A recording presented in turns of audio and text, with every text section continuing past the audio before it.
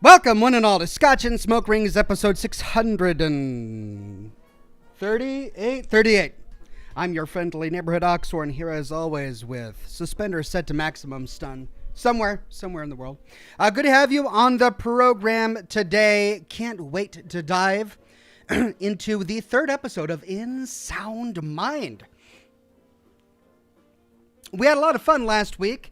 Trying to play through the second story in Sound Mind, but it was really long. It was much longer, and the area much larger to explore than the one found in the previous chapter. So we didn't get to finish it. We'll finish that in today's episode.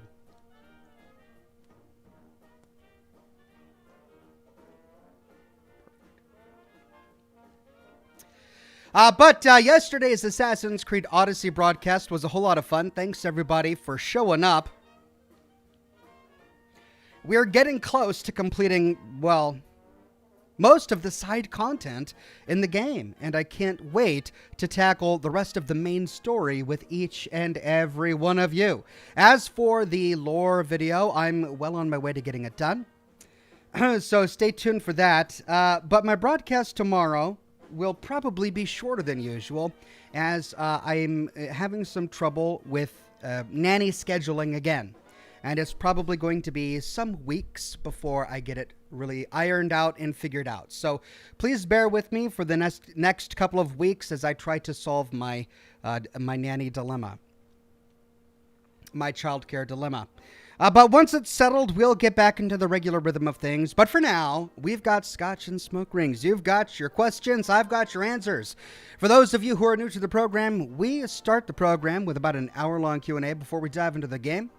And that's what we're going to tackle now. Good to have everybody on Facebook today. Corey, Luke, Chris, Toby, Kenny, Katie, Matthew, Jared, Robin, and Kenny with the first stars donation of the night. So what are we drinking tonight? Tonight we are drinking the same thing I had last week. It's called starts with an A. I don't really remember the name of it, but it starts with an A. And it's really good. I'm enjoying it. It's one of my favorite scotches. Matthew Ryan says, Oxy, oi. Hey there, Matthew. He had a typo. He says, Oxy boy is what I meant. Damn phone. How do you change tires on a duck? With a Quacker Jack.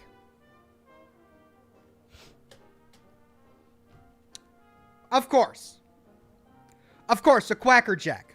I mean, not a car jack, a Quacker Jack. Oh, I love it. Oh, thank you, Matthew. I'm going to be thinking about that all night. Jared says, you might want to check the sound in your game just in case it happens again. I already did before the broadcast, and it was working fine when I tested it, so crossing my fingers that it's working for me for the next game as well. And then Robin with a donation of stars says, I can be your nanny problem.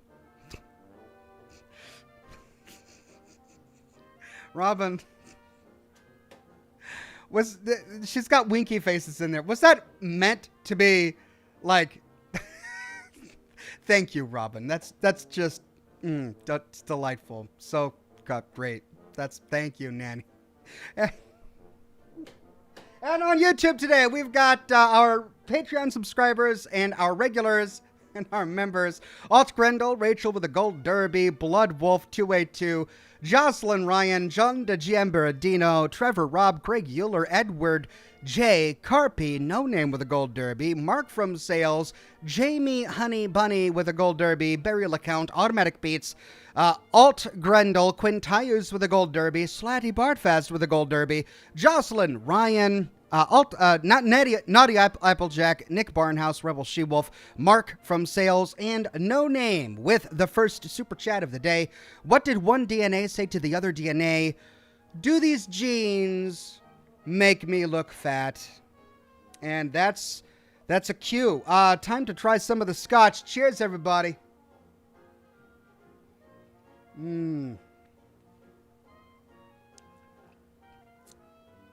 Oh, that's good scotch. It's going to help me through tonight, I can tell you that.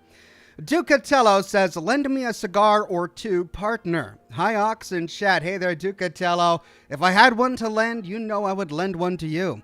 Alt Grindle says, hi, Ox. I have a fear of overly intricate buildings. I have a complex.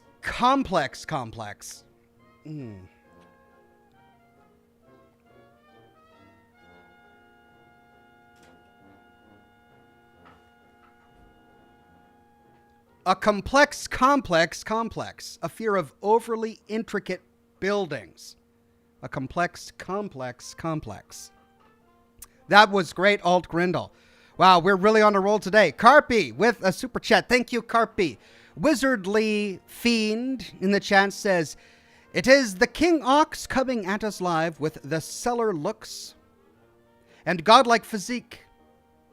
Hope it will be God of War tonight. My. Are you sure you're in the right place? Wizardly Fiend? I mean, it's Scotch and Smoke Rings. I don't do God of War. And you mentioned stellar looks and a godlike physique. I mean, I'm working on it. I'll get there eventually. Just, given time and maybe a personal trainer and, I don't know, a different body, I might get there. So, yeah, just we'll put a pin in that. We'll revisit that in the future. DS says, I'm playing Mass Effect 3, but ready to feel sad, Ox. Love ya. Oh, be ready to feel sad, Ox. Oh, no, is something awful going to happen? In Mass Effect 3? Oh, dear.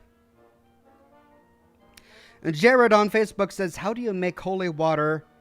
You boil the hell out of it. Of course. That's just another logical one. Makes perfect sense. Matthew Ryan on Facebook says, so the wife's Jeep decided to be a vehicle and gave us trouble today. It is a troubling thing when a Jeep decides to be a vehicle. I always hate it when that happens. But yeah, well, I'm sorry that it's been giving you trouble. I hope it all gets resolved in the near future. Thanks for stopping by anyway. Jocelyn Ryan on YouTube says, a steak pun is a rare medium done well. Cheers, Ox, she says. It is a rare medium done well. A steak pun. Josh Bunton says, oh goodness, just in time for the best part of the streams on Thursday nights, the dad jokes segment. I don't know if that was sarcastic or genuine, but either way, it's welcome here on Scotch and Smoke Rings. Thank you, Josh Bunton. Vince M says, good evening, Ox. Purchased my first La Aurora cigar. Here's my dad joke for tonight. My son and I are getting new glasses, and after that, we'll see. Well, thank you, Vince. A great contribution based on the quality of tonight's dad jokes. Tonight, I'm smoking a brick house, a good Churchill-sized brick house. It's one of my new go-to brands. I hope you enjoy the La Aurora that you got. I got a couple boxes of La Auroras just shipped to the house, and I look forward to trying them out later.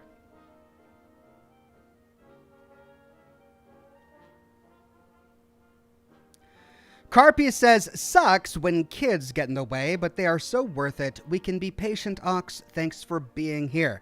Thank you, Carpy, and everyone for understanding. The kids are definitely worth it, and it's just something I'm going to have to deal with if I want to produce content and be a full-time dad. That's just part of the gig. Rachel says, did the ghost of the long-gone creepy baby doll murder Slocum's Joe's Donut Man? The Donut Man? He's somewhere around here. I don't know. The baby doll's been gone for a long time. I don't think the ghost of it is haunting my office. I'm pretty sure it's nowhere to be found. No Name says, what's blonde and dead in a closet? Ugh.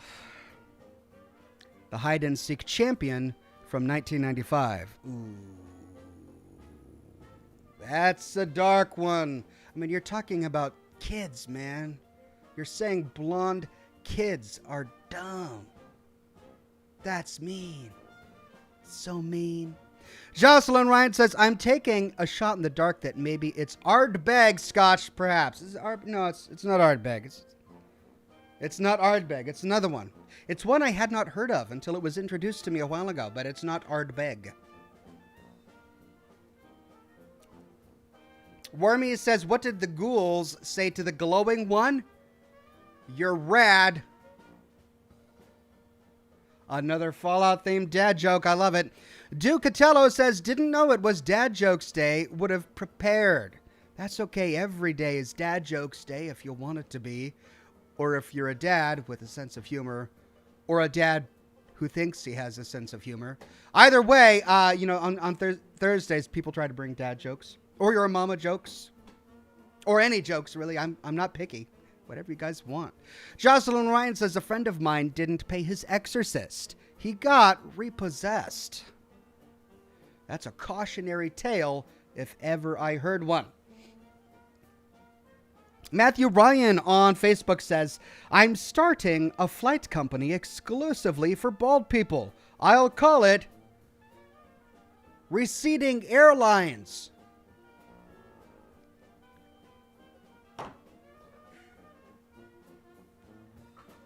I just need a pair of drums and a cymbal. One cymbal. That's all I need for stuff like this. Just Matthew. Receding Airlines. Oh, an airline for bald people. Love it.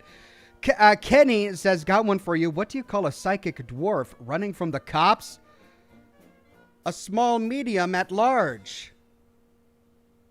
Another classic, Kenny. Thank you so much. Matthew Ryan says, what is that bottle on your stool by the shelves? A bottle on my stool? Look, I don't know what you're smoking, Matthew, but this is my office, not my bathroom. There is no stool here.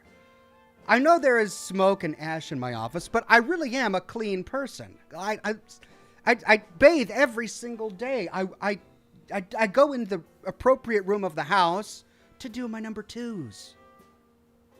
There is no stool in this office, so just stop lying. Stop lying.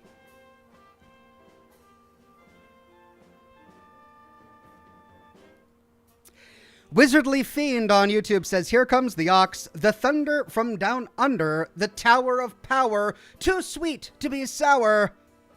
I was asking about tomorrow. Sorry, ox. Sorry, lol. Oh. Yeah, I haven't decided yet between God of War or Sherlock, but I'm working on it. I'll let you know in time for the broadcast tomorrow. So just wait for it. It'll be worth it. Mark from Sales says, here's a bit towards the fitness training. Keep after it. No dad jokes today. Just a health reminder to drink plenty of water. And have a great stream. Thank you for that one, Mark from Sales. Glad you're a fellow hydro homie. Water is important, as is fitness. I'm keeping at it, my friend. Keeping at it. Josh Bunton says, in regards to my free super chat for 35 months of support, sarcasm was intended.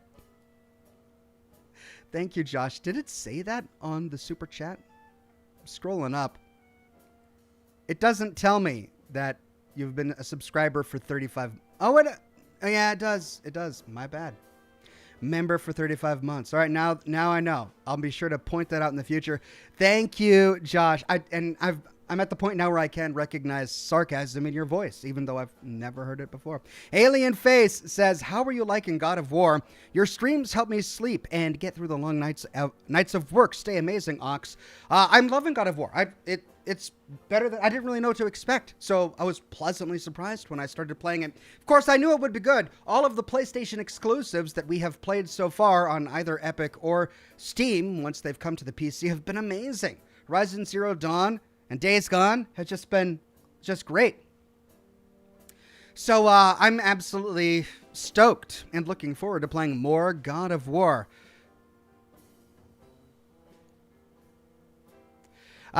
Dunbar the Man Ryan says, in Assassin's Creed Valhalla, the male protagonist has a satisfying beard options. Just a thought. Yeah, we've been talking a lot about Assassin's Creed Valhalla, and I'm looking forward to exploring it in the future. Jake Benz on Facebook with a donation of stars says, good evening, Ox, and all once more on this fine Thursday. Good evening to you too, Jake. And then Jared says, with a donation of stars, what do you call a vault dweller who doesn't want the company? What do you call a vault dweller who doesn't want company? A lone wanderer. Or a lone wonder? Either way, thank you for that, Jared. I love the homemade Fallout jokes.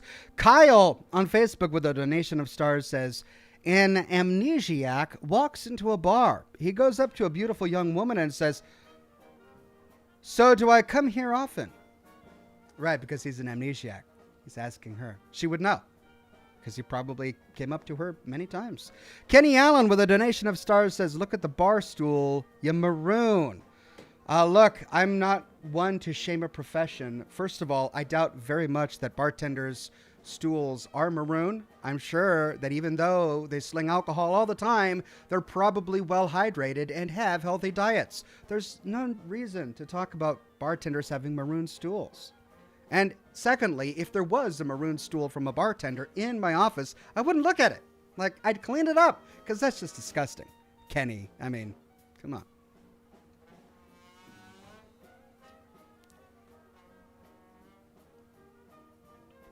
Jocelyn Ryan says, here's one for Jake Benz on Facebook. Why are helium, curium, and barium the medical elements? Because if you can't helium or curium, you barium. Those are the medical elements. I love it. Thank you, Jocelyn. Julian Z says, hi, Ox. So good to see you on the Scotch and Smoke Rings. Can't wait for more In Sound Mind.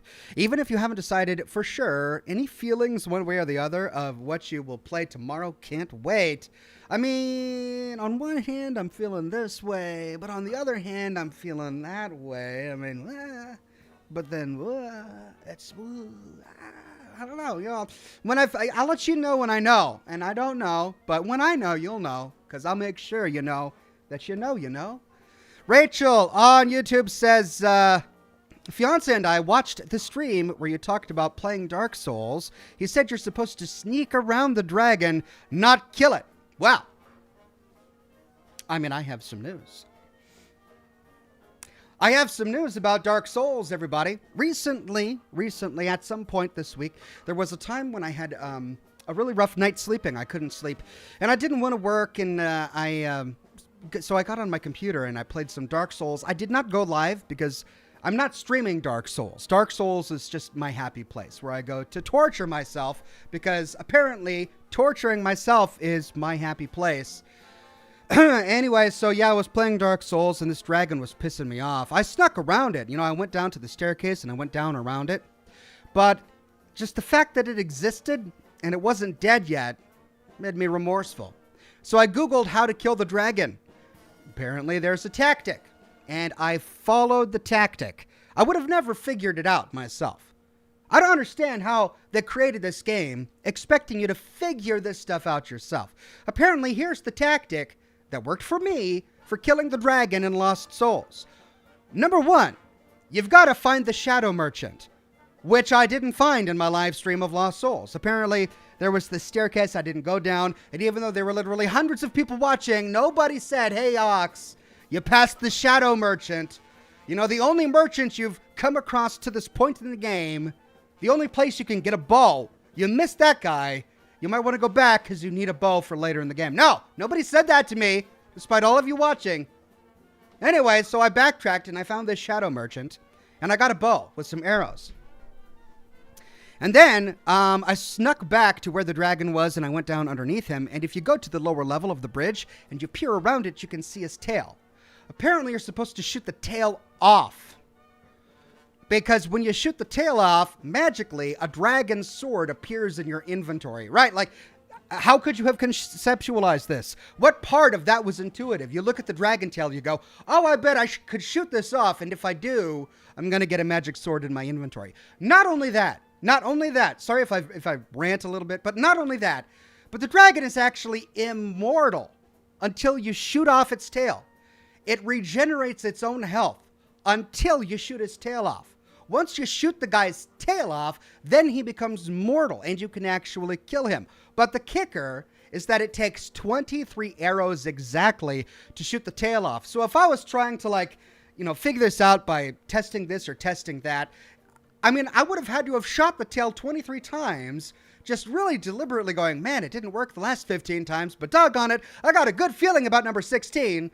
23 times before the tail snaps off and I get a magic sword in my inventory. This magic sword does 200 points of damage. To put that in perspective, the broadsword that you're spawned with at the very beginning of Dark Souls does 80 points of damage. So it's 120 points more damage than what is already a good sword compared to the other swords you find off of the Withered Souls or whatever in the keep, right? So I need this sword. Only with the sword am I going to be able to kill this dragon. So I blow off the tail, I get the cool sword, it makes the dragon immortal so that I actually have a chance of letting him die. Then I go back to where the dragon is, and he is on the top of the keep.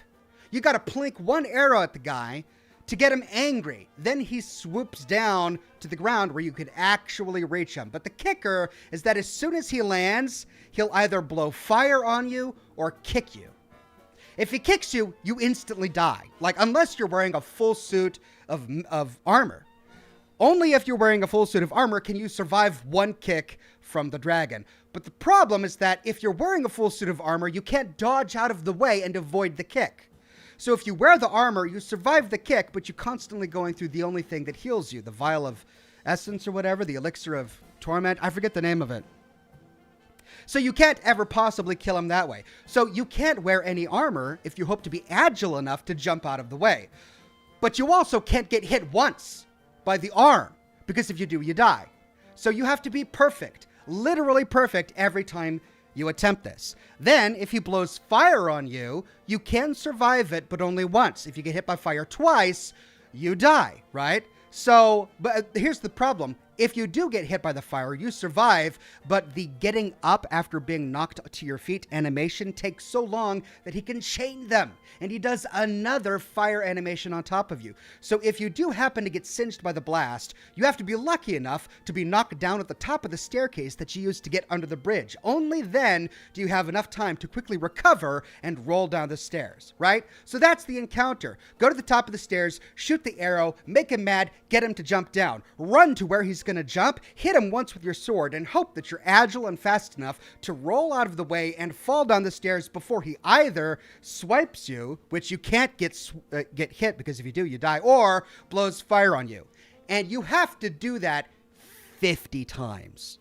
50 times after destroying his tail. I counted them because I had to buy the arrows to do it. I had to go back to that shadow merchant like 100 times before I figured out how many times I had to do it. So you can kill the stinking dragon, but you got to blow his tail off with 23 arrows and then kill him with his own sword 50 times.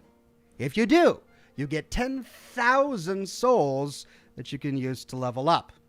And that's really about it. Like, if all you want is the good loot, shoot off his sword or his tail, because the sword is the best part of the entire encounter. I don't know if it's really worth it. 10,000 souls. But here's another part of that encounter. You can actually game it, because when you go, if you die or if you rest at a bonfire, all the enemies in the entire castle respawn, right? If you go to the top of the stairs and you step onto the landing a little bit so that the dragon sees you, he instantly blows fire down the entire bridge to kill you. But what he also does is he kills all of the skeletons and zombie people on the bridge. And you get the souls from that. Even though the dragon kills them, you get the souls. And it's exactly 555 souls. Yes, I remember the number because I did this 100 times. 555 souls for every single enemy that's killed on the top of that bridge. The thing is, if you don't die, you can go back down to the campfire, rest at the campfire, go back to the top of the staircase, rinse and repeat. Dodge around the corner, he shoots his fire, he kills all of the zombies, 555 souls, back down to the campfire, rest at it, go back up, rinse and repeat over and over again. I am not ashamed to admit that I allowed myself the luxury of getting like 3 or 4 levels doing this because I needed the agility to use the bow. I was stuck. I couldn't use the agility. You need 12 agility to use the stinking bow. I needed a few more levels, and then I'm like, well, I'm already doing this. I might as well get some vitality and endurance out of it. So yeah, I gamed it a little bit. But I mean, it's not my fault. They should have figured that out. Of course, somebody is going to figure out a way to get an infinite amount of souls by messing with this dragon. Of course, someone's going to figure that out. How do they launch a remaster of the game and not patch that? So I don't feel bad taking advantage of it. Anyway, I know that wasn't really related to your question. I kind of just, what was your question? Rachel, she says you're supposed to sneak around it. Yeah, well, I mean, yes. You would definitely live if you snuck around it. I'm just saying, it is possible to kill the dragon. I know, from experience. Danger Jim says, there is no radioactive doll, Ox. Your cat is just toying with us, and we love it. Thank you. That's what I like to hear. I'm more happy to believe that it's a cat gone rogue on the stream than some radioactive doll, which doesn't exist. I know it doesn't exist.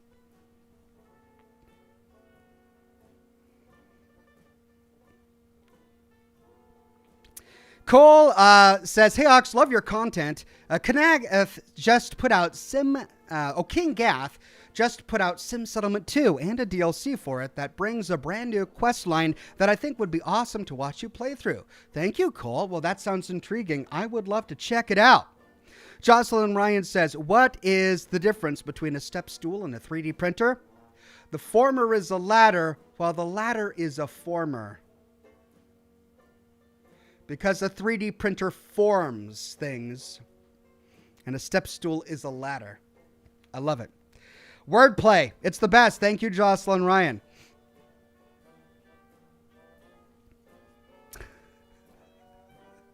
Tony J says, now we finally know why Ox hates dragons so much. I hate dragons. I hate them in games. I don't want to see them in games. I'm sick to death of dragons in every single game and book I've ever read. I'm done with them. I don't want to see them. So yeah, I see a dragon in a game. I'm going to kill the dragon because it should not exist. Michael Yang says, you're always being asked what your favorite Fallout game is. What is one thing you don't like from each game? Also, more viscera cleanup detail. I mean, I enjoy viscera cleanup detail. It's a great little game. I lose viewers when I play it. People don't like watching it. So I don't know if I'm going to stream it again. But I enjoy playing it. Maybe I'll play it some more. And my least favorite thing in each game. All right, I don't like... Billy the Kid in the fridge from Fallout 4. That entire thing just annoyed me. Made me ask way too many questions. I mean, the kid should have been insane. He spent 200 years locked in a refrigerator as a child ghoul. And he's sane? And he gets out with just a few creaky limbs? Are you kidding me, Bethesda? Is this entire game a joke to you? This kid, 200 years by himself in a fridge, and he didn't suffer any psychological damage? That was just cruel. When I saw that, my jaw dropped. I was like, this poor kid. And Bethesda's just, isn't this a funny joke? It's a kid in a fridge. Guys, 200, it's a cool kid, guys. Isn't that funny? What? No, man. Poor kid. Least favorite thing. In Fallout 3, I don't know. I guess in Fallout 3, the thing I hate the most is the shallowness of companions. There are a few companions here or there which are really interesting, but for the most part, most of the companions are just not, there's nothing really interesting about them. Like Fox is interesting, but few others are all that interesting. Like Jericho is not that interesting, right? So I wish they would have elaborated more on their companions. For Fallout New Vegas, I'm frustrated by the sewer systems of New Vegas. I didn't think they were elaborate enough compared to Fallout 3 and the expectations I had for an underground metro system after playing Fallout 3. I remember starting New Vegas and I'm like, oh man, I finally find the sewers of Vegas, and I'm so excited because I get to finally explore like the underground metro systems and the tunnels and the sewers. But then we get there, and in New Vegas, they're small. This is this tiny little thing. It was barely an encounter. I wish that the underground portion of Fallout New Vegas had been better. All right, so if I had to gripe, those would be my gripes for the Fallout franchise. The Unknown Planet says, what did the hat say to the tie? You hang around, and I'll go ahead. You hang around, I'll go ahead. This is just great. You guys are, it's like you're cracking open the dad joke books for today.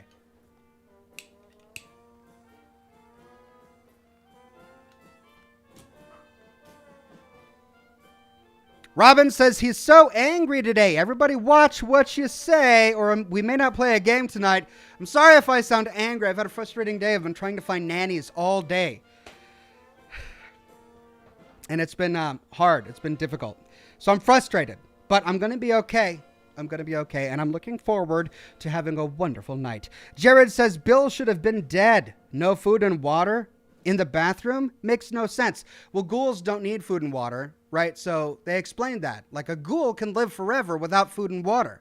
That part doesn't It doesn't matter. Also, if you talk with him about it, he says that he was able to drink water because whenever it rained, a little bit of water dripped through the cracks. He literally says that. This poor kid who's been stuck there for 200 years, we get to ask him about things like water, and he's like, oh, it's not that bad. Like, I was just drinking the drips through the cracks.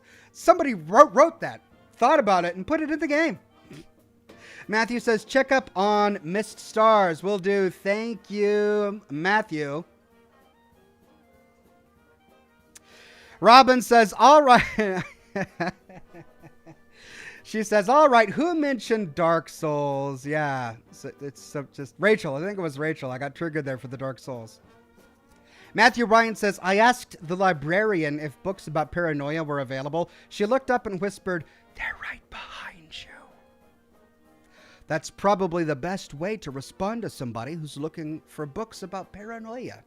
Thank you, Matthew. Robin says, I wrote a song about a tortilla. Well, it was more of a rap.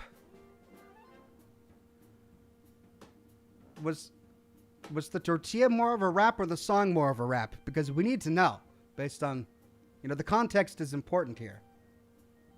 Thank you, Robin. Robin says, come on, really? She says, I told you I'll be your live-in nanny. Thanks. On a completely different note, I got engaged last weekend. Congratulations, Robin. You were too much. Congratulations, Robin, on your upcoming, on your engagement. I hope your upcoming wedding will be amazing. And thank you for the kind offer. Very nice, Robin. Adam M says, bro, watching you play Dark Souls was so much fun. I mean, listen, you guys didn't miss much. I literally just told you what you missed. It was me dying 100 times well, not 100 times. I died probably, if I'm realistic, I probably died 30 times. Like, over the span of several hours, I died about 30 or so times trying to kill this stinking dragon over and over. Like, I was gonna kill this guy. And he did die. I killed him, and I got those 10,000 souls that I deserved. But it would not have made a good live stream. It was tedious, but I did it. Craig Euler says, hey, Ox, getting goodies from enemy tails is a common thing in Dark Souls? How does that make sense, though? Like, I don't see a tail and think, goodies. Is it a common? But this is Dark Souls 1. Oh, is this where the common thing came from? Now whenever I see a tail, I gotta hit it. I might get a treat. Okay.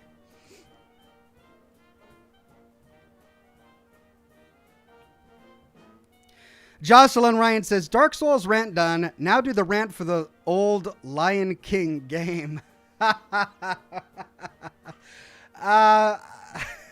mean, the thing is, I actually played the old Lion King game. It was Super Nintendo, right? Super Nintendo Entertainment System, the old Lion King cartridge. I remember playing it when it first came out, but I don't remember it being that hard. What I remember being hard was Battletoads. Battletoads pissed me off. That game, and I was so determined to get good at it because I had some friends who got past the 3rd level, and they rubbed it in my face. Some old scouting buddies. And I was like, look, I'm going to do this. And so I remember practicing it with my brother. But as soon as we got on the jet skis and we had to dodge the things, and then there was the little bars that you had to go under and the big slime pits. And how many hours I sunk into the 3rd level of Battletoads, never to get past it. It's like one of my biggest regrets in life. Dathica says, your DS explanation is like Rudolph's lawyer talking to Great Father Winter about child labor laws. Thank you. I'm going to take that as a compliment. Thank you, Dathica. Rachel says, I vote for Dark Souls Stream Tuesday. Only lasts until you rage quit. Also, love watching you play Visceral Cleanup as you seem to leave more of a mess than when you found... What? Rachel, come on. Yeah, I get bloody footprints all over the place, but it eventually becomes sparkling. I'm a clean person, Rachel. Like, I know how to clean things, Rachel. No Name says, hey, Indiana Jones survived a nuke in a fridge. Don't knock it till you try it. That's not how it works. Like, I can totally knock using a fridge to survive a nuclear apocalypse. And I don't have to try it before I knock it. If I try it and I'm right, I die. I die. It's not like I can come back and say, oh man, you guys were right. That fridge was great for 200 years. It's not the way it works.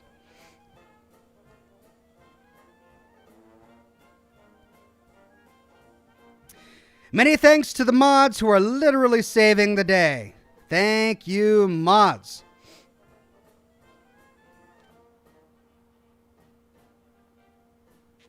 Jake Ben says, great, he's off on a rant again. Sorry, I'm back. I'm back and I'm feeling good and I'm paying attention to your comments.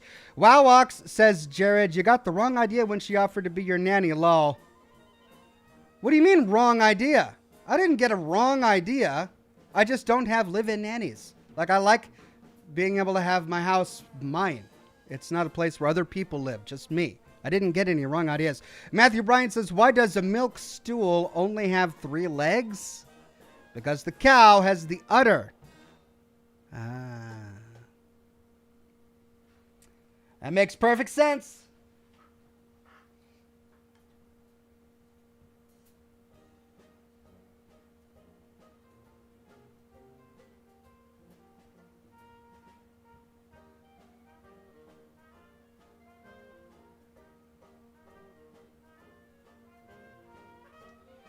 All right, sorry for that, everybody, but I put the YouTube chat, on subscriber only for a moment. Only subscribers to my channel can leave a message on YouTube because we are currently battling a bunch of spam. So we're going to let that die down just a little bit before I open it back up to everyone. Again, sorry, everybody, and many thanks to the mods who've been working really hard to combat all that spam. But I'm going to give you guys a bit of a break, all right? Matthew Bryan says, so any new props? No new props that I can think of. I mean, I've got the Deathclaw head, but I showed that off on Twitter already. I've got the Vertibird and the Securitron, which I already showed off on Twitter and on my shows. So yeah, aside from that, I don't. Jake Ben says, what do you call a cow that's bad at its job? An utter failure. Cheers to the dad jokes, folks.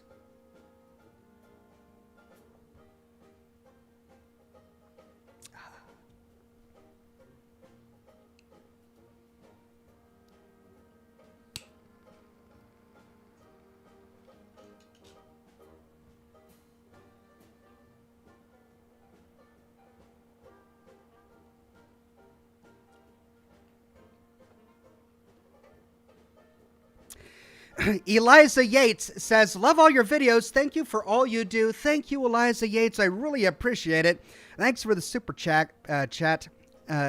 Dakman Gaming says, I'm home with FEV, but on the plus side, I can finally catch a stream. What's the best thing about Switzerland? I don't know, but the flag is a big plus. Nice. Well, I'm sorry you got the FEV, but I am glad that you're able to watch tonight. I hope you feel better, and do come on and let us know when you're feeling better.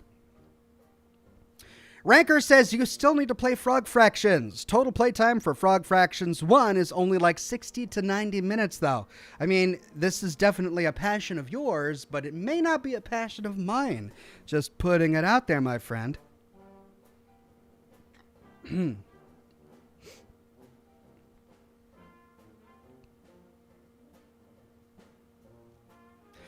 The maker of Weird says, hey, Ox, would consider playing The Evil Within 2. The story is easier to understand than the number 1. I see. Maybe I should do that. Yeah, I did try to play the first one, and I had to stop after a while because it wasn't quite my thing.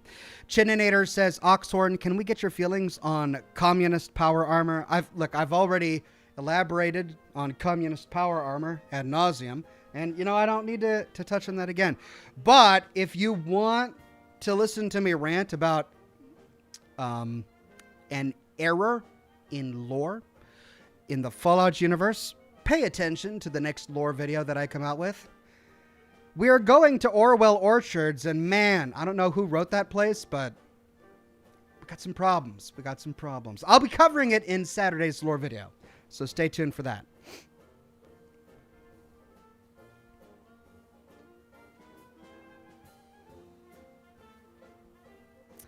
Rachel says, has COVID forced you to wear a mask and glasses?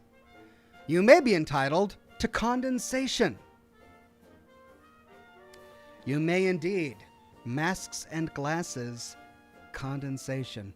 I've found a trick with masks so I don't get condensation on my glasses. The little metal band, you got to twist it up so that it's kind of hooked around the nostrils here. Then wear the glasses on the tip of your nose like this, or just below the bridge. If there is any fog that comes up, it goes over your eye and not over the lens. No condensation.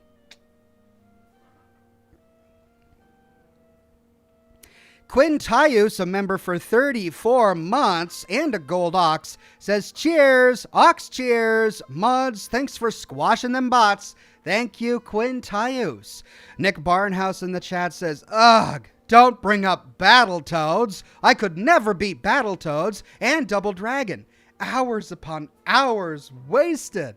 Yeah, it was just, I never did it. I never really played Double Dragon, but I did play the snot out of Battletoads. Never got it done.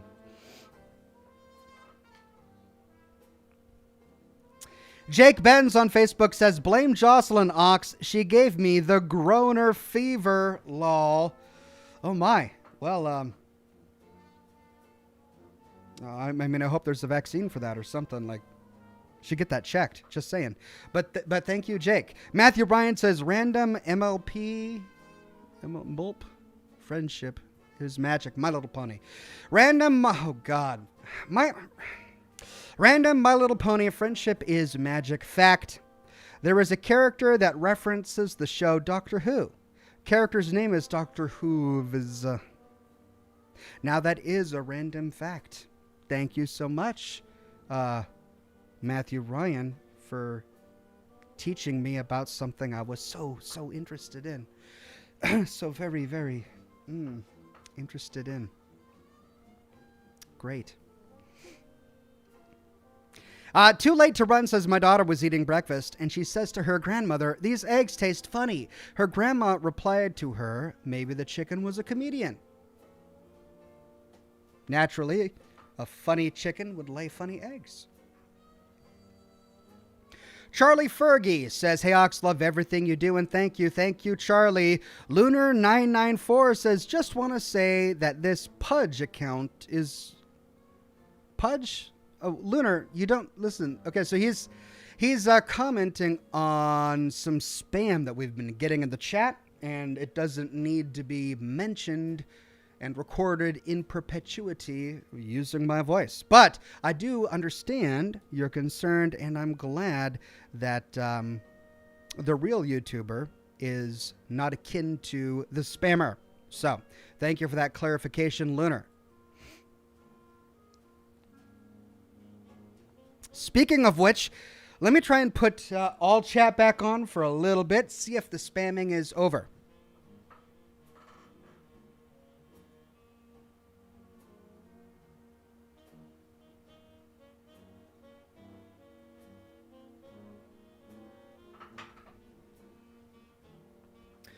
All right, we'll open that up again. And so far, so good.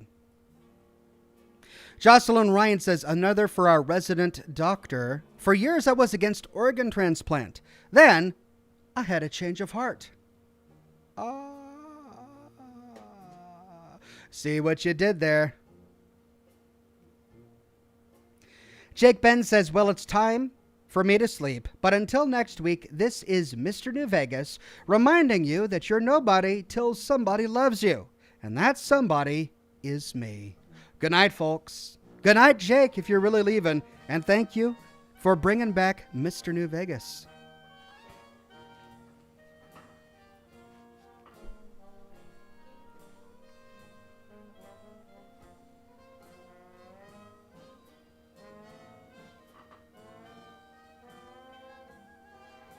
Charlie says, thank you, Ox. You said my name right. No one does. You're welcome. I don't remember what I said. But having said it once, I don't feel like I have to say it again. So I'm just glad I got it right the first time. And I don't have to get it right again. I'll just call you Charlie. Thank you, Charlie. Jake Ben says, oh no, boo, Jocelyn. And then Matthew Ryan says, sleep? Who needs sleep? I know, right? Who needs it? Let's see, how long have we been going for? We got about 14 minutes, and then we start the game. Last 14 minutes to get your jokes and your chats and your questions in before the game begins.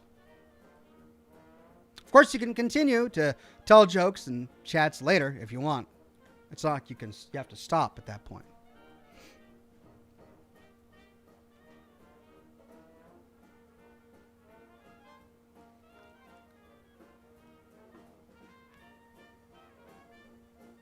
Gwendolyn says, as I recall, Battletoads was easy. It had one level, and it had level 1 and level 2, and then the game went straight to the credits. Pretty sure that's exactly how it went.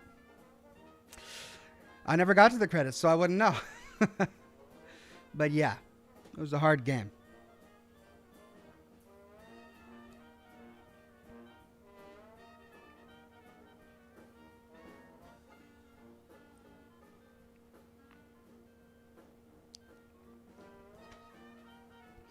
Austin says, what game are you playing tonight? Tonight we are playing In Sound Mind.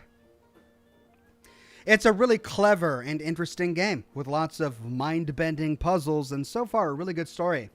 Matthew O'Brien on Facebook says, probably last from me, but I'll take your Battletoads and raise you Galaga.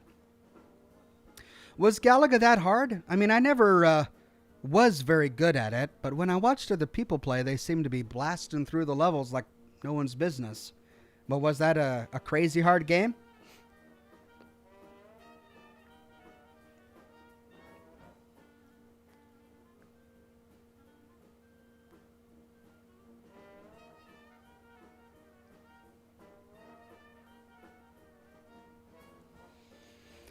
Brad says, just tuning in, what is the cigar? It is a Brick House. Today I'm smoking a Brick House. Nick Butler says, hey Ox, looking forward to your next God of War stream. Any chance on playing Halo Infinite or Crysis Remastered? Maybe. Haven't made up my mind, but it's quite possible that I can add them to the list. Weird Beard says, which was more difficult, Ox, Battletoads or the control version? Well, the control version was tough, but I did eventually beat it, so I'm going to go ahead and say the control version was easier. Dragon Master 07 says, here's $2 because I like your videos. Thank you, Dragon Master. I appreciate it.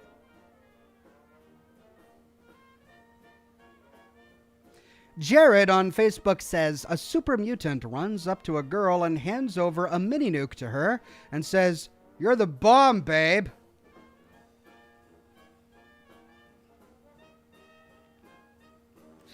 All right, just a couple of things. I mean, Jake, I love the creativity and just the ingenuity. It's just so, but first of all, you got to specify, is it a Gen 1 super mutant from the Masters Army, or is it a Gen 2 super mutant? Because if it's a second generation super mutant, like the ones we would find in the Capital Wasteland or even in the Commonwealth, then there's no way they would sit there and go, you're the bomb, babe. Like they wouldn't have the cognition able or necessary to string a coherent sentence like that together, first of all. And secondly, they wouldn't have been able to create that creative of a pun. Right, because obviously the bomb. Third, I mean, babe, really? I mean, babe? A super mutant calling a girl babe? I don't know. Just there's so many layers to this joke that it's not resonating. But you know what, Jared? I love it when you attempt, and I love the fact that you're making it from scratch. That's great. Thank you, Jared.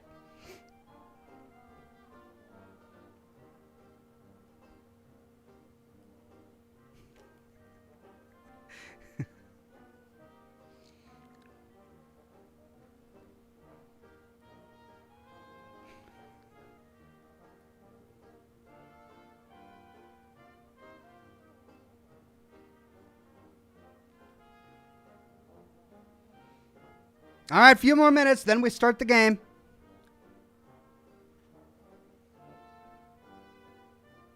Matthew Ryan on Facebook says, in my opinion, Halo Infinite really wasn't worth it. The game was rather short to me. The story was kind of blah. Huh. I'll have to talk with some people who are big Halo fans to see if they concur with you, Matthew. As you know, I never really played any of the Halo games. I did play multiplayer for the very first Halo when it came out with my friends, but I never did the story mode, so I don't really know what the story is. I'll have to talk with them, see if they agree with you. Alien Face says, Radical Rex was pretty hard. Only got halfway, never beat the game.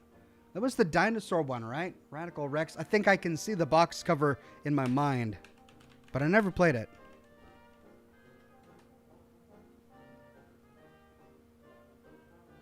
Oh, yeah.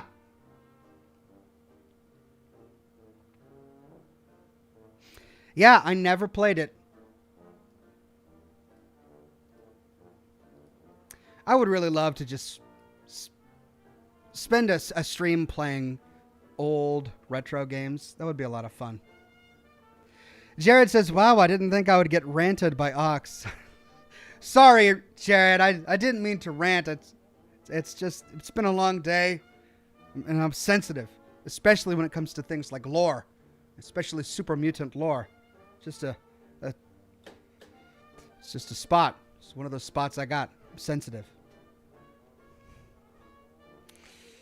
Sarah Rager says, hey, Oxhorn, I was reading a really good book about an immortal dog. I couldn't put it down.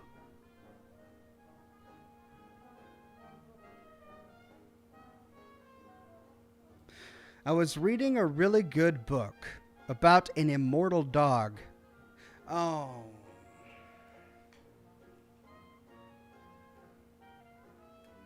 Why? Why did that take me so long? Couldn't put it down. Couldn't put the dog down. Couldn't put the... Yes, I get it. Thank you. Sarah. Okay, I need to do something that doesn't take cognition right now because I didn't get that for like 10 seconds.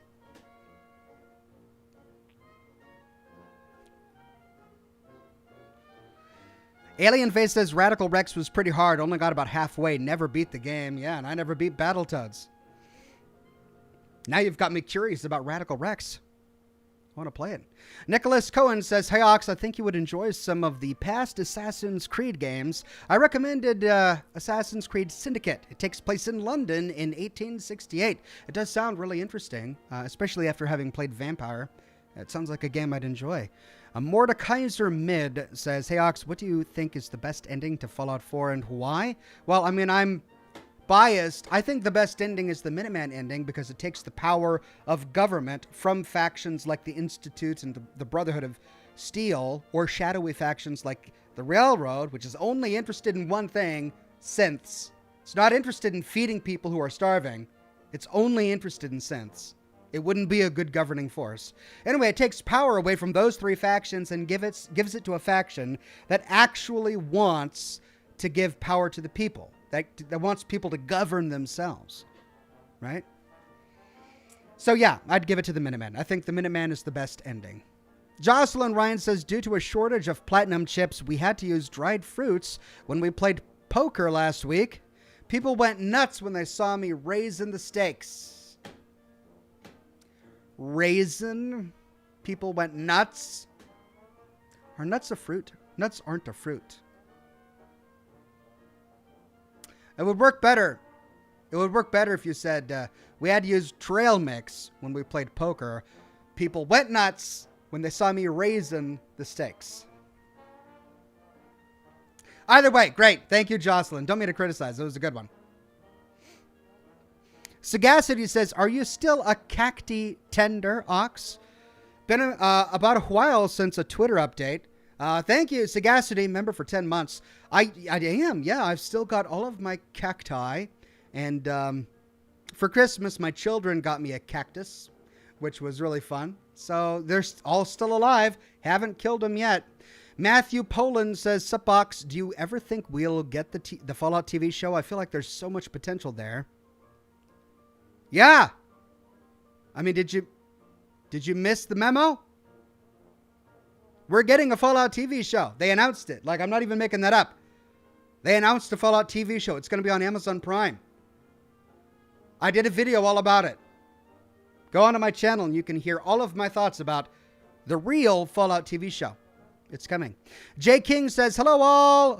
I hope all is well for y'all. No joke from me, but a little game. Let's see if you can get to where this is from. All right, it's a quote time. She wouldn't know fun if she assimilated an amusement park.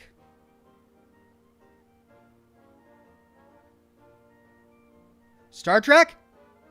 I'm thinking Star Trek? Because of the Borg? Assimilate. Is it Star Trek? I don't know.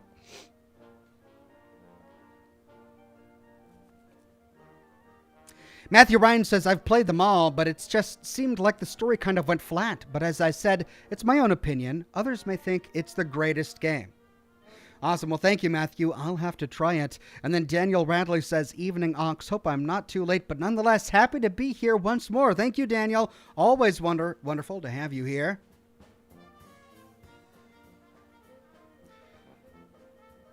TSW555 says Star Trek Voyager. Oh, so it is Star Trek. Calvin Potsgeiter says Star Trek. All right. I mean, I thought it was a Star Trek quote because of the assimilate thing, but I didn't know for sure. Is it a 6 of 9 quote?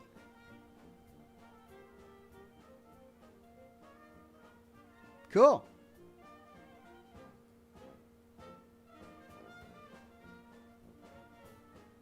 Oh, is it 7 of 9? Did I say 6 of 9? Yeah, I've watched all the Star Treks except Voyager. I've seen maybe like 5 episodes of Voyager, and it just wasn't my sort of thing. Is it 7 of 9? I said 6 of 9, didn't I?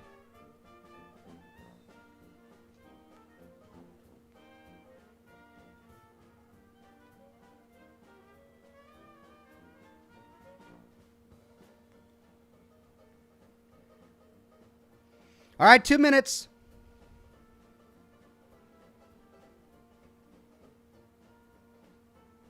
TSW says, yeah, it's 6 of 9.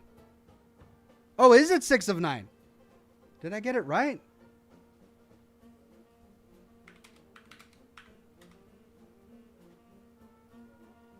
No, it's 7 of 9. I got it wrong. Man, the 90s were a crazy time. That TV show and that character would never get greenlit today. Yeah, it is 7 of 9. Jocelyn Ryan says, what brand of undergarments do scientists prefer? Calvin Klein.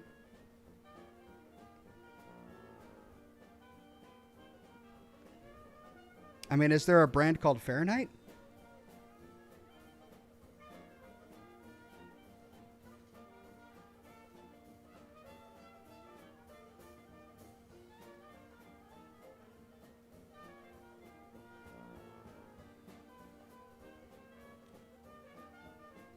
Ange M. Manaray says, just stopping by to say, hey, yo, Walks. Yeah, one of your Patreon supporters here. You are awesome. Thank you, Ange, so much. I love my Patreon supporters, and I'm always grateful when I get to see them in the broadcasts.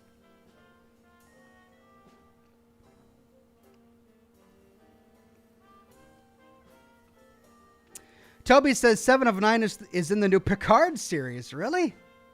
How does that work? Can the Borg age? I mean, if the Borg assimilate a person, can that person age? I guess they must be able to if they've got 7 of 9 in it. With the same actress, presumably.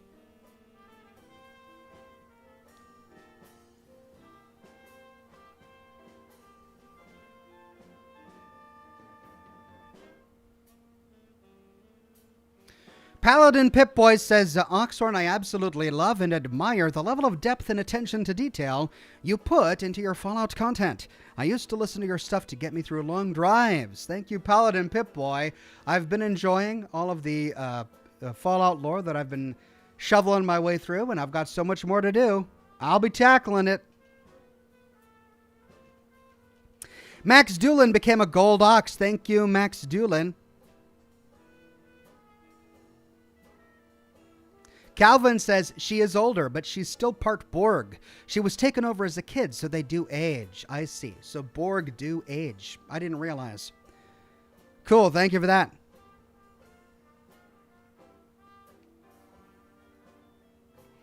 No Name says a joke, and here it goes like this. Math teacher. If I have 5 bottles in one hand and 6 in the other, what do I have? Student. A drinking problem. Another good one.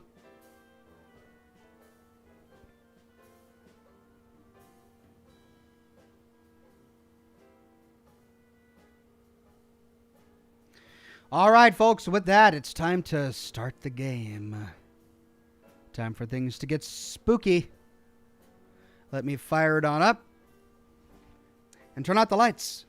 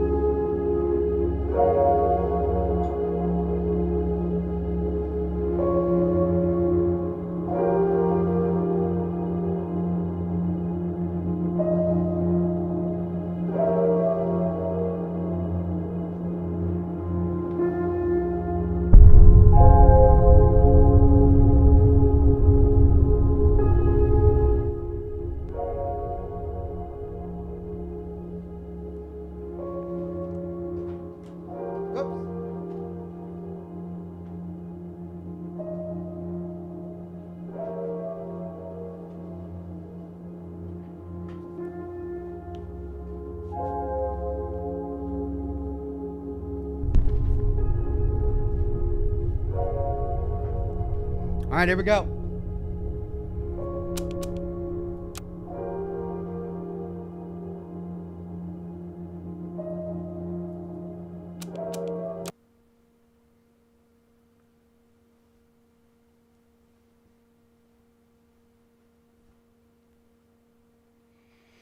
Unity Being says somebody ask him if he water cools his PC. He smokes a lot. I smoke too.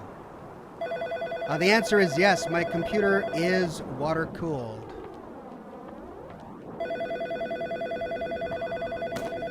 Didn't we already hear this? Bravo! It only took you an hour to find your way past a chain link fence. That light you've been carrying around seems to be losing its brightness. Perhaps like you, it needs to be put in its place.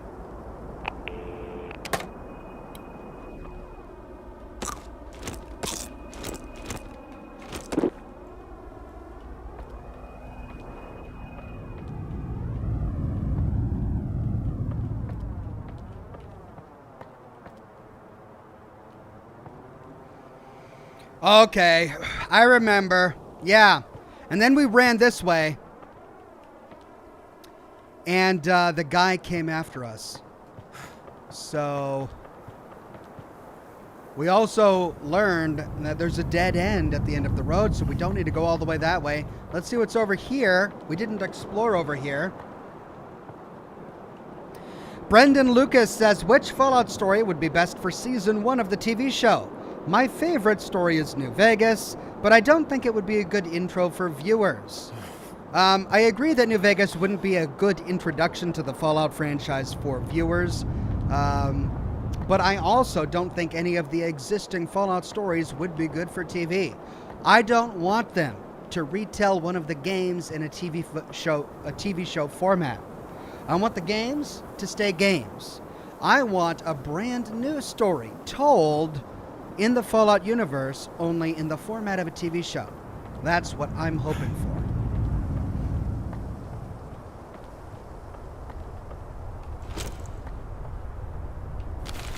This tunnel no longer leads to the quarry or the rail yard. I mean, it does. It just had an intermittent explosive episode.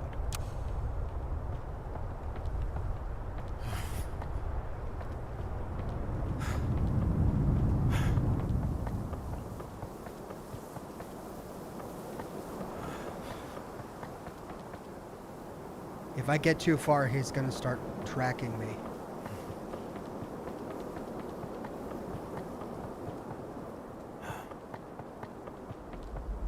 It's when I get over the fence, isn't it?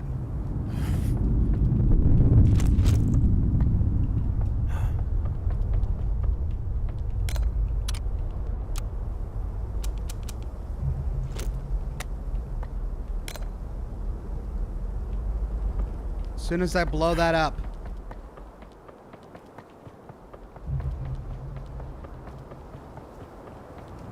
So let's see if there was anything else over here before we blow it up.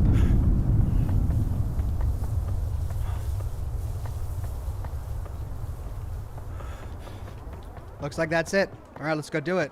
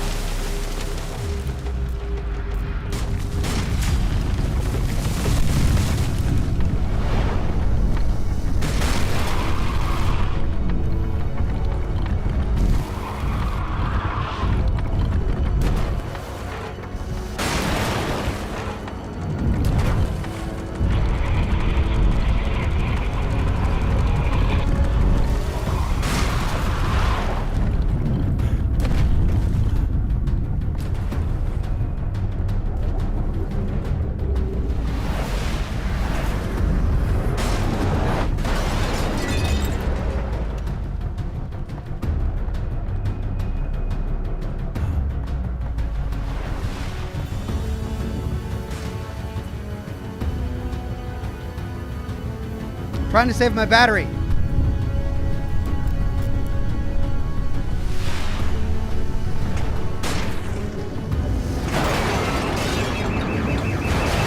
Come on. Really? Guys.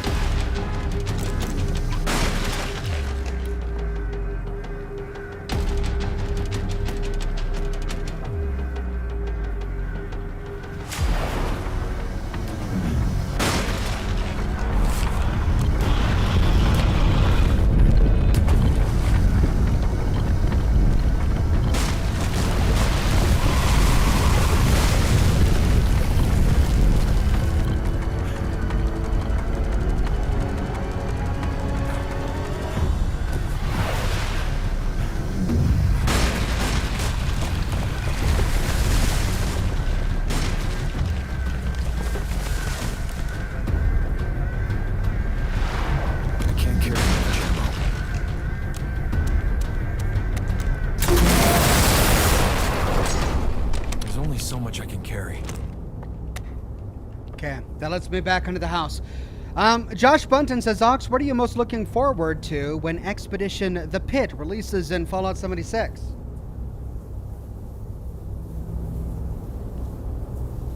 I'm looking forward to a story that explains how the pit got as bad as it did.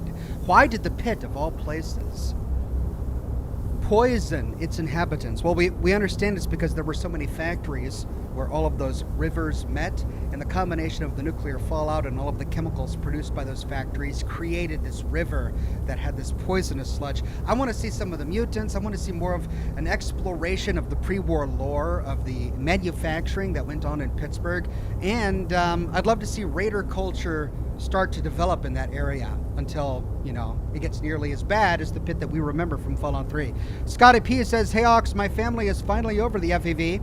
I'm back to upholstering pontoon boats and 100-year-old sofas. Awesome, my friend. I'm glad you're back in action, and I'm glad people are feeling better. Greg Williams says, for some reason, when I see this game and the underground attacks, the ground rumblings just make me think of the movie Tremors with the giant worms. I don't think you would be alone there. Hey, everybody, I need to check something in the other room real quick. I'll be right back.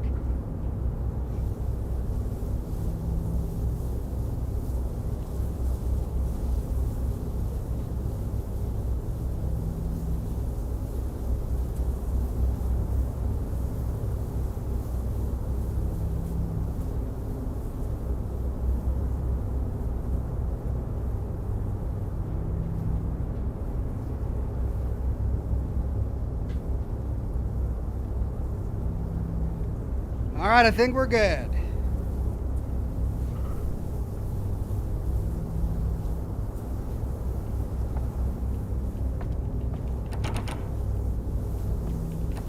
Now we're stuck.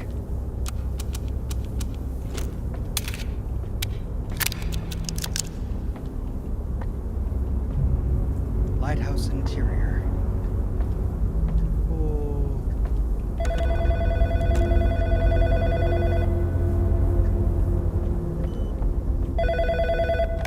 Waking up in cold sweat, being haunted by government spies, and loving it is not normal. Neither is losing your patience. Paranoia will eat you whole, won't it?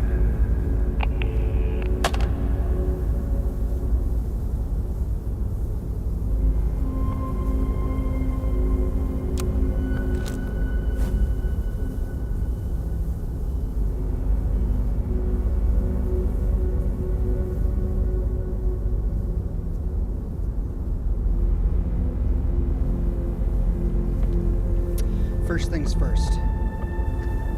We came from here. I had a nightmare where I went to that new superstore, and a lady with blood coming out of her neck threw glass at me. I might not have been dreaming. It's unclear. I haven't slept in 3 days. Ooh. Is that the connection between his patients?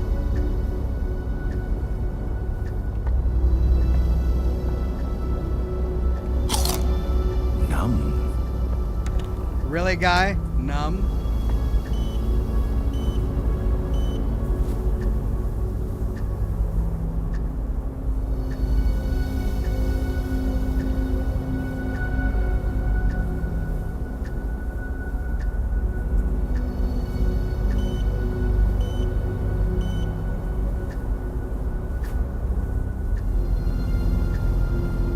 Okay, I need some other way to trigger it, right?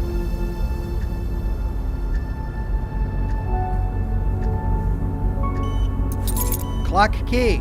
No time to think about it. How does this work? No time to think about it. It's a clock key. It's currently 4:49 p.m. and I'm at Icarus looking out into the vast ocean, and I'm sad. I don't know why. Sadness found a home in my chest. It moved in with all of its stuff and it lives there now. This is dumb. Doc said I should let it out when I feel like I have something to say out loud, but my throat hurts, and right now, I just want to say that I'm sad. I'm saying it, and I don't know who this is for. I'm saying it to the ocean.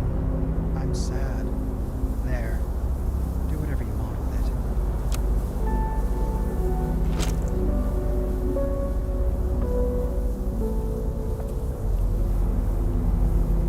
Okay, we got a clock key. 4:49, just in case.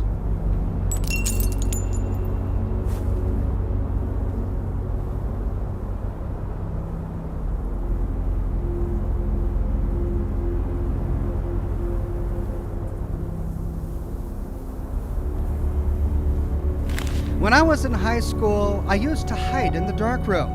I wasn't even in the photography club. The red light soothed me. It was the key to my sanity. We found that one. The door's all chained up.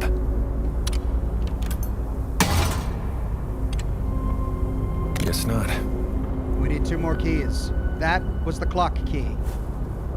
Alright, now whenever you see glass on the ground, it means there's something hiding within the looking glass. Within the mirror shard. But now I just gotta figure out what it is.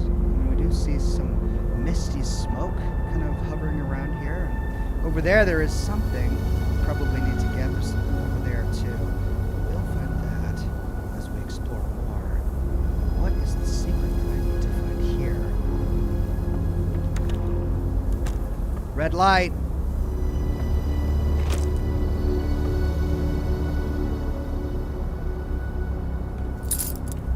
Buoy key.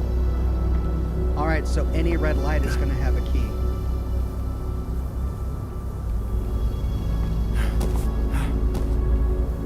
Hey.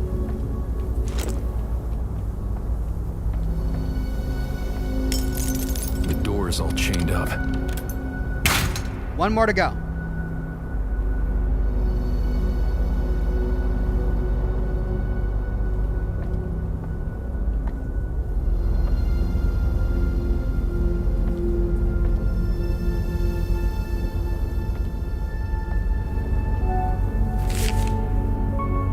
What really happened to Alan Shore?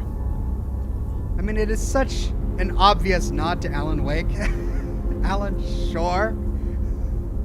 Column by George Avalos. In the case of Alan Shore, the lighthouse keeper suspected of setting the fire that consumed parts of Icarus Point continues to be a hot-button issue. Alan's a pretty strange dude, but setting fire to his own house? I don't know if he's capable of doing something like that, said Frankie Nielsen, a frequent visitor to Icarus Point. An official press release by the Milton Haven Police Department asserts that Alan used a flare gun to start the fire, and that the case is currently being investigated as a failed suicide attempt. This reporter, however, has his doubts. Why would Alan have a flare gun in his possession, an item more commonly found on ships out at sea than at a lighthouse? The water gets muddled even further when considering Alan's call to the police shortly before the incident, which mentioned men in black going to and from the ship crash site at Patmos Beach. Did Alan see something he shouldn't have? Or is this just the product of a mentally unstable man's imagination? Only Alan Shore can answer these questions, and he may never wake again. Oh, I see what they did there! And there's a photograph of the USS Thanatos freighter.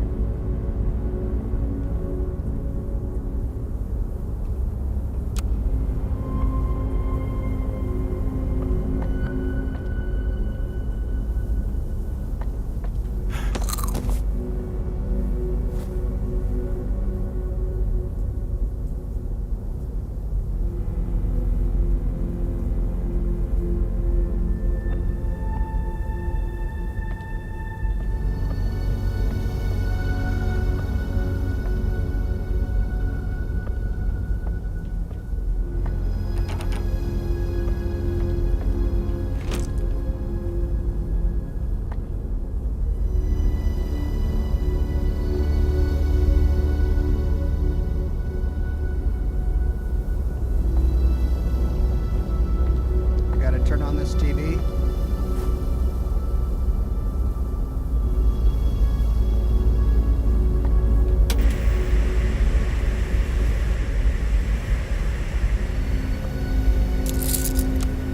TV key. Is that Cthulhu? Oh God. We really got some Cthulhu stuff going on, don't we?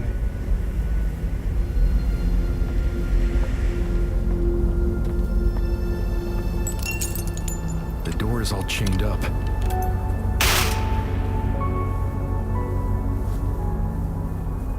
So we didn't need the mirror for any of this. Why then is there a broken mirror on the ground?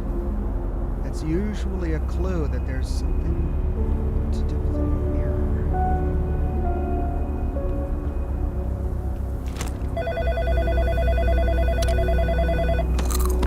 I need more of this. You fool. You think you can replace Alan's broken personality with a new one? Simply change it like a light bulb. Go ahead. I can't wait to see it break in your hands.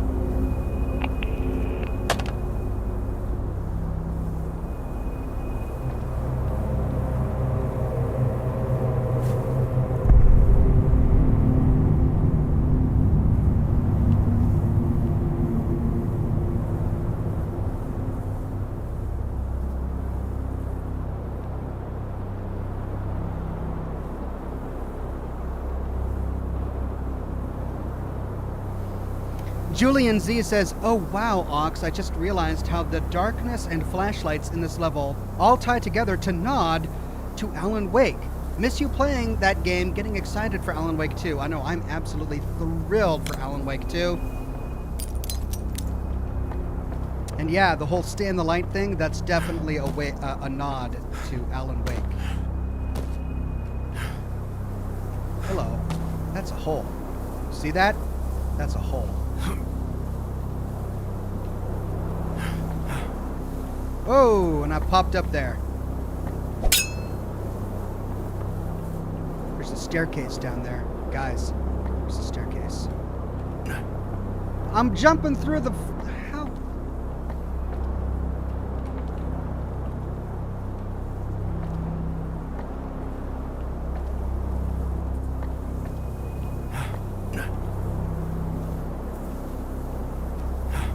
Oh no, I'm gonna get stuck.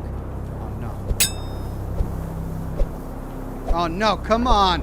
Thank you. Yes, I'm back.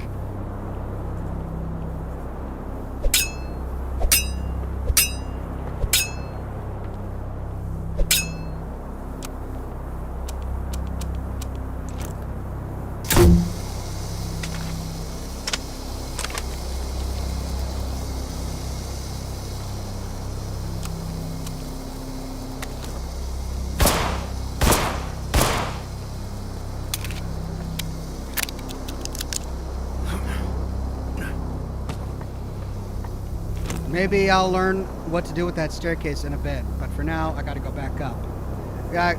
Krangus with a tip. Thank you very much, Krangus.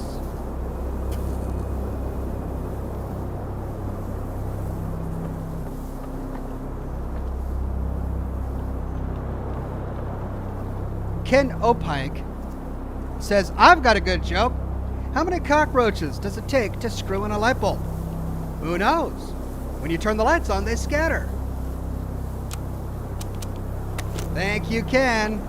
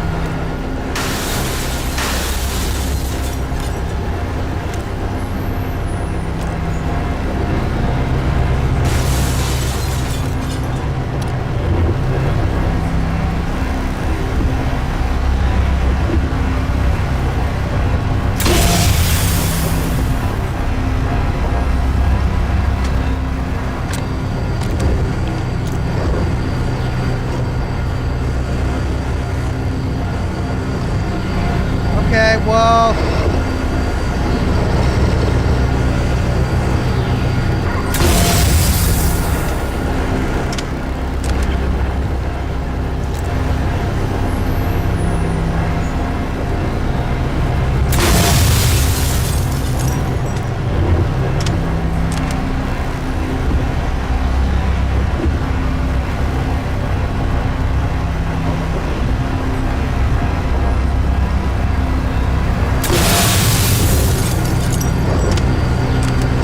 How do I defeat this Eye of Sauron?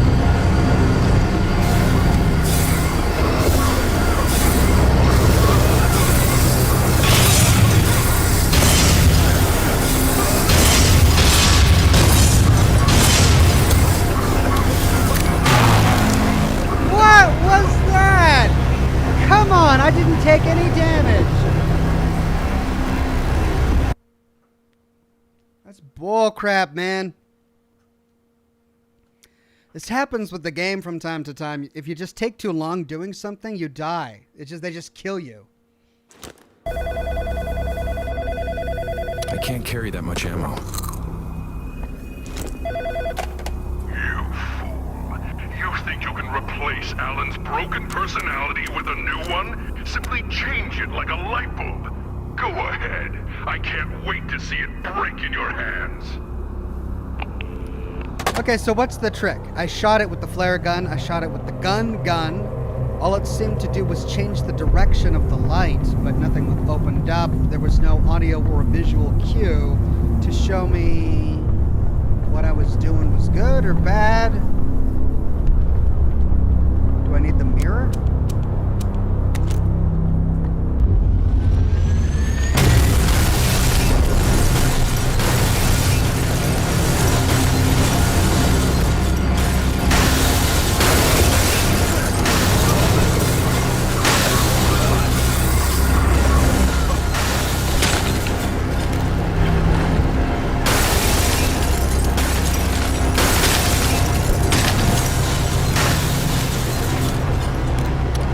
It's giving me ammo.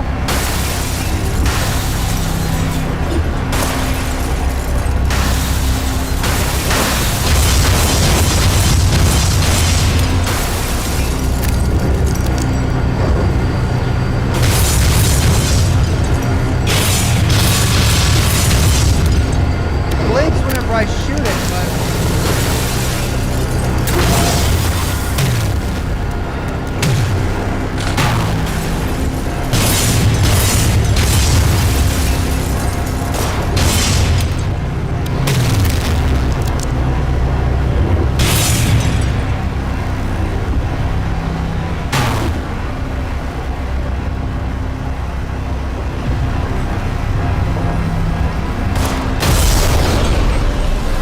yeah, that's it. You just shoot it.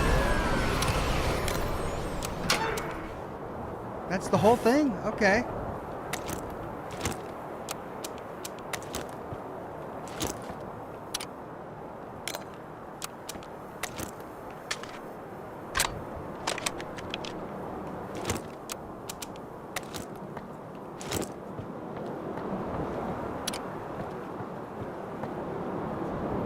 Scotty P says, Ox, you missed my chat.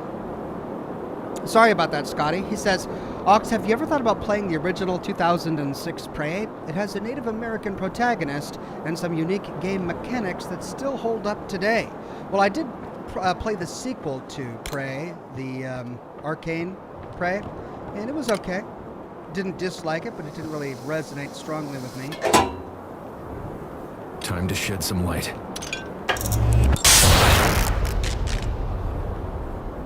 Of course, no power. And now the staircase at the bottom is going to magically be open. I'm betting you anything. Gwendolyn says, try using the bow. Yeah, the bow.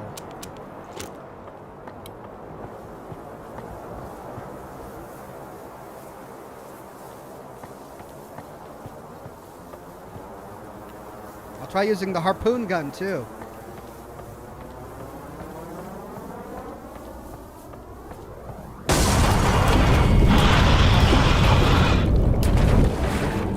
Yep, called it. Can't carry any more of this. You reap what you sow, finish what you started, Desmond.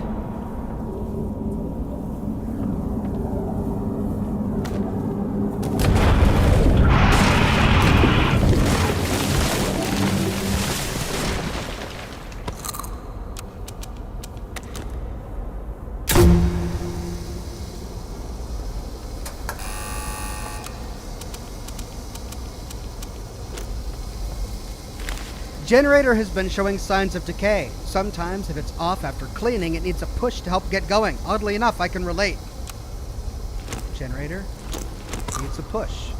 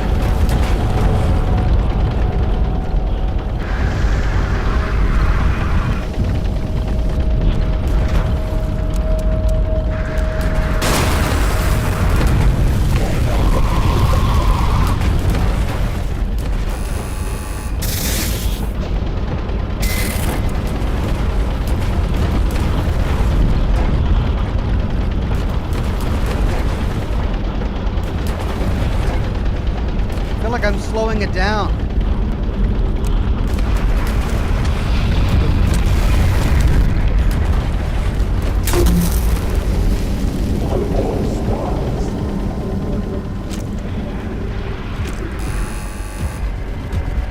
Too much for one man.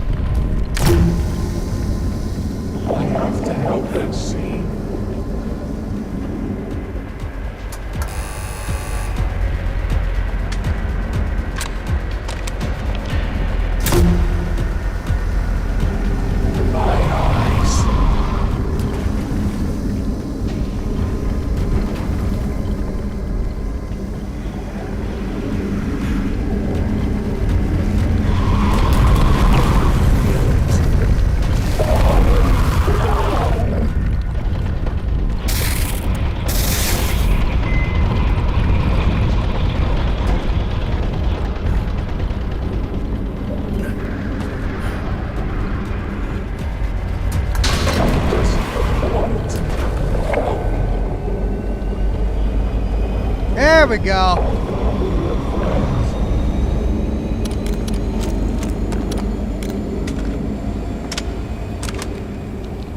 Too much for one man.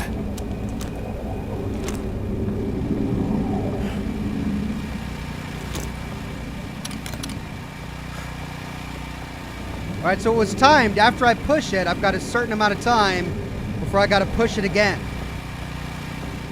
I'll come back. There's only so much I can carry.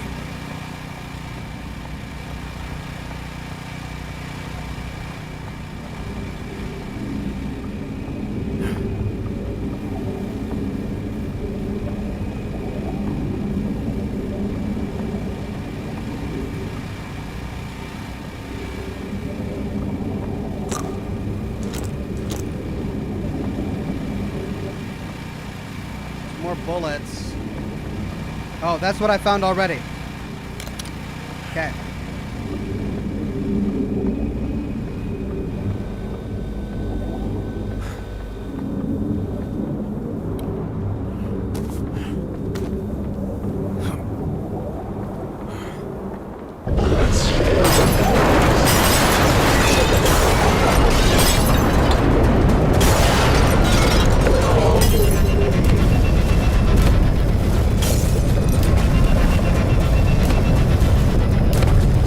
God.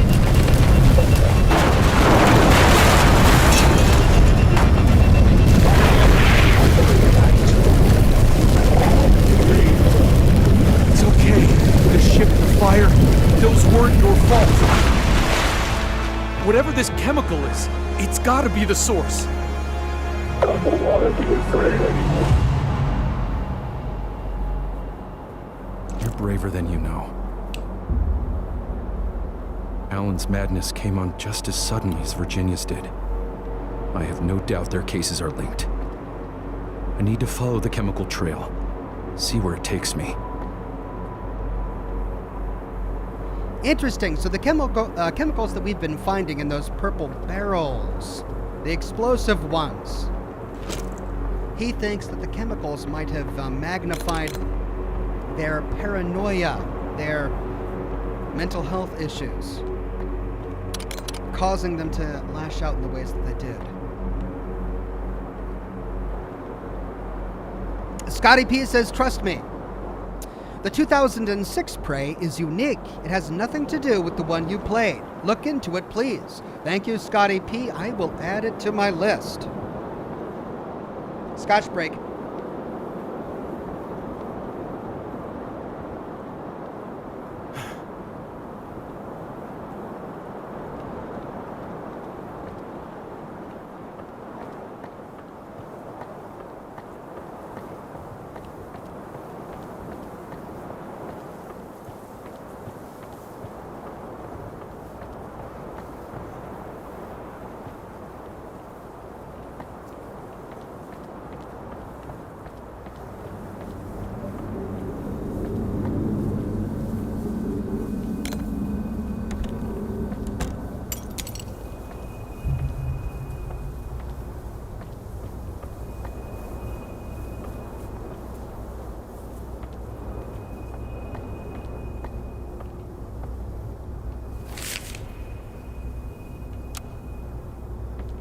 All right, so now that's right.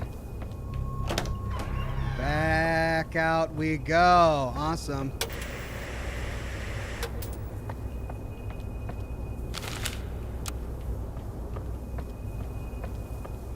Whew, that was a tough one.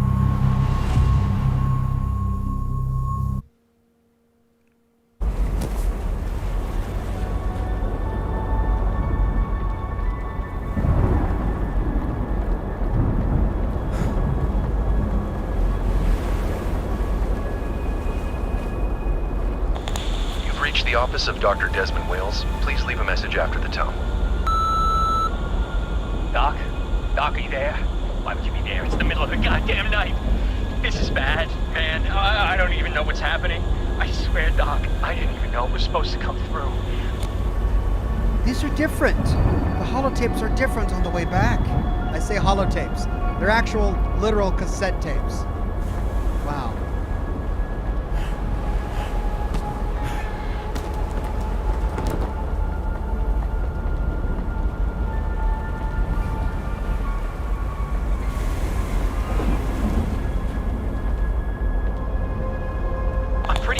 Copy of the log from the wharf. I know what's coming in. It's not even my job. I just like to be prepared.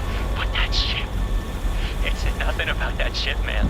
And then the bulb quit on me, man. When I needed it the most, it quit on me. Everything was so dark.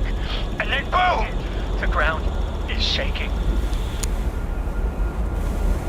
So the ship wasn't registered. He was the lighthouse operator, and he didn't know the ship was coming.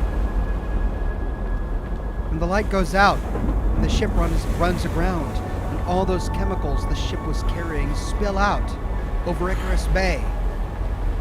And they affect his mind, his paranoid mind. They affect the woman whose memories we went through in the last one. I went down there. I wanted to help. I wanted to make sure no one was hurt. But man, I don't know. There are monsters down there, Doc. I swear. I can see them in the shadows.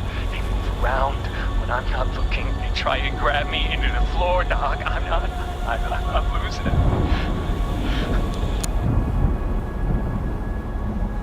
And so he becomes the very monster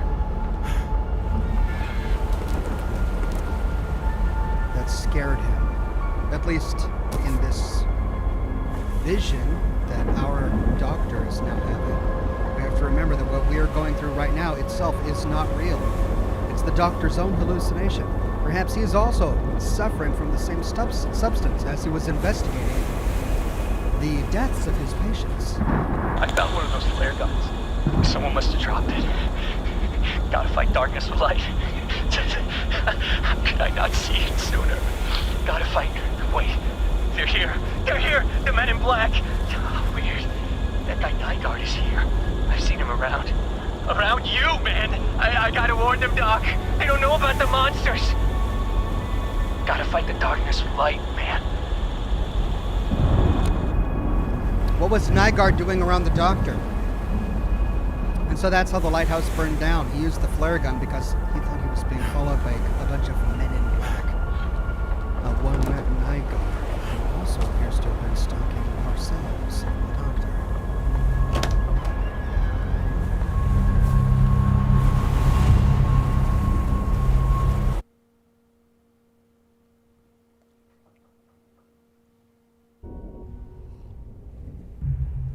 Well, Kat, what have you got to say to me this time?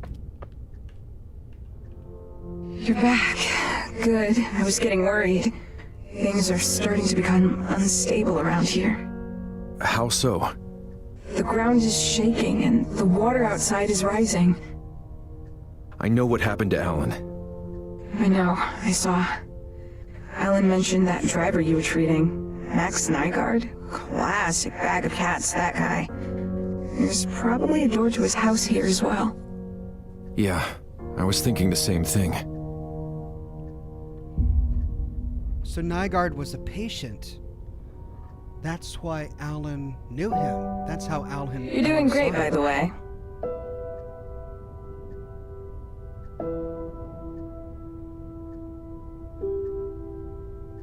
That fire at Alan's home was an accident then, right?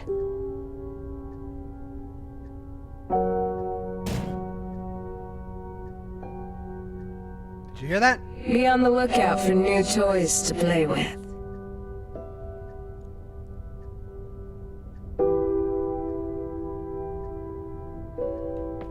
That fire at Alan's home was an accident then, right? It was. This is Virginia's, but now we have Alan's. Patient named Alan Shore, age 33, diagnosis, nightmare disorder, phobia of the dark, schizotypal traits. Circumstances of treatment. Patient sought treatment on his own, complaining of a long-standing inability to be in the dark and of recurring nightmares in which shadows are moving and growing. He fears being touched or consumed by shadows. Personal history: born, raised in Montauk, New York, moved to New York City at 18 years of age, moved to Milton at 22. Patient has had persistent fear of the dark since early childhood. The nightmares may themselves be a manifestation of the phobia, strengthening it in the process. The obsessive need to keep the lights on was indulged by patient's parents, and it's likely that appeasement exacerbated the issue. Patient's parents were both avid smokers. Both died from lung cancer within a year of each other. Alan was 16 at the time. He likely spent the 2 years leading to his moving out alone. He moved out of his parents' house, a house where both parents were dead? Wouldn't that then be his house? Why would he move out of his house? Psychological notes: patient had structured his life around a need for light at all times, including operating and maintaining Icarus Point Lighthouse, leaving a previous job as a mechanic for the Pandora Hotel. Patient feels strange around others, prefers a mostly solitary lifestyle. Patient lives adjacent to the lighthouse. Patient sometimes expresses excitement involving his phobia, enjoying the thrill of the ride when scared.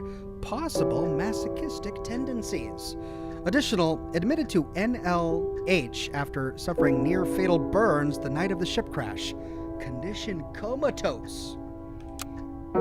So he's not dead like Victoria, he's in a coma. Jeez. Alright, new toys to play with. What's this? That's Victoria's, that's Alan's. What's that? Good luck. Which tape is that?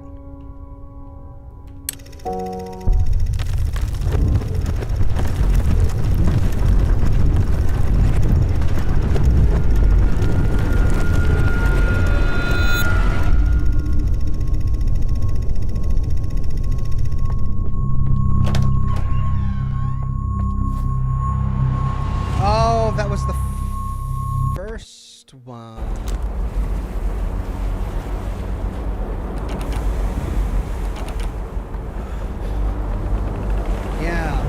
First one. This is Desmond's tape. In an unexpected turn of events, Yeah. it seems I'm the one who's losing my mind. Why or how this is all happening is beyond me. But as strange as this is, I'm equally as fascinated as I am scared.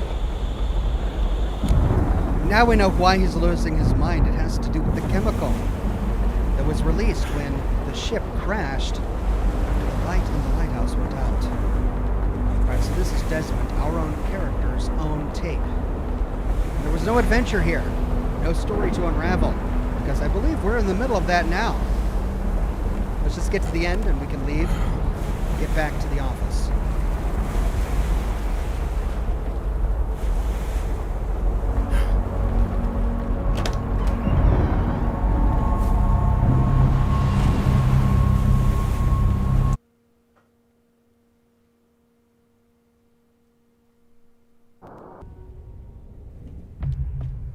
Right. Okay, so that's where Desmond's tape is going to sit.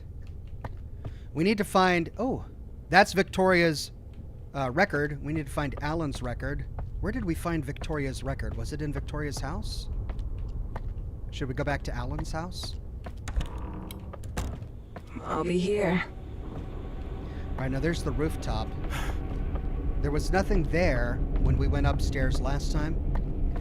But she said the waters were rising, and I wonder if we'll be able to see them from the roof. Yeah, the city is now bathed in water. Look at that, it's flooded.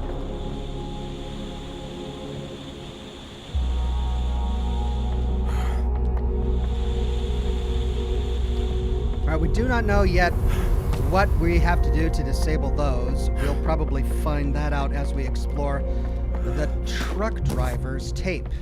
His door is now open to us. But which was his door? That was 0. That went to Victoria's? No, that went to my office. Probably good to check it. We should probably check all of these doors as new things have opened up to us. Yeah, this is our home. See if there was anything we left behind. Remember, we now have the broken shard of glass that we can use to access previously inaccessible areas, and we haven't been here since we got the broken shard of glass.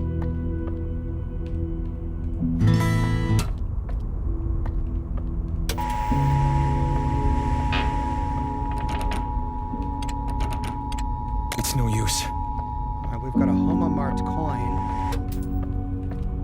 All right, nothing else here. I think we fully exhausted Victoria's as well, but there might be food there.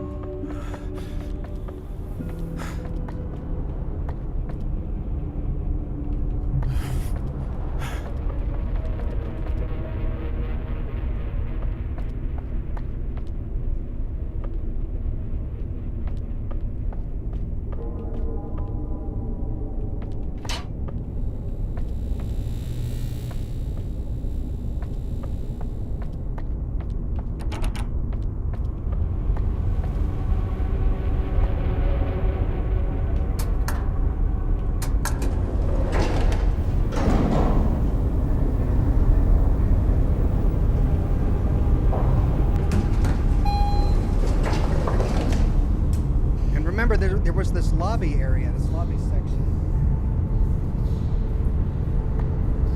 of the building that we need to explore.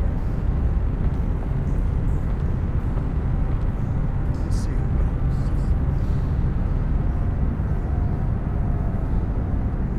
Maybe. All right, let's see. We've got the gas mask to get through that. Let's check out this room again, really quickly, just to see if there was anything in it that we missed, that we now have access to. This is Alan's home.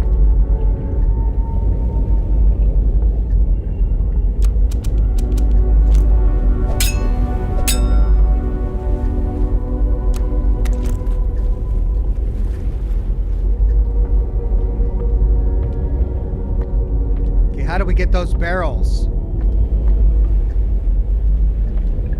Ah, we couldn't go up there, remember?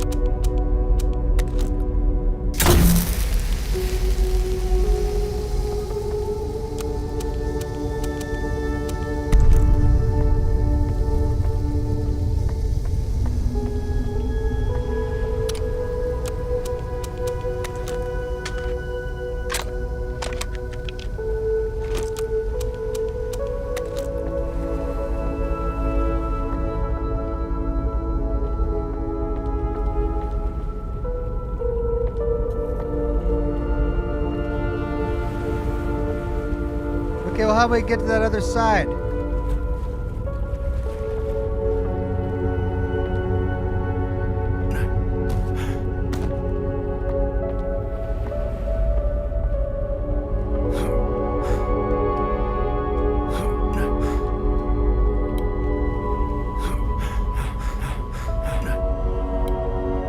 Oh, wow.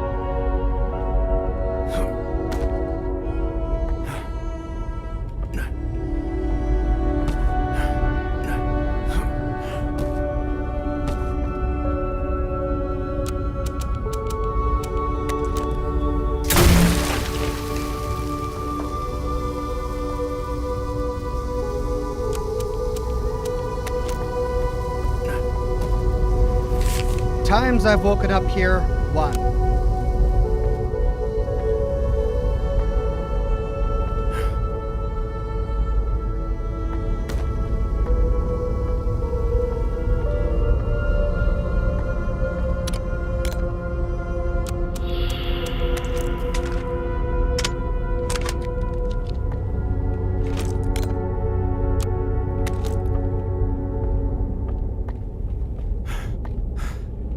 Okay, so that was used to unlock that one section that was dark that we couldn't get access to earlier.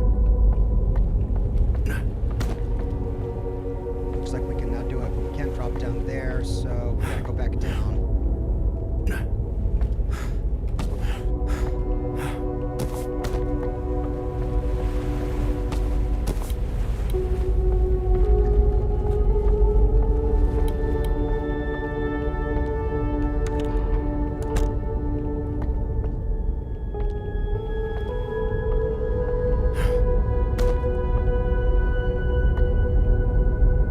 Bathroom.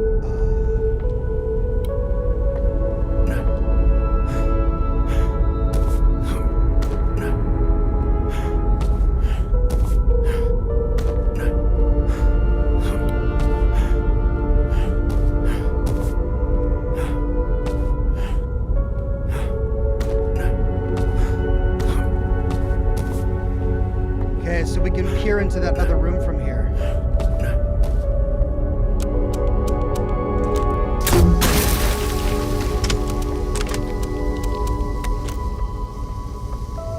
Perfect.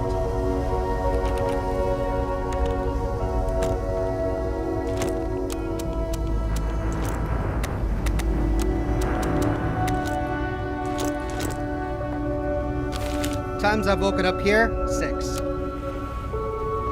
Too much for one man.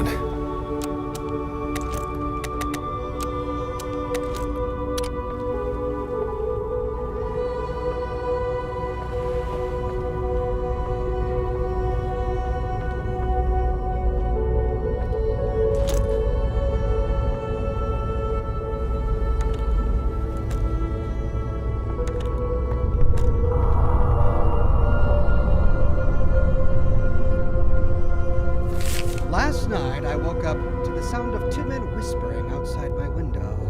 I peeked and saw what looked like the feds taking pictures of the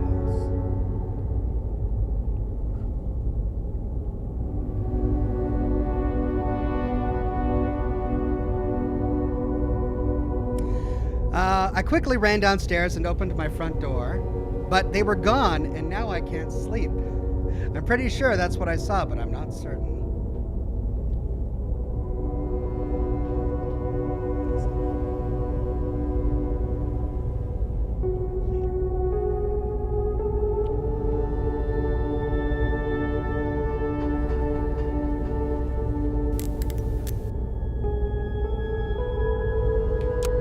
So those were the men in black that were stalking him.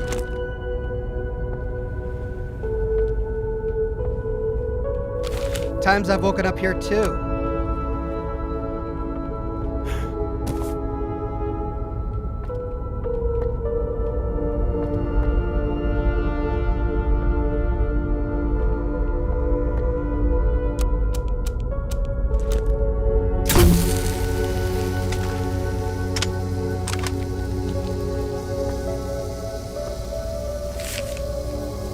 Alan.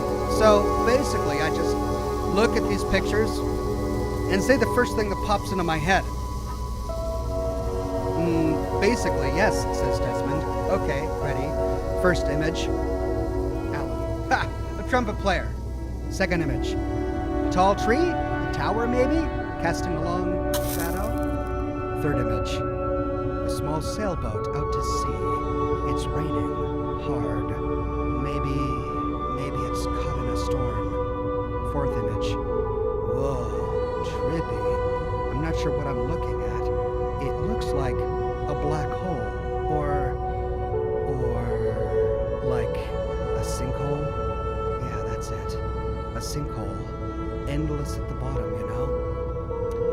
one made me feel something, Doc. It put a pit in my stomach. Does that mean it worked? The test? End transcript. Stuck on it.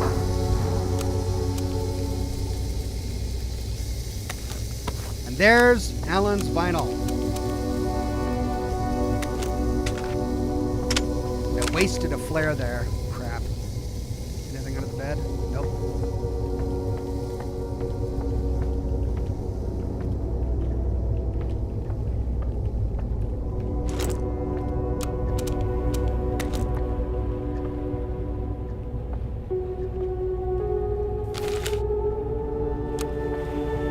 Okay, I think that's it.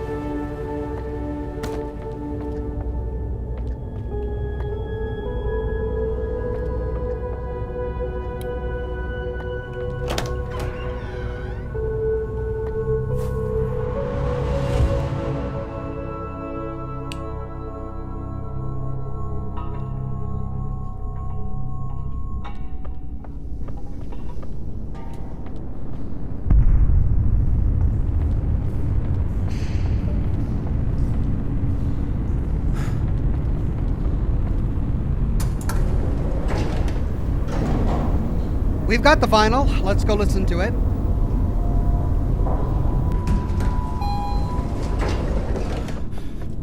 Then we'll go and find the third door.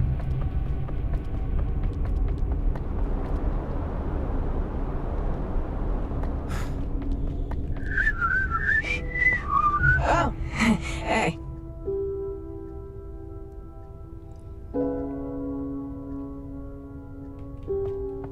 It's my record player.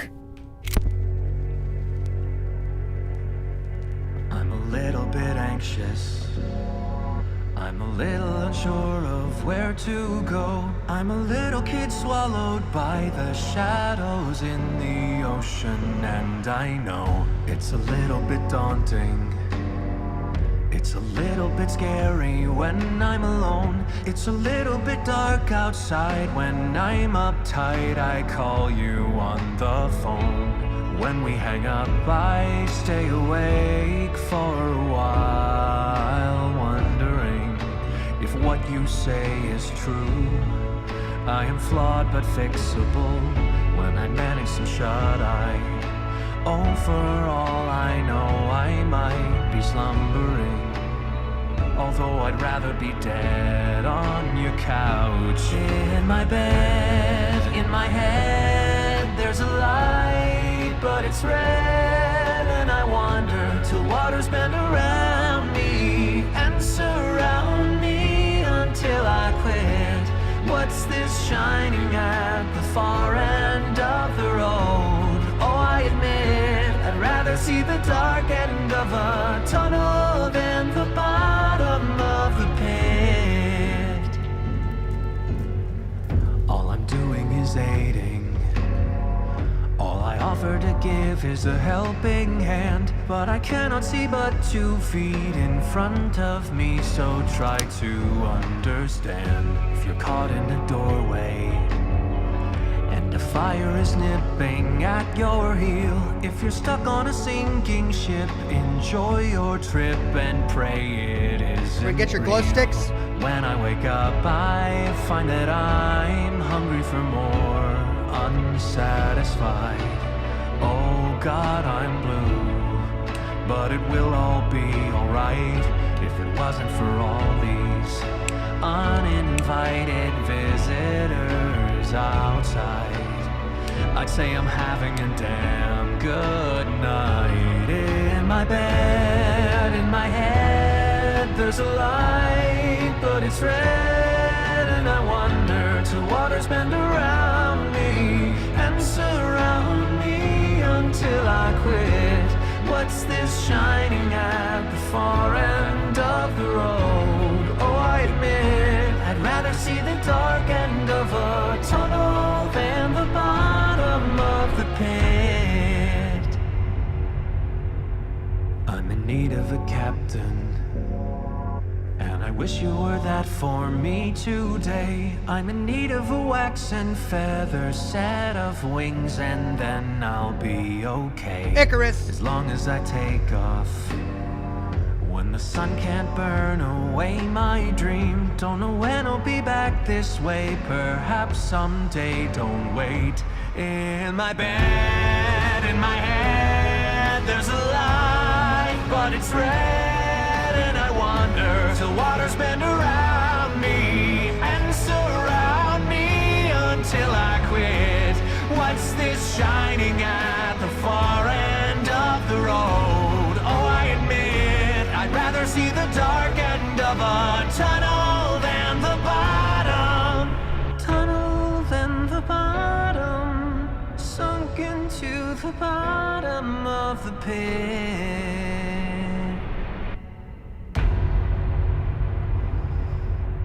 Alright, that wasn't bad.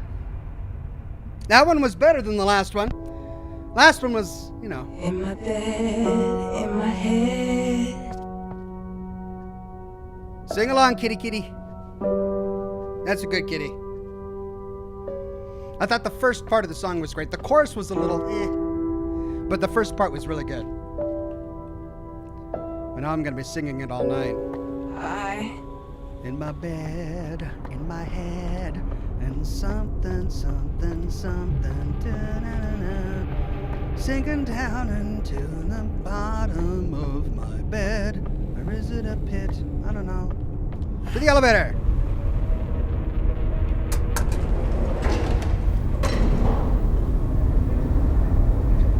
Jared says, nice song, excellent singing, encore, encore. And he rocks out. Thank you, Jared. All right, I think we are done with Victoria's. We got her vinyl, and I believe that was the last of it. So, Alan, done. Victoria, done. What's down there? Make sure we got all of the rooms, all of the side content. We can now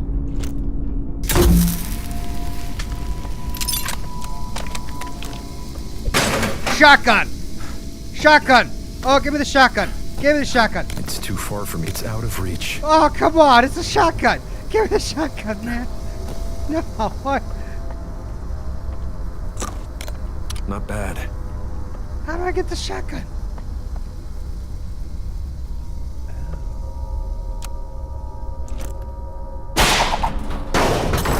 Yeah! Where'd it go? Oh, it fell down. It's in the basement. I know exactly where it is.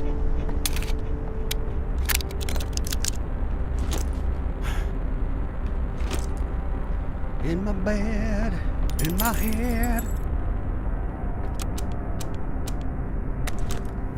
So then this was just telling me to shoot the darkness hidden in shadows.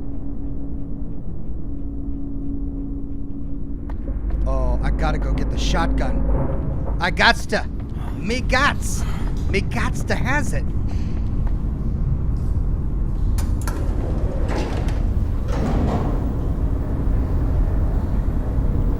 Lauren says that Oxhorn missed a super chat. Sorry about that. And it's yours, Lauren. I'm so sorry. Was a bit preoccupied. Good morning, Oxhorn. Might be nothing, but do you think these characters are likely named after other game creations? Alan Wake, Desmond Miles from Assassin's Creed? It's possible. I mean, Alan is definitely an homage to Alan Wake. But Victoria? Who would Victoria be a reference to? Desmond? I mean, it could be Desmond Lockhart from Fallout 3. I don't know. Okay, the vent was down here. Remember, we saw...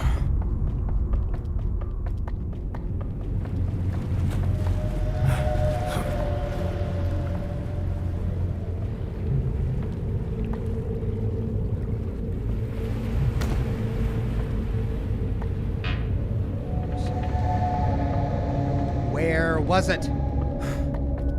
was it?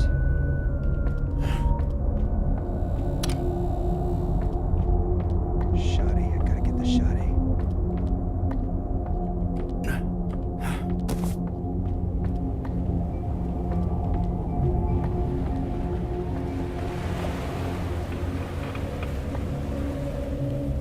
It definitely went down into the basement, but where in the basement?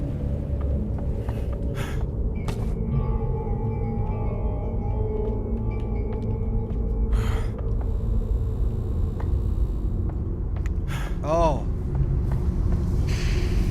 Ah. Ah ha ha. The boiler room. Yes.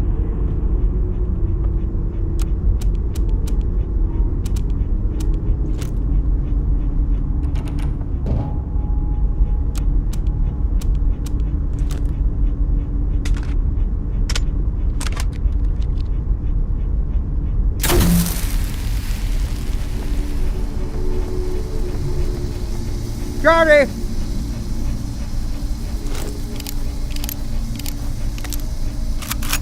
Now we're talking. Ah.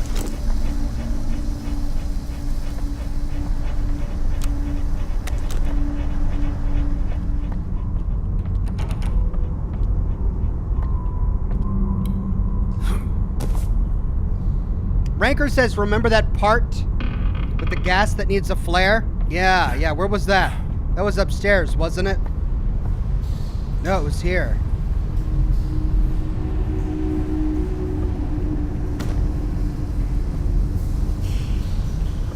No, it wasn't here.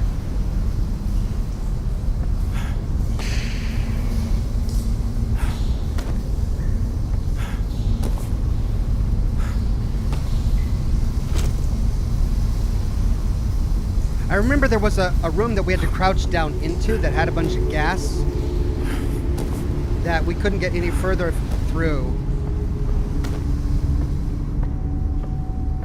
Was it upstairs? It might have been upstairs in the maintenance room. I think it was in the maintenance room on floor 1. That's right.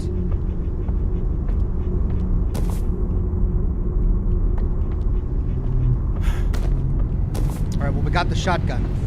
That was my primary goal. Let's see if we can go to the maintenance section and then crawl through the ventilation room. The maker of Weird says, hey, Ox, will you ever play the very first Wasteland game? Maybe. Not a priority right now, but maybe.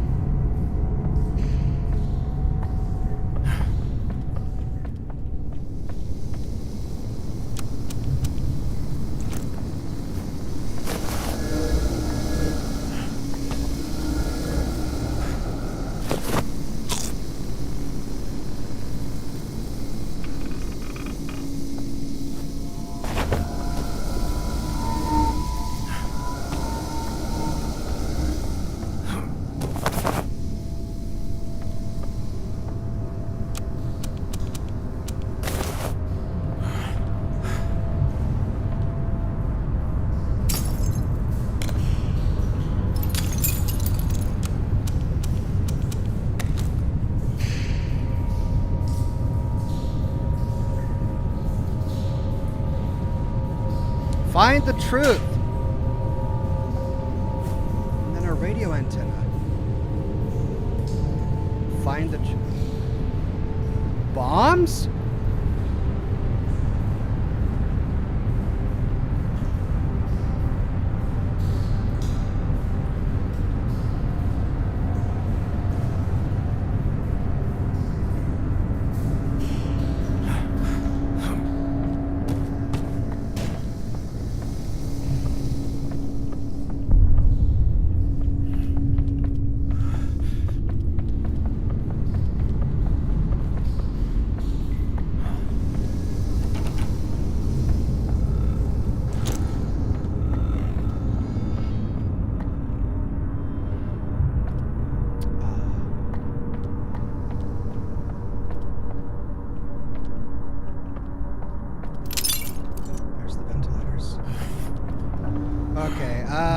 Well, I think that might be it.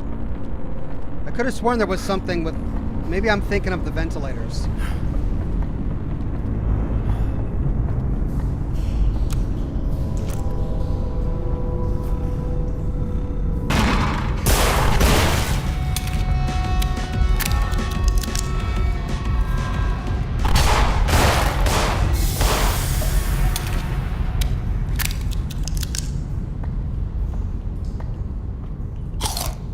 You chumps!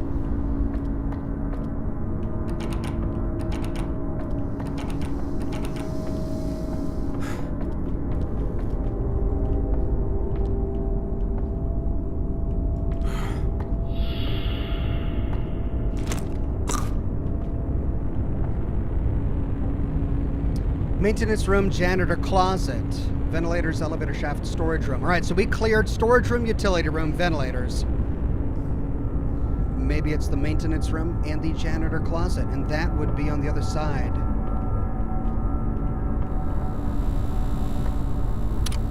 Do we use a coin again? It has a small coin slot.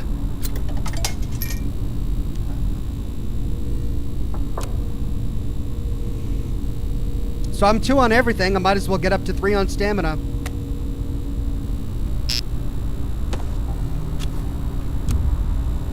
Boom.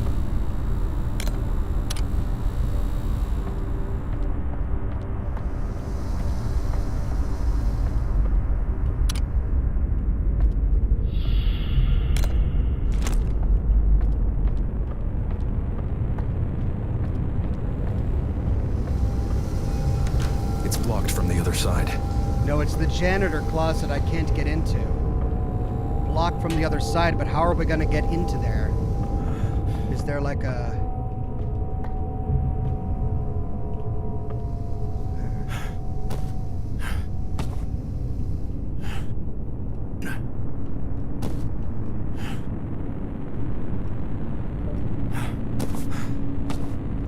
We could shoot something down there.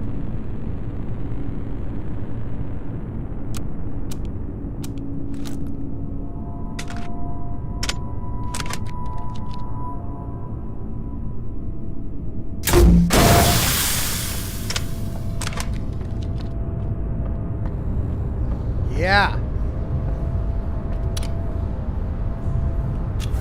Vitalites.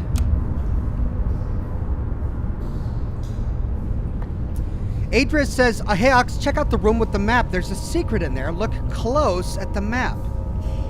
Okay, there's a secret in the room with the map.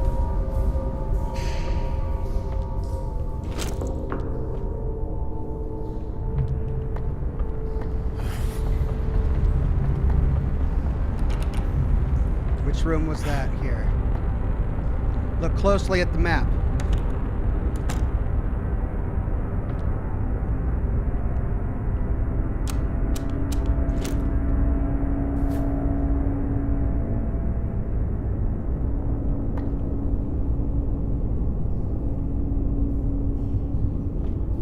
Well, we got in the janitor closet.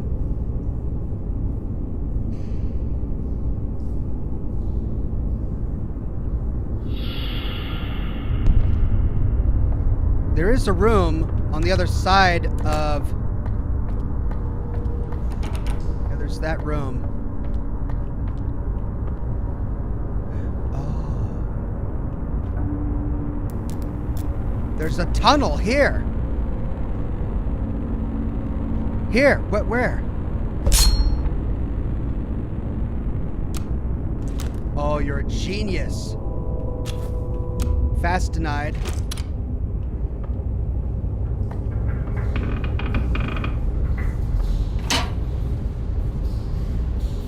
I don't like it.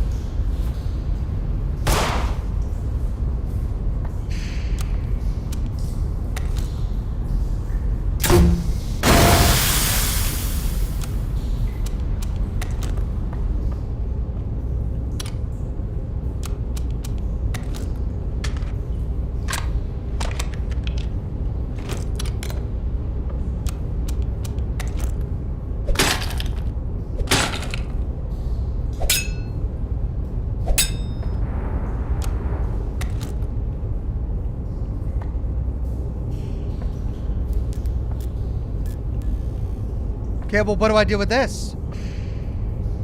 Oh.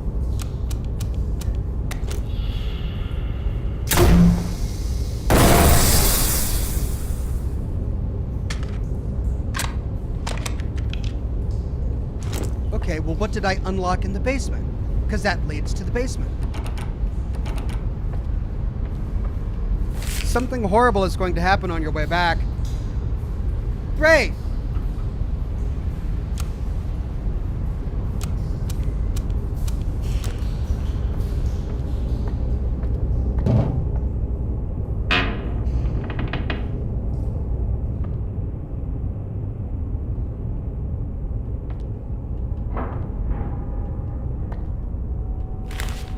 Just kidding! Come on, man! Jerks.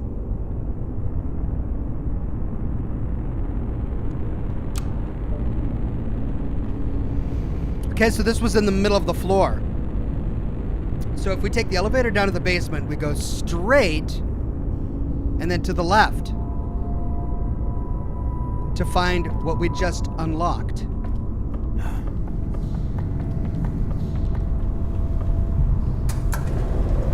Straight and to the left.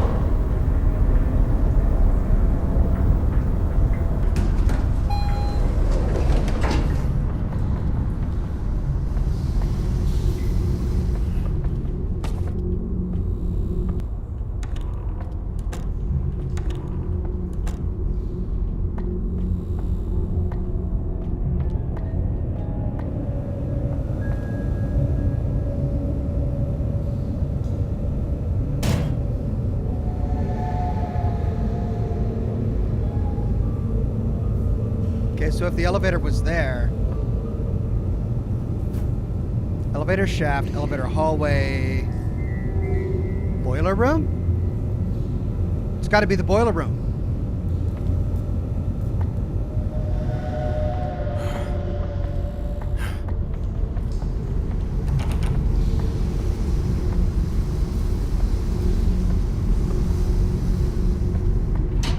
We're just there.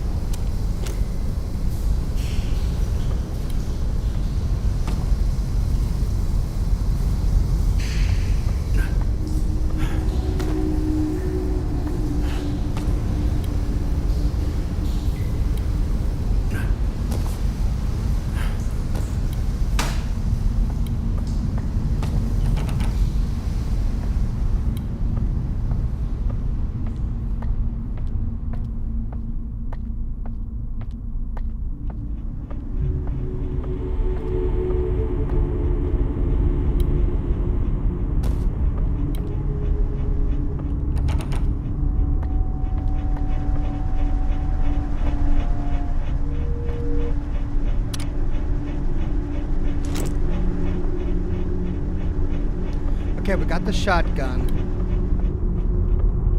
We went all through those vents. I mean, it was to the left.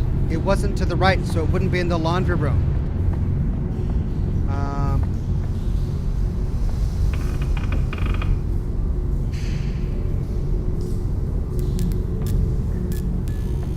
We shot the flare down the hole in the wall, and it exploded something when it got down here.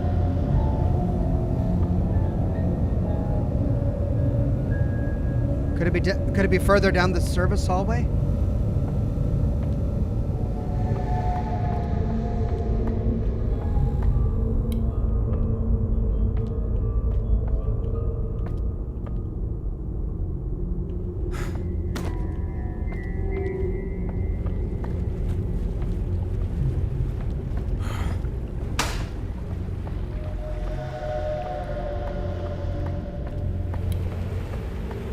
Right.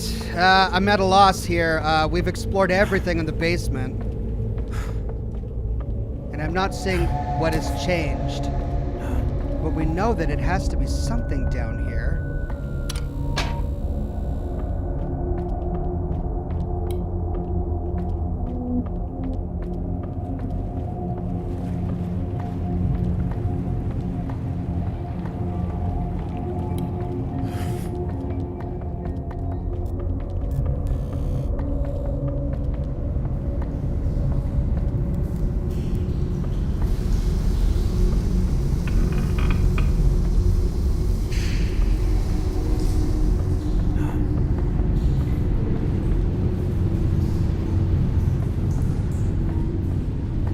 I mean, it wouldn't be here.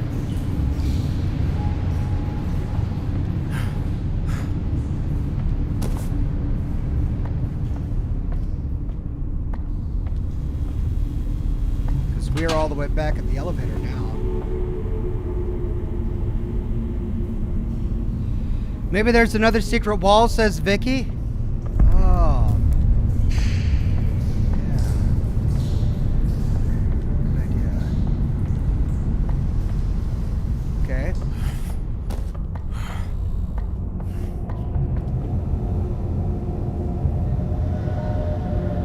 But it would appear here on the map.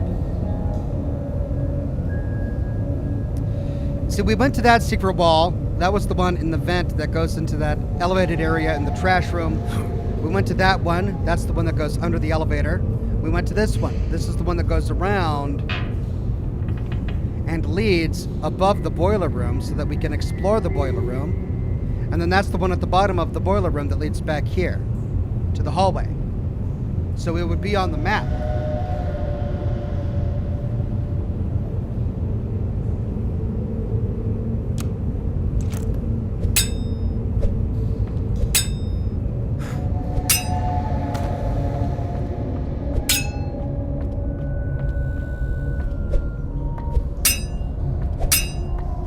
Also, these walls are cinder block.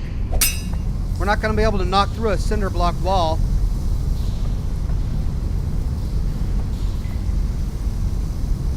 Wait a minute. Yeah, so that's the one we came through.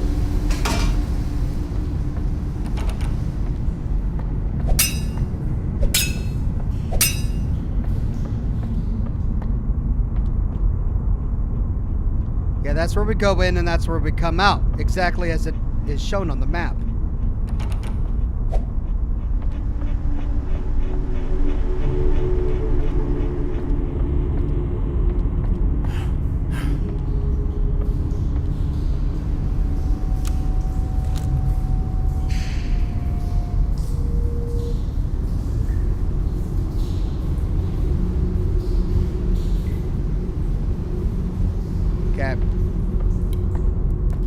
I don't know what it is. Maybe it will become plain to us later. For now, we go up.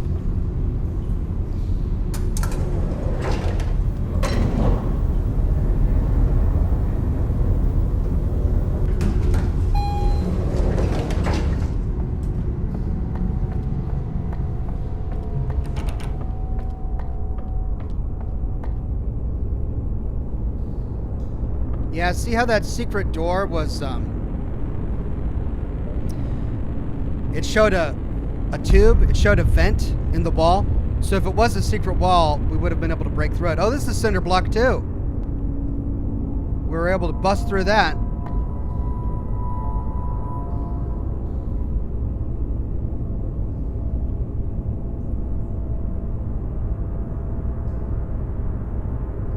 It's got to be in the boiler room somewhere.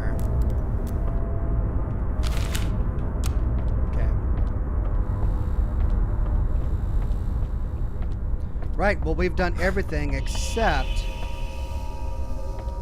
this.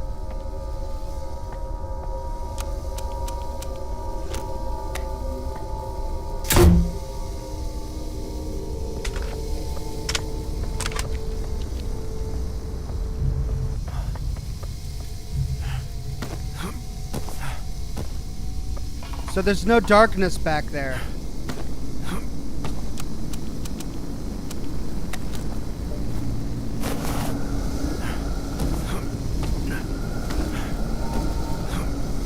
think they just blocked that off. Pill popping boomer. Oh, okay, I get something that does explosives later.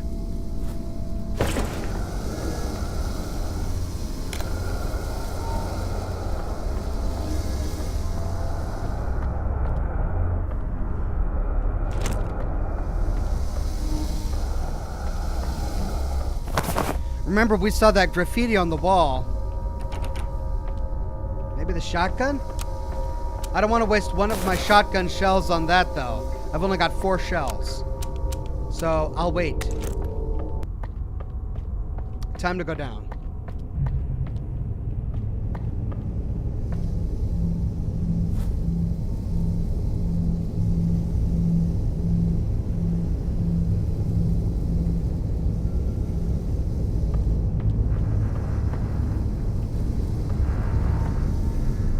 Alright, so there's a vent that leads over here.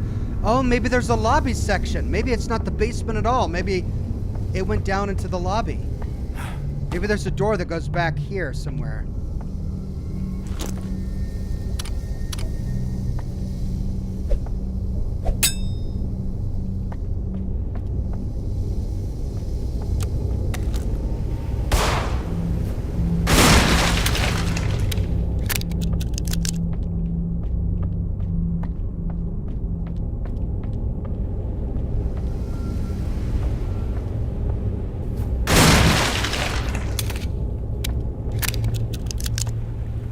There's another vent over here. Alright, so we've got to figure out a way into the vents.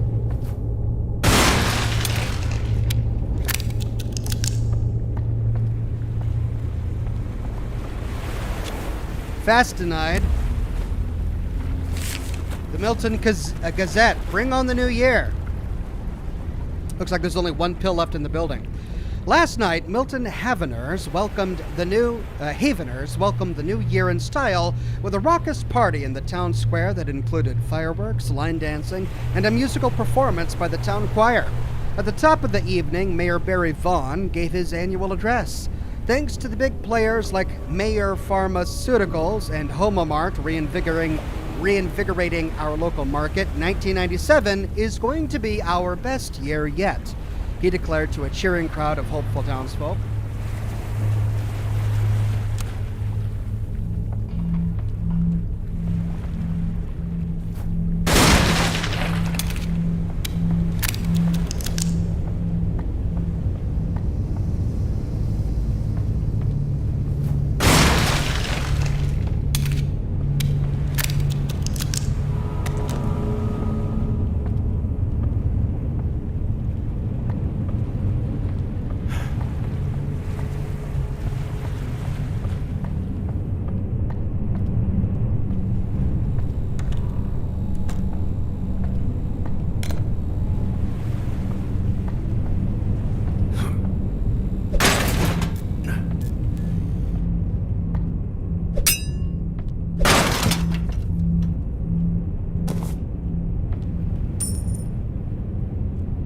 Got another coin.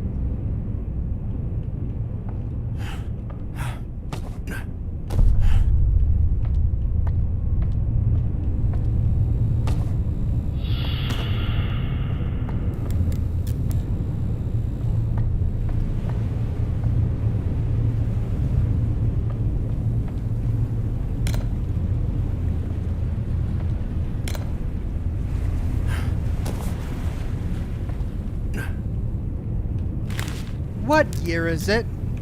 1997.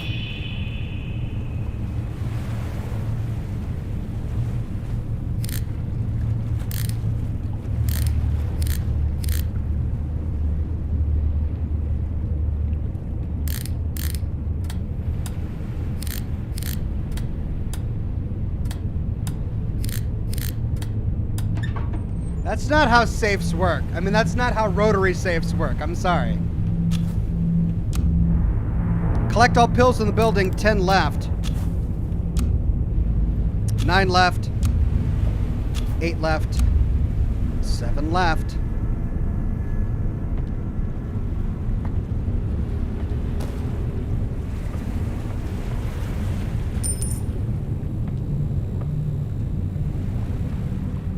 coin.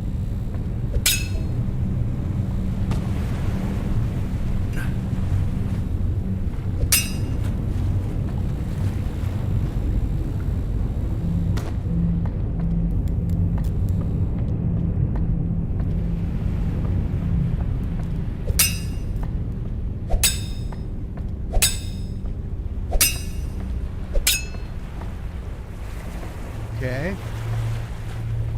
So, how do we get to that one over there? That's the big question. Why is one light purple and one light pink? Or one light yellow?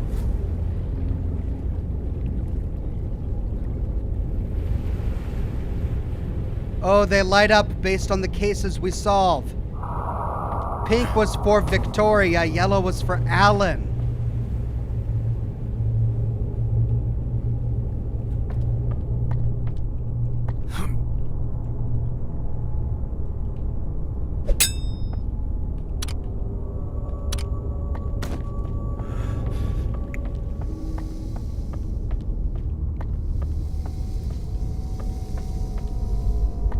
All right, we gotta move this way.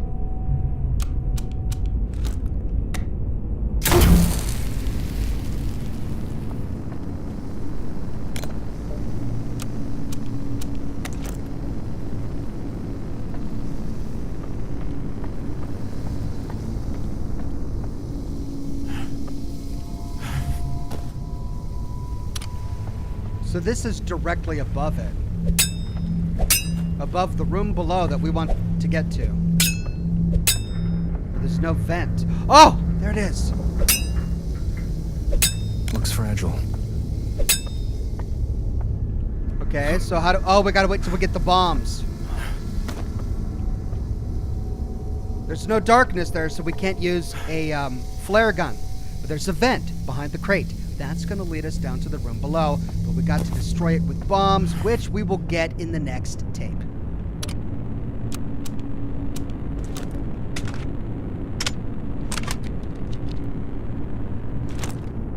I thought the girl was named Virginia, says Radiant Zombie. Maybe you're right.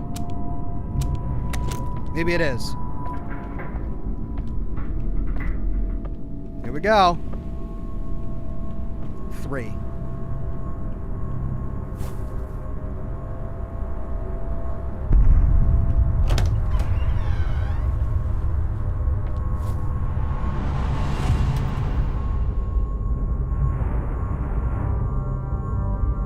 Max is home.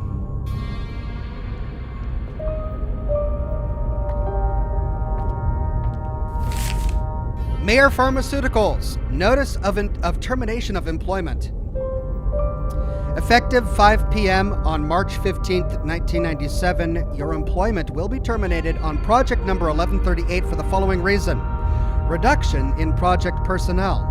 Name, Max Newgard. Address, 210 Main Street, City, Milton Haven, Virgil County, State, Washington. So this takes place in my home state. There's no Virgil County, Washington. I mean, I don't think. There's King County, Snohomish County, Skagit County, Kitsap County. There's no Virgil County. Anyway, J. Reynolds, identification number, blah, blah, blah, date of birth, 1952, sex, male, certified, occupation, driver, title, transport administrator. Oh, this poor guy lost his job. Dean and Heshbon, attorneys at law. Workplace injury, accident, wrongful termination.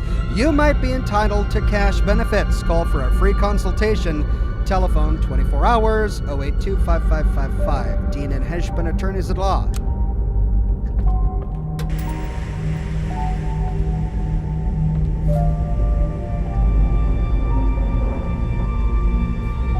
Well, he looks like a bachelor. This home needs a woman's touch. Aww. I'm good. Pizza and beer. Maybe later. Oh, he's got kids. Oh, maybe he's a widower. maybe his wife left him.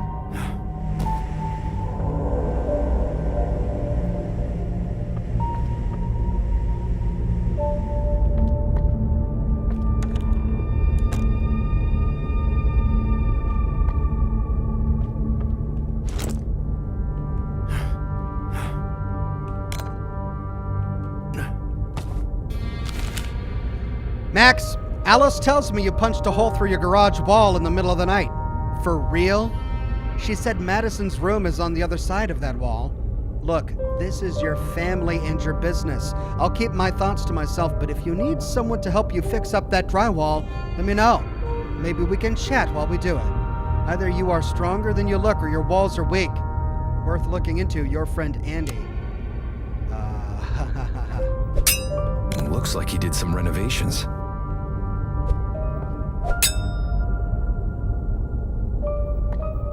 What a beast.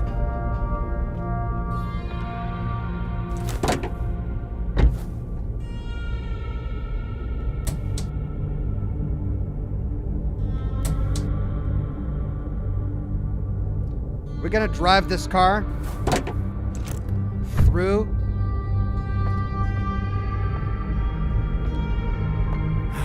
the hole in the wall, and that leads to his daughter's room.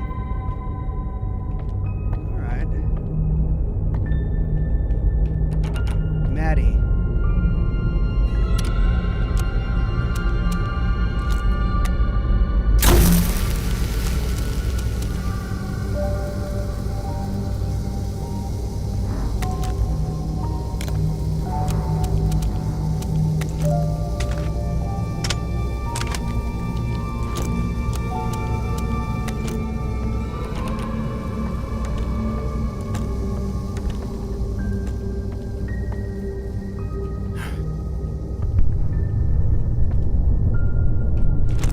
Shotgun.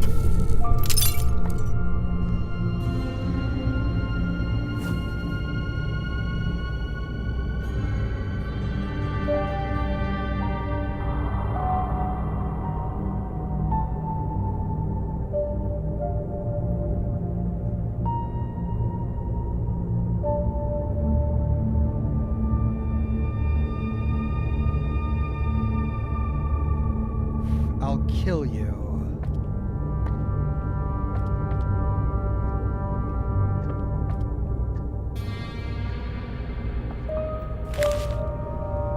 In the Superior Court of the State of Washington and in for Virgil County, Max Newgard versus Alice Newgard. Oh no. This matter having come on for hearing before the undersigned judge slash commissioner of the above entitled court, it is hereby ordered that sole custody of minor Madison Newgard shall remain with the defendant, Alice Newgard. The plaintiff, Max Newgard, is denied visitation rights due to repeated incidents of domestic disturbance.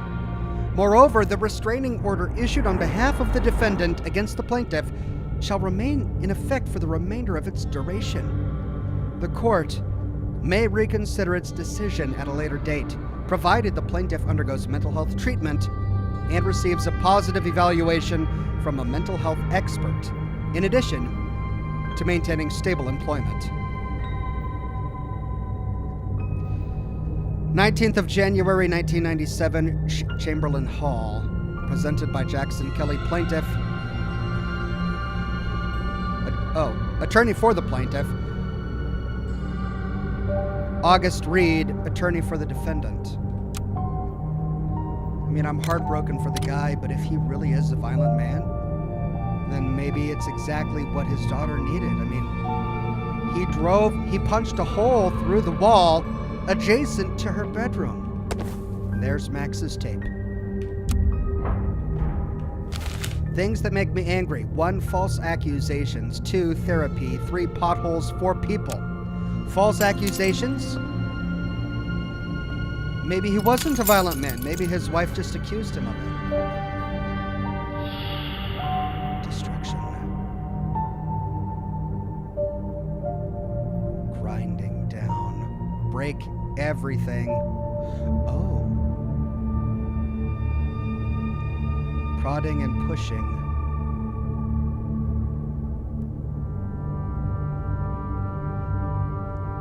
Run. Ain't no liar. How dare you, chicken, see red? Alright, there's a big fist mark above the headboard.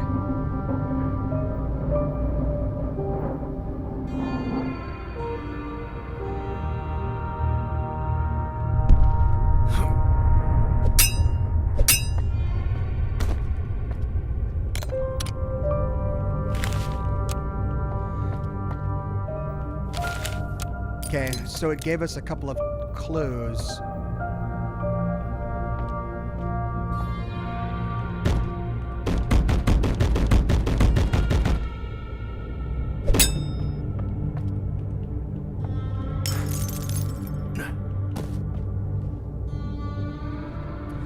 Break everything, it said, with a picture of the hood ornament on his car.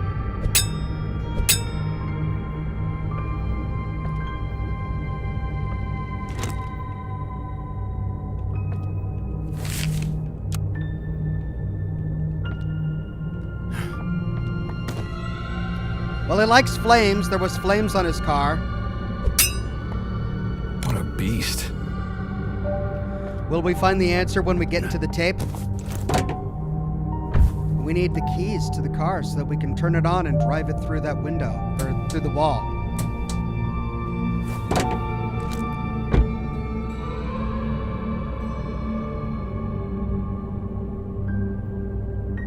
Okay. Well, I think our only option now is to explore the tape to see if we can find anything that we can use to get into Maddie's room. He seems to think, like he's being accused of lying, that he didn't do the things he's being accused of. That he's not really a violent man. He is sued to get custody, or at least shared custody of his kid. Means he loves his kid, or maybe he's proud. Maybe he just wants custody as a way to defeat his ex-wife. There is that. But to find out, we got to explore the tape.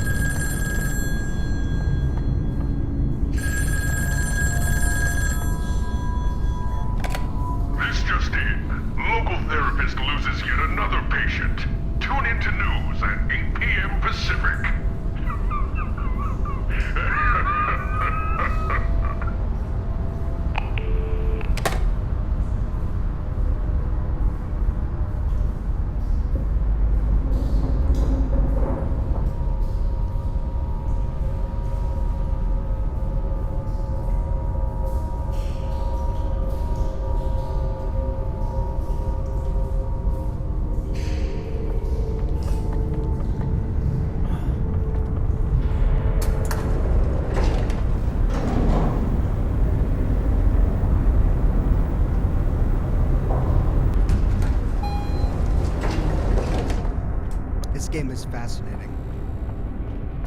I hope this next tape is a little more interesting than the last one.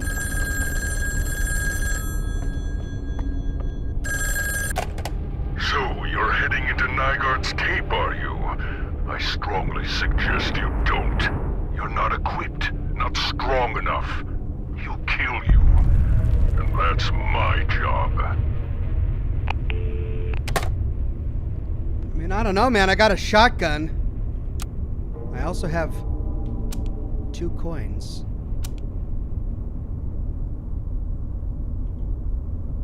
Let me go spend my coins.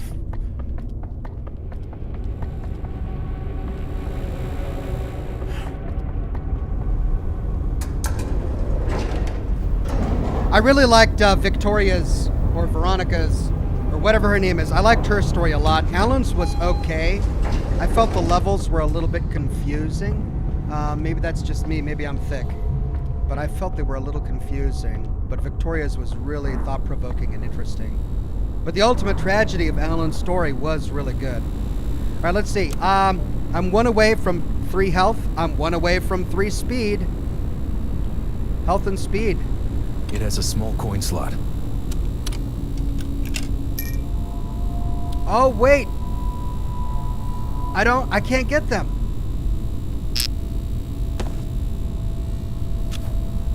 Well, I got health, but I can't get speed. Speed is green. It's only going to give me stamina. No. It's only going to give me stealth. Oh, I see. I need more of this.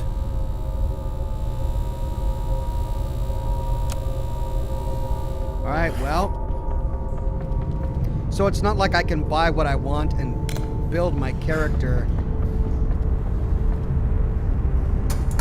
The vending machine has a set number that it has.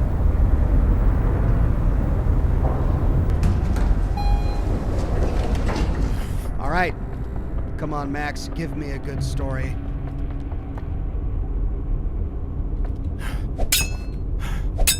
I'm gonna be hitting every wall I see now. So who was Max working for? And what were they doing with those chemicals? We're about to find out. I never liked that guy. Watch yourself around him. Well, he was working for a pharmaceutical company and he was fired. Not for anything he did, but because of redundancy. You're doing great, by the way. My heart goes out to him. I don't hate him the way this cat seems to, but then again, she's met him and I haven't. Here we go. Next tape. Don't be gone too long.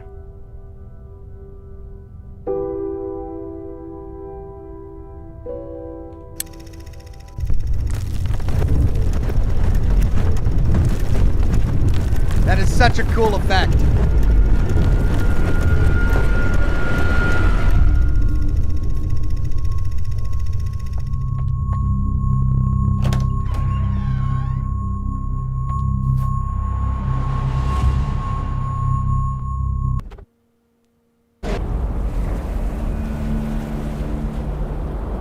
Tony Gones says, "Cheers, Ox. I'm lighting up a cigar. Cheers, my friend.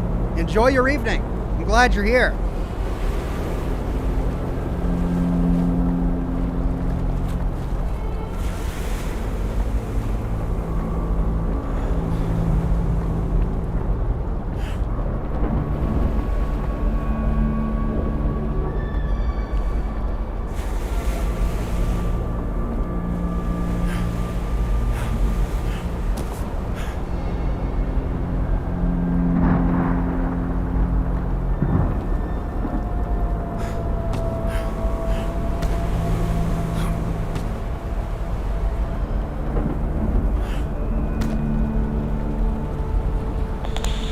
Why do you even want to record this? What's in it for you? Blackmail? Never. Mr. Nygaard, if you're not comfortable being recorded, I'll turn it right off. No, I got nothing to hide. We're here for the truth, right? Court-ordered truth, right? Yes.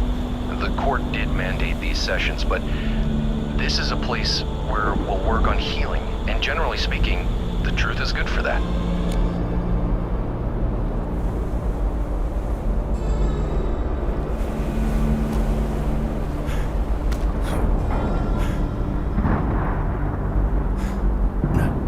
He went through all of this to get his daughter back. He hated psychiatrists. Talking to shrinks was in his list of things that he hates, and he's doing it anyway. So that he can get Maddie back.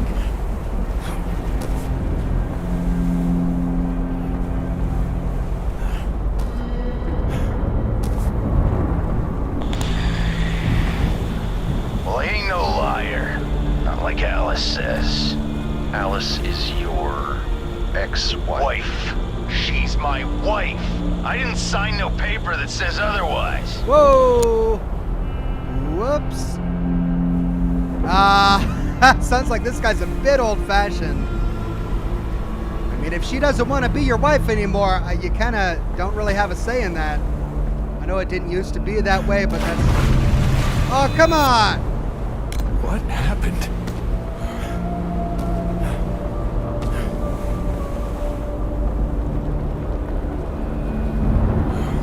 Oh, I should have jumped.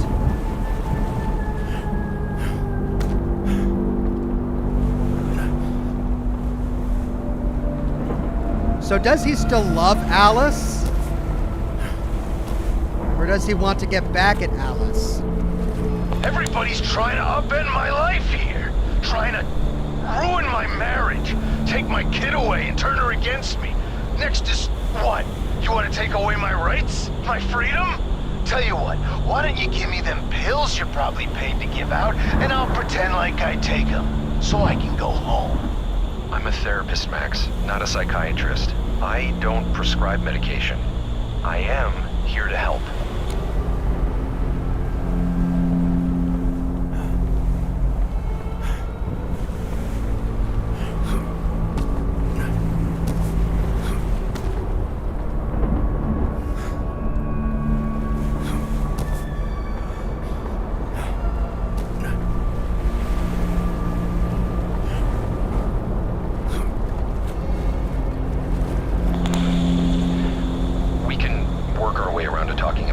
Later.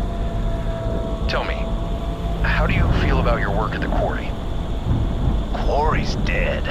Meyer bought up all that land. I drive for them now. Not that it makes any difference. Driving is driving. Gotta help them deliver some big shipment one of these nights, and they're being all secretive about it. But I don't care what the job is, I'll do it. Use the money to pay for my little girl's college, 'cause guess what? I am a good father. Despite what they say. So he was a driver for a quarry before Mayer Pharmaceuticals bought the land, turned him into a driver for them. But they didn't need him. They had their own people, so they fired him after the acquisition. A common story.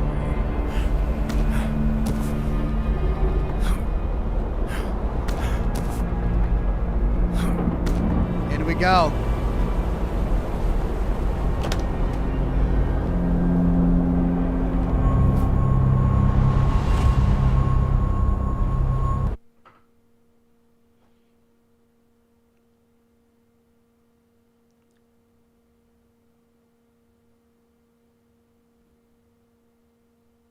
Loading.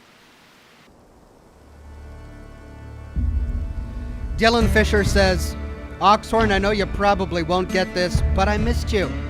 I feel like I haven't been catching your streams as much as I would like to. So for that, I'm sorry. And I hope you know I've been missing you. Thank you, Dylan.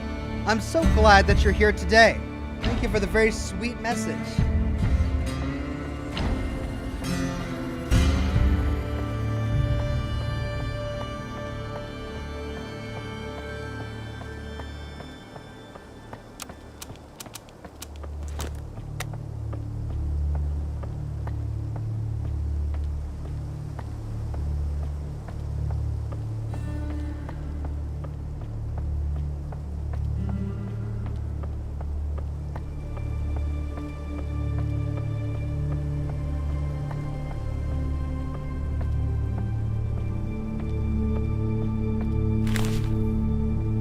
The quarry is located in the back. Do us a favor and dive in head first. Oh, and if you see Max over there, tell him I said hi.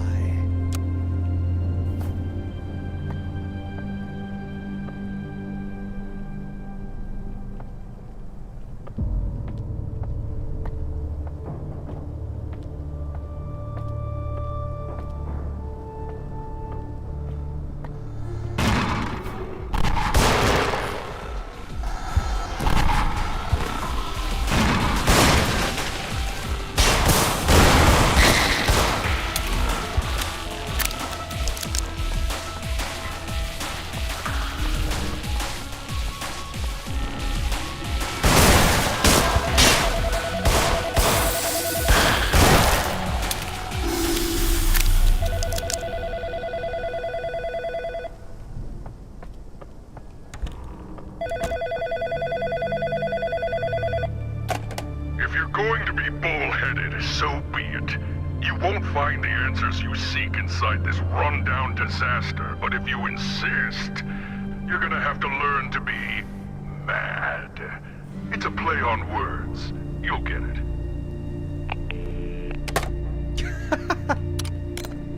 Am I gonna have to learn to be damned? Like in, like, a dam? Bob, you're a likable guy, but the next time you let anyone into the quarry without properly checking their credentials first, I will personally make sure you never find work in this town again. That former employee you let through put our entire operation in jeopardy, not to mention the property damage he caused with his bullish shenanigans, which is why we're significantly docking your pay for this month. No more mistakes, S. Hill. So Max came here to wreak some havoc. There's a map. You are here. I'm not gonna waste my battery. Train house, loading zone, hangar, old factory. Oh my god, this is huge. Quarry, toxic dump site, train yard, Eastern Railroad. This is huge. Oh god. All right, well, we got a lot to do. Bob, some of these barrels fell off of one of the delivery trucks when it accidentally rammed into the front gate. You are to stand watch over them until one of our boys can come pick them up. Be extremely careful around these things. One spark near these barrels could blow your ass sky high. All right, we were under fire, but we didn't get a chance to explore the train tracks. Let's do that now.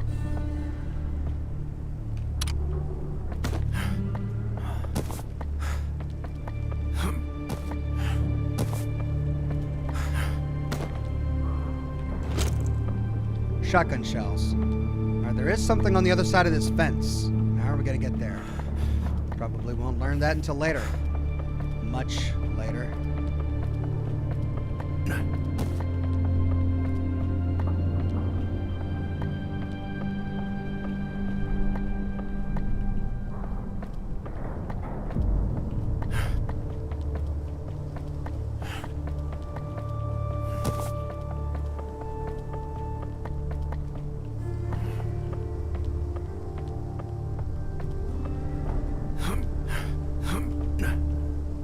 Ew.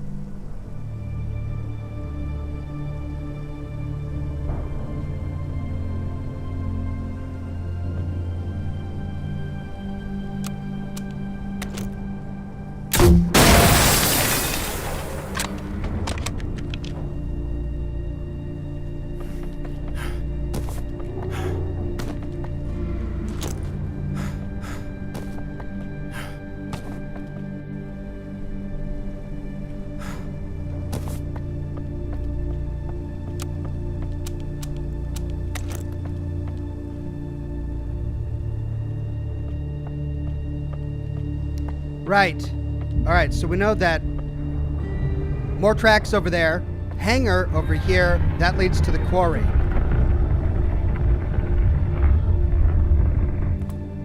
What was that? It was a grumpy noise.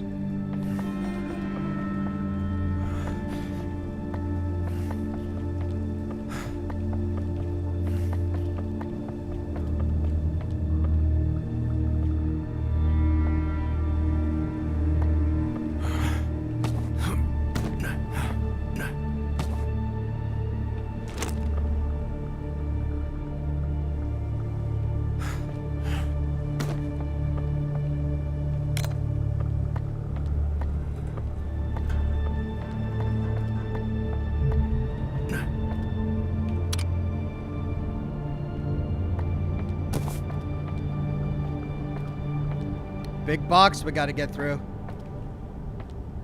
How are we going to get through that? I got to test it. I only have 12 shots, but... Alright, well, at least now I know. Well, no power.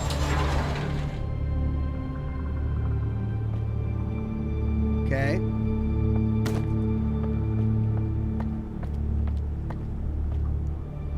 Do I gotta move a train in there?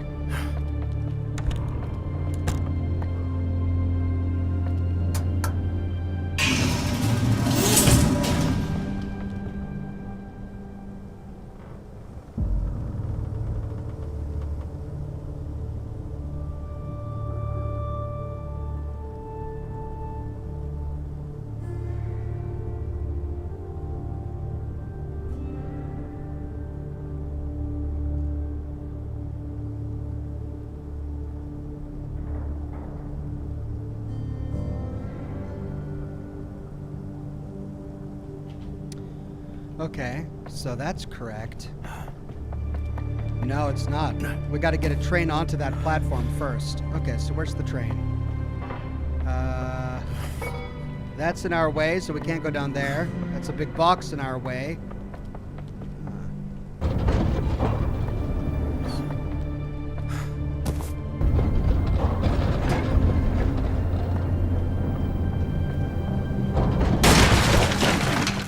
Bingo.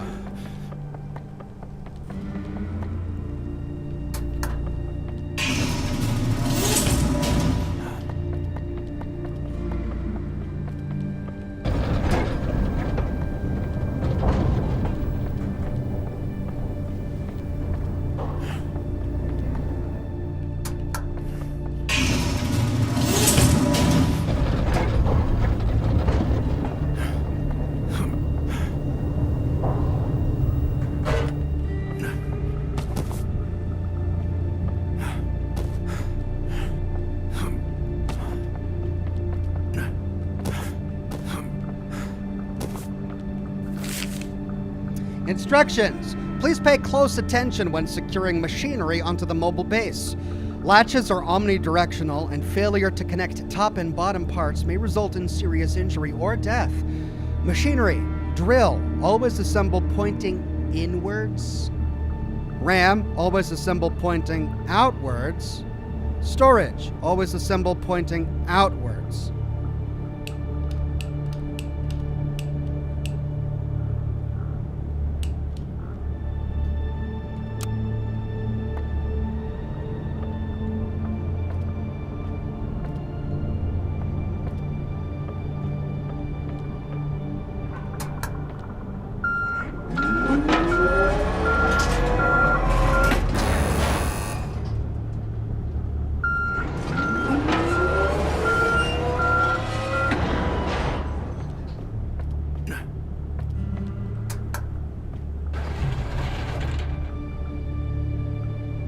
Okay. Well, we got a puzzle on our hands.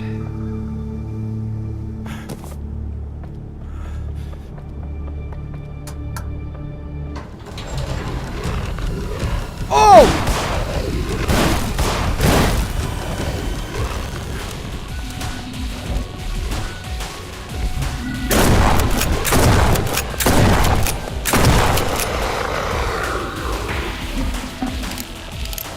Dang, man. Oh, come on, give me some shotgun, please. Give me a lasagna. Stinking lasagna. Okay. Is that a ram or a drill? I don't even know what that is. All right, so we got to get that thing over here. We can't go that way because it's blocked. There is a train over there, but that leads out. I'm guessing the goal is to ram down this door. I'm presuming.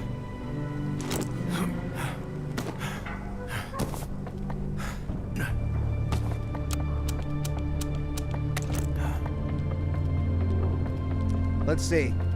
There's got to be something on this other track, but no, it's also got a dead end on it.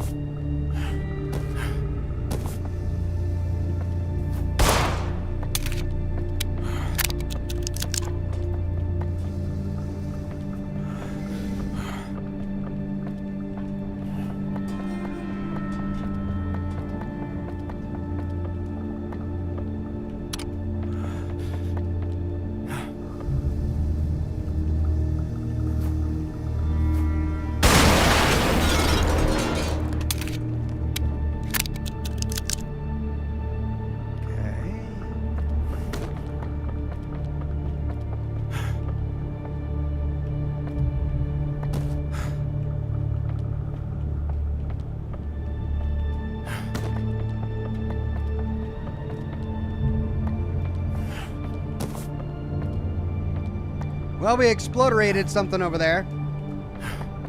Ah. Bingo.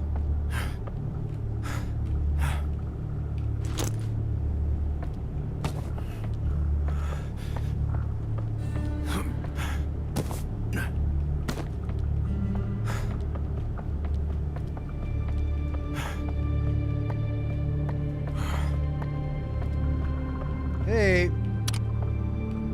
Detectanol, yeah.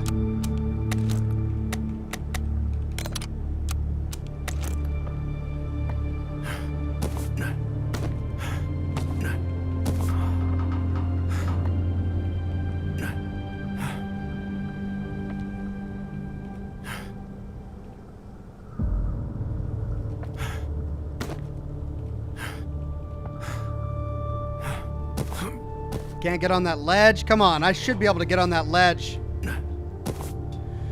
No. Well. Let's see.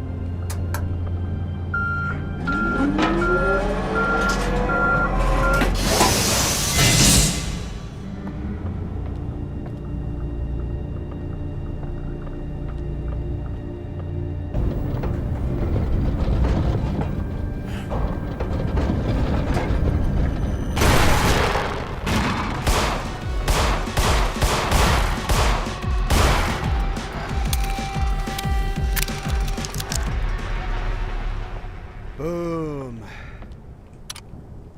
Didn't even get touched. All right, so we figured that puzzle out. We got the gates open. Now that we've got this battering ram, I wonder... But no, we wouldn't be able to get past those barriers. There is this box in the way. I wonder what happens if we smash open that box. And this is a dead end. Is there anything over here? Yeah. Bob, following the New Guard incident, we are only letting employees into the factory via the hangar, which means it's now an extra stop on your daily round. At the end of each workday, you are to lock the entrance to the hangar using the key left for you. Anyone trying to ram their way through this facility will be dealt with accordingly. Bill Bird, Government Liaison. Hangar key. Enter the old factory via the hangar. What? How? This is 1997. How? There's no crane to take you over this time. You'll have to ram your way through. Use your head, or whatever else you can find. I don't even care. Though, I know someone who might. He's waiting at the end of the tracks, and he's dying to help you. Oh boy. Follow the tracks. All right, let me try my hunch and see if I can blast open this box.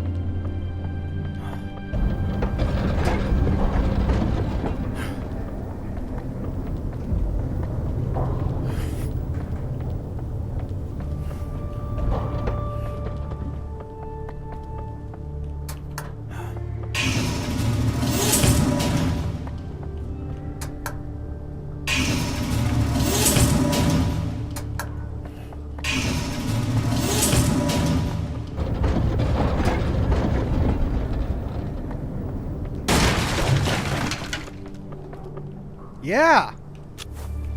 Final likes. We got some. 10 left. Cool. Just to confirm, can we go through a barrier? Nope, that's a hard stop, which means there's no point to go down this track. Though, is there anything down here? No. So is there any reason to put it in here? We already went back there. What would the purpose be for putting it in here? It's the one thing we haven't done.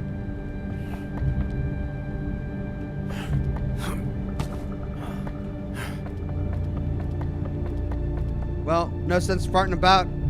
Let's try it. I don't think there's any point to it, but...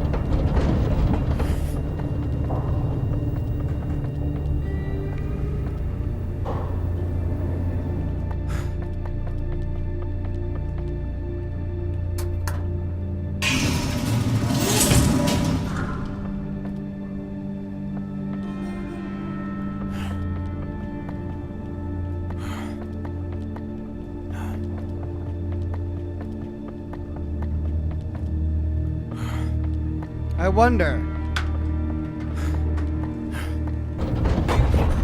No, we can't push it off the tracks.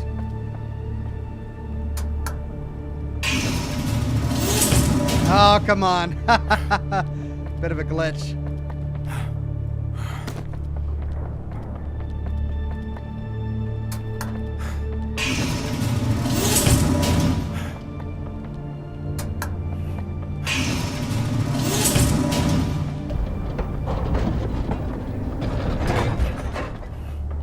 Why is that not working? It somehow got sideways. How did that happen?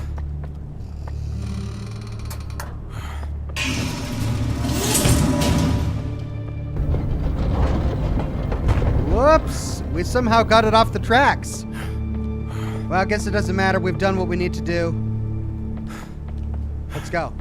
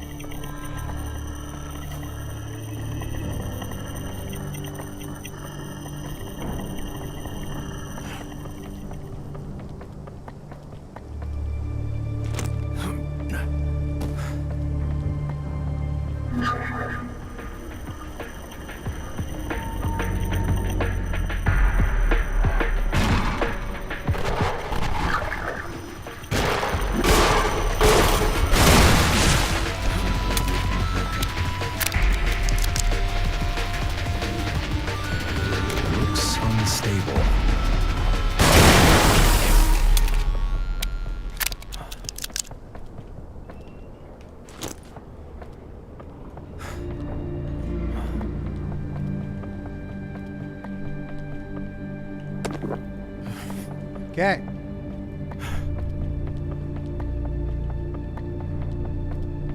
Holy cow, this is a maze.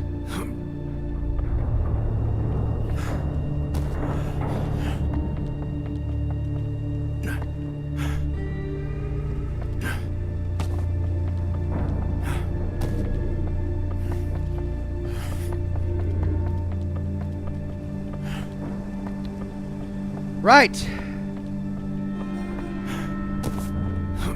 Something big waiting for us at the end of the tracks.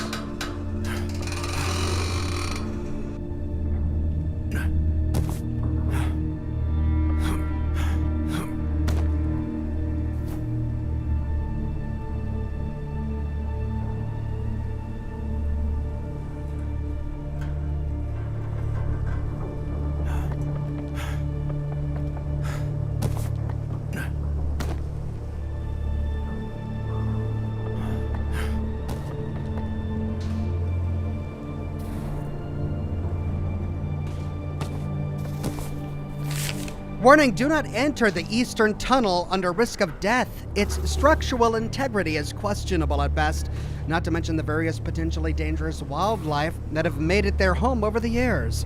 It may take years before we can get that tunnel in working order. Bird.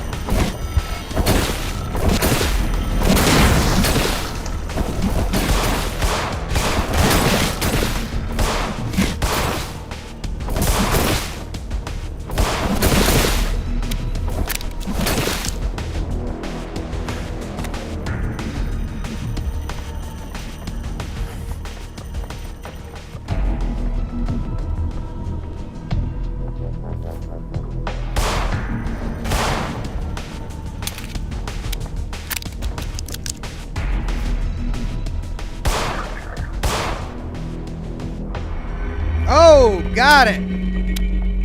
I'm a pistol sniper. I was gonna try to use this barrel, but I didn't need to. But damn, they got me good. They got over half my life with those long-range attacks of theirs.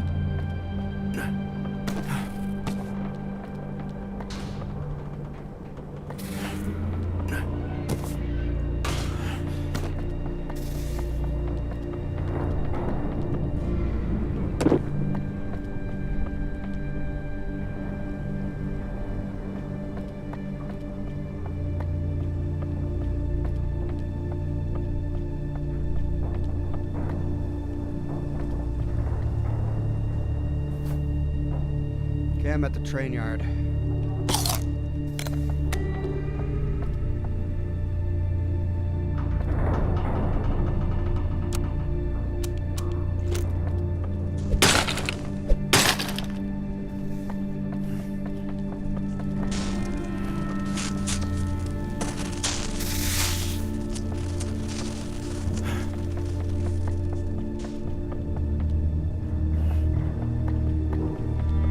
Right.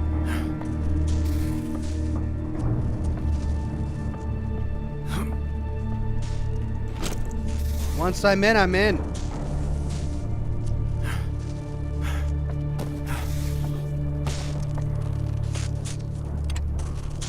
Nothing.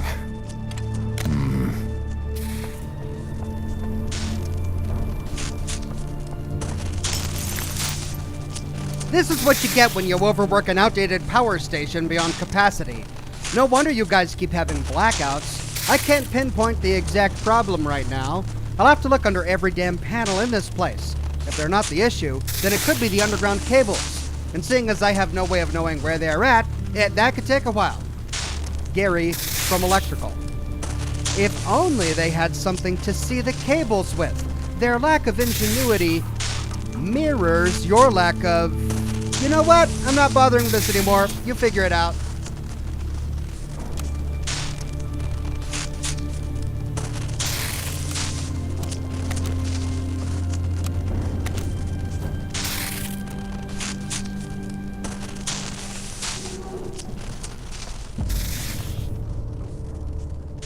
It has no power. Maybe I should look for power cables. No luck. Alright, so to pop that door open, I gotta do that power panel.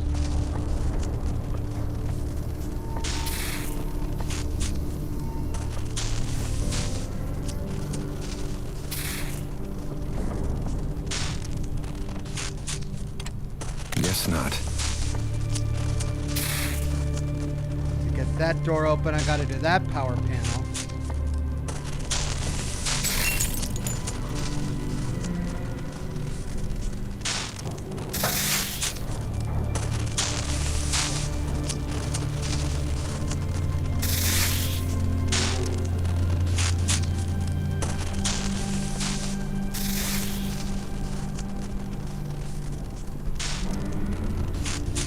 Nothing over there.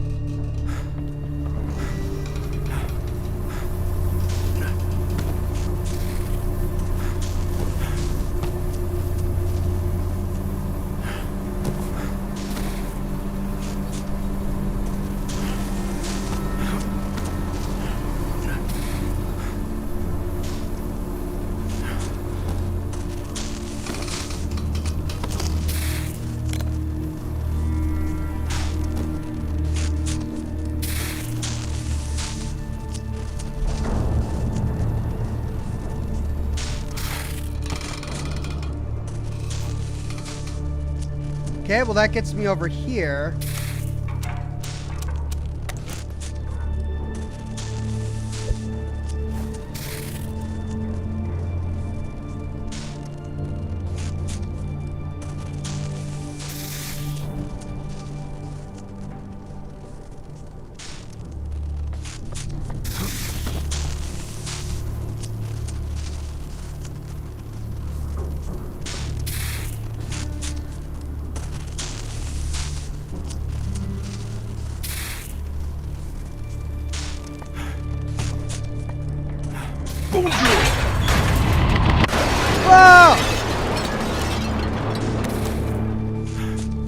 was that? Bonjour, my butt.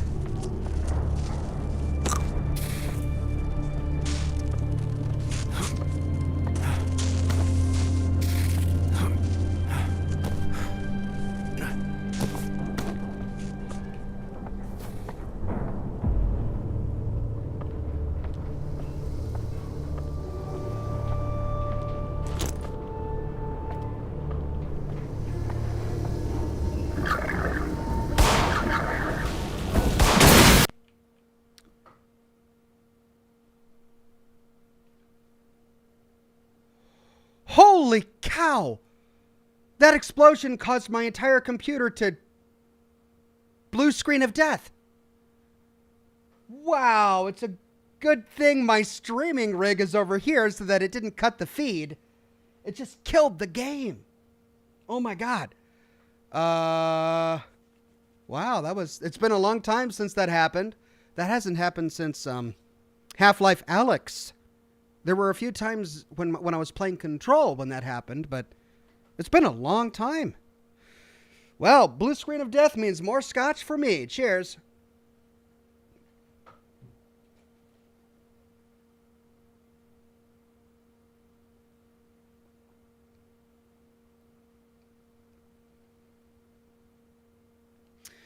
We'll try again. Don't worry, I'm not done with the broadcast. There should have been an autosave, so I shouldn't have backtracked too much. We've got about 30 minutes left in the broadcast anyway.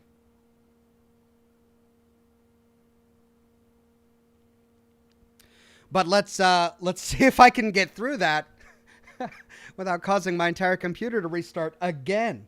That was crazy. I was going to hide behind those explosive barrels to try and get the lot of them when they got close. But perhaps I was too close to the explosion and it was just too much for my machine to handle, which is ridiculous because I've got an amazing machine. I've got a GeForce 380 Ti here, water cooled, like it should work. Give me a second. My computer is deciding to perform Windows updates right now. Thankfully, these tend to not take too long.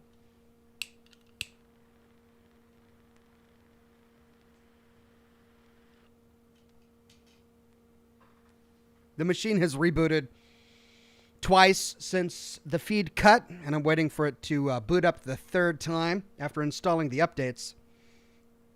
And sadly, I can't see your chat from this screen. Let me see if I see you over here.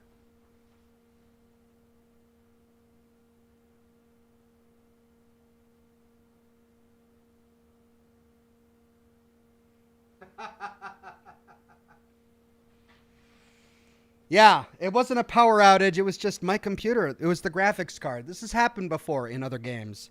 All right, it just installed another update, and it restarted again. That's the third time it's restarted. We're working on boot up number 4.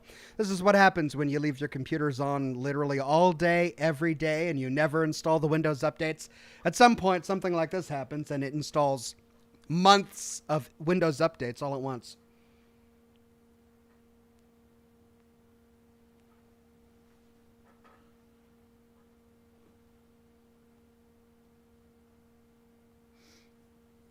So, you read any good books lately? How about the movies? You like to watch them moving pictures at the cinema? No? There we go.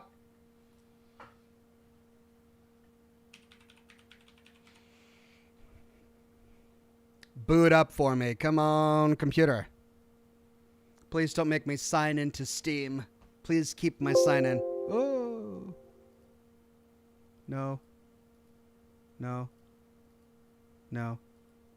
No, I do not want to use Microsoft Teams. No, I really don't want to use Microsoft Teams. No, I have absolutely no reason to use Microsoft Teams on this computer. This is my work computer, and I'm not in a team. No. No. Why? Why? I don't want to use Microsoft Teams. Can I Control-Alt-Delete this?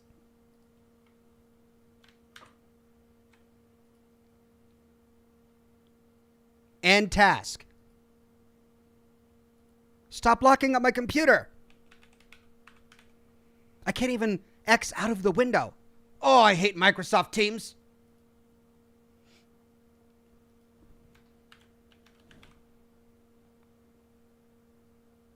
No. No. Finally.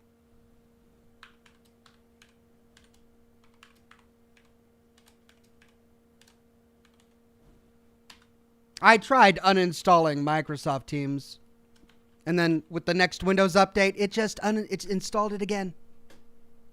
There's just no point. Can't even control my own computer. The stinking cloud. I hate the cloud. Next Oxhorn t-shirt. Oxhorn hates the cloud.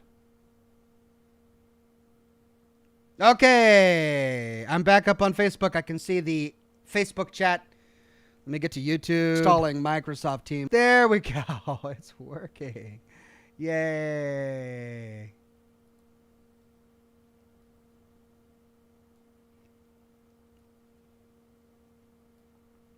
Okay. Now, can I get the game working?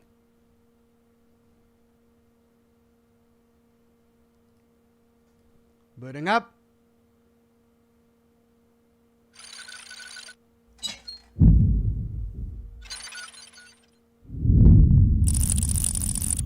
There we go.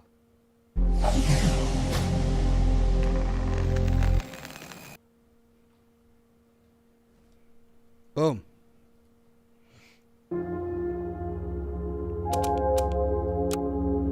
Autosave. What? I've got a corrupted autosave?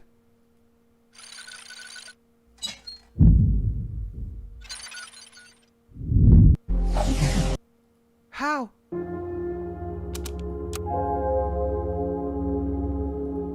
I've got one from 4 minutes before. That one works. Ooh, wow, that's weird. It corrupted my autosave.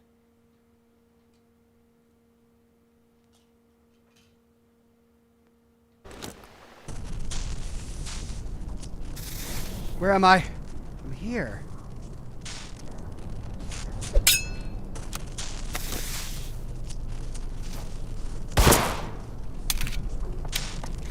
Okay. We do this again.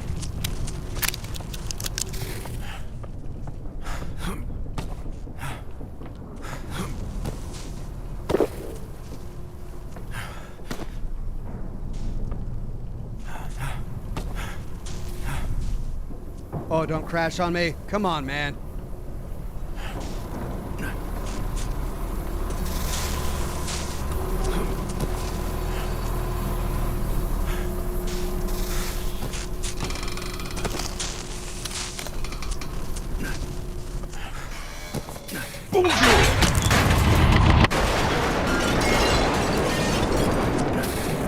Bonjour, my butt, guy. Stop bonjouring things. That hurt. Okay, back where we were. Now, these guys are going to come running at me. How am I going to get through this without crashing my computer?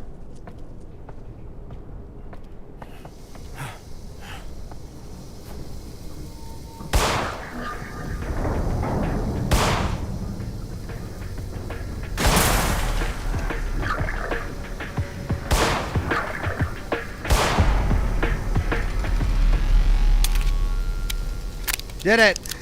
All right, what happens if I do this? Yeah, we're alive. Okay, didn't crash my computer.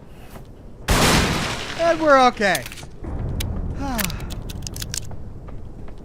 Great.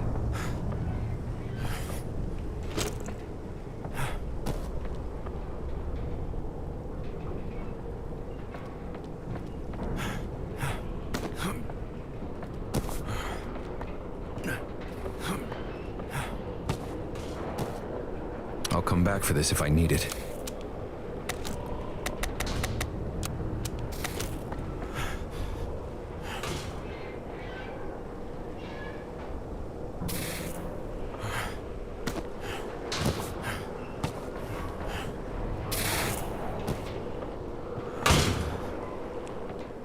Oh. Screw you, man. Oh!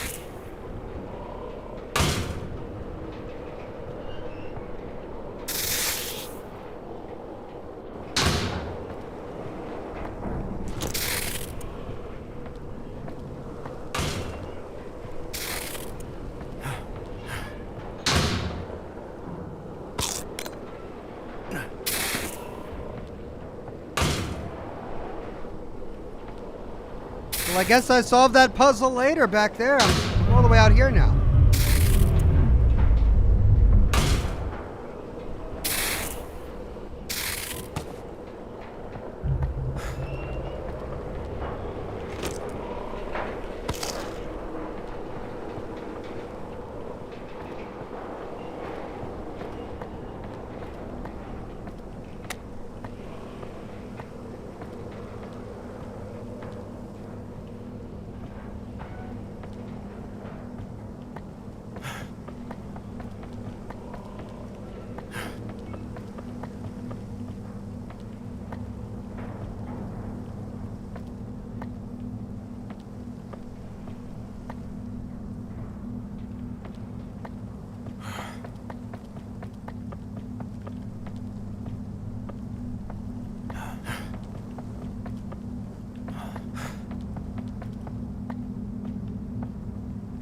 End of the tracks.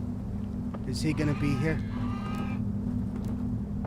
End of the tracks. Okay.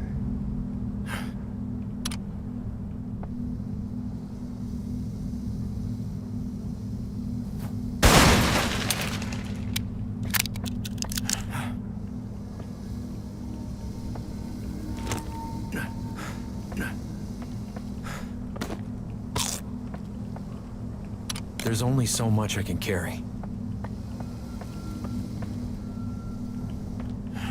Stop, stop, stop. This is the tunnel we read about.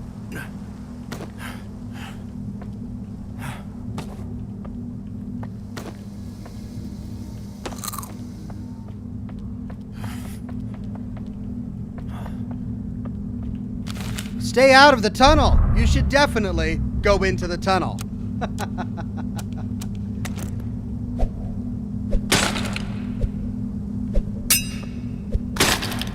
Oh God, human bones. Great, great. Definitely go into the tunnel, says the guy trying to kill us.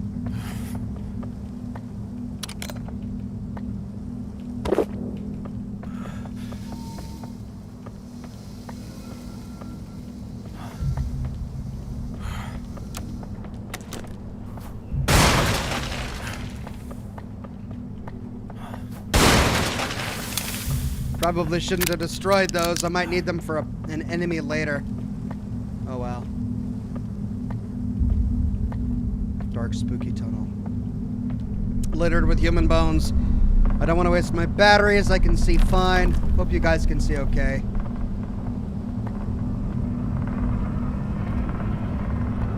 Oh, what's at the end of the tracks?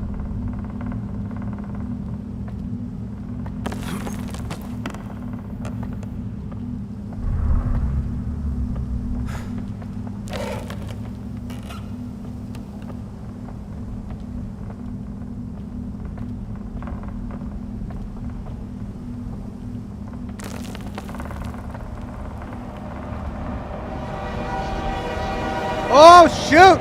Oh, shoot!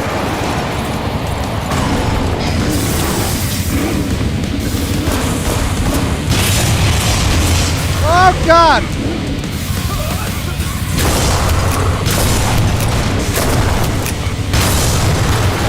Oh, God! Run! Run away!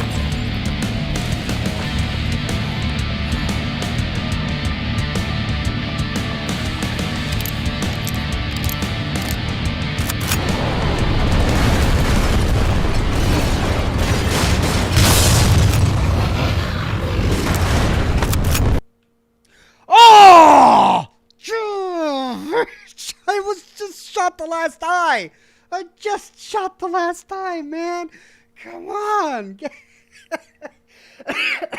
Why is it crashing? I've gone through 3 streams of this and it hasn't crashed. I'm gonna wake up my kids screaming at this doggone game. Ah. Infuriating. All right, hold on. My machine's got to boot up. Hey, at least I don't have to install any more Windows updates, right? Silver lining.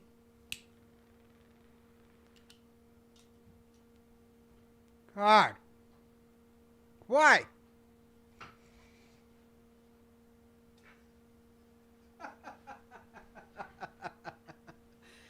I mean, in the last broadcast, the game would randomly kill us if we just walked around badly in a certain area. Remember that? We were just walking around the shipyard and just die for no reason, even if we weren't falling. And then in this game, if there's too much color and excitement on the screen, I crash to desktop. Oh, all right, let's restore the pages here. Oh, Steam wants to install an update now. Great. Game would randomly... Okay, well, I got my YouTube back up. My YouTube stream is back up. Facebook is back up. You guys are being very patient. Thank you so much for your patience. All right, let me get into Steam.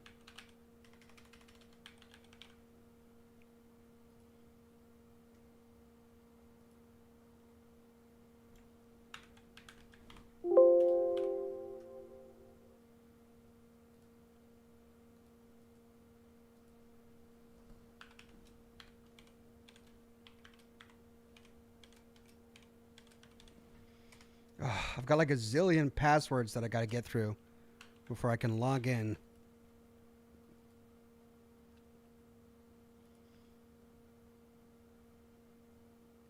Soundproof your room, Ox, says Vicky T. Yeah, I might have to after this. Shoot. I don't hear anyone walking around upstairs, so I think I didn't wake up my kids. Okay, Steam is on. Let's load the game. Please don't crash on me again, you stinking game.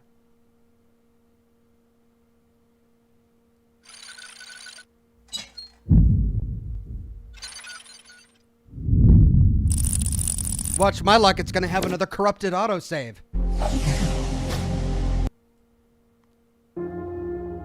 Continue. Barricaded tunnel.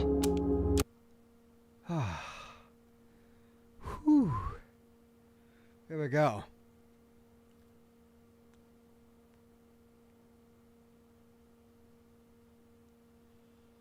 Weird Beard says, I fell asleep a little while ago. Apparently your shrieks of frustration jerked me awake. Scared the absolute living hell out of me. I'm so sorry. I'm sorry I woke you up. All right, well, now we know what's coming at least.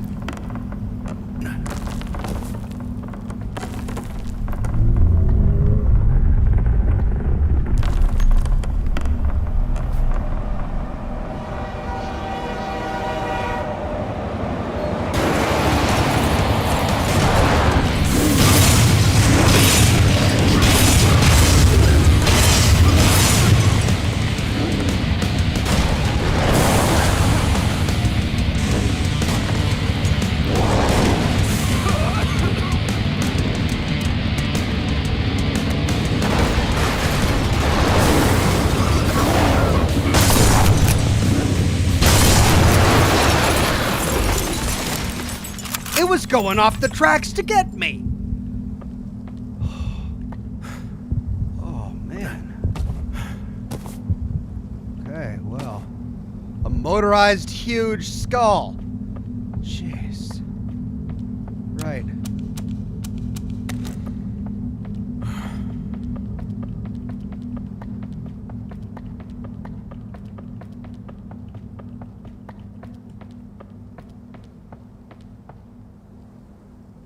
What?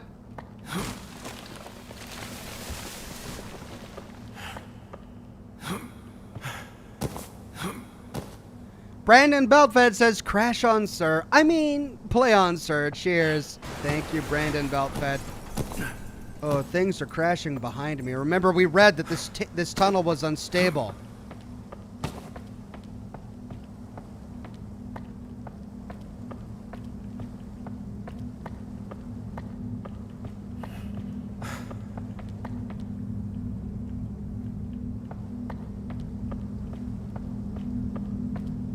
Okay. Are we going to be able to get out of it? Or is this going to be another weird, trippy thing where the tunnel turns into a different tunnel that brings us to a different location? No? Okay. Oh, where's the skull? Oh, where'd it go? Oh, it's gone. Oh, no.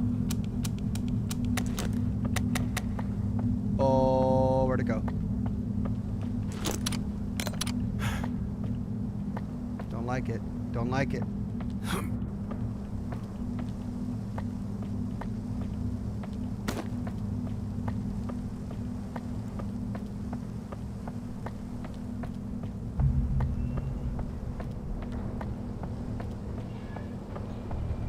Oh, the gate's open now.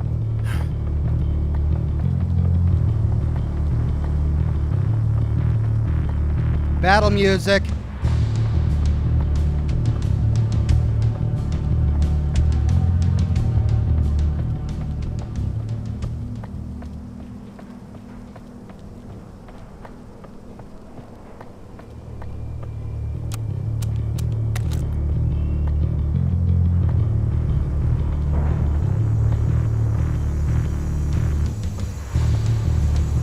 What happened?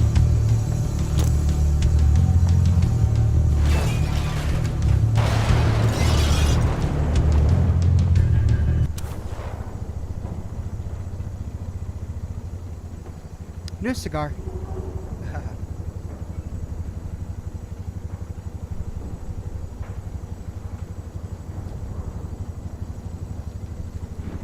Oh, come on, sweet tobacco. Calm my nerves.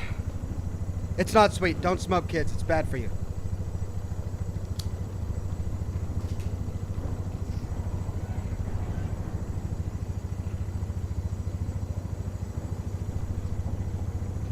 I am not a role model.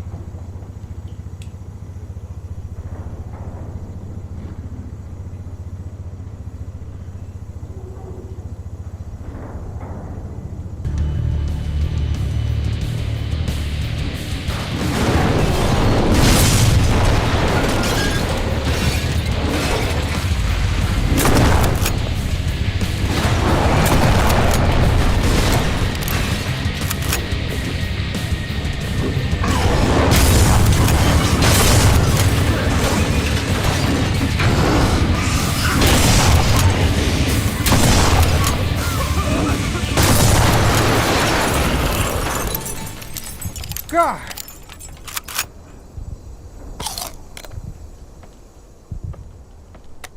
God.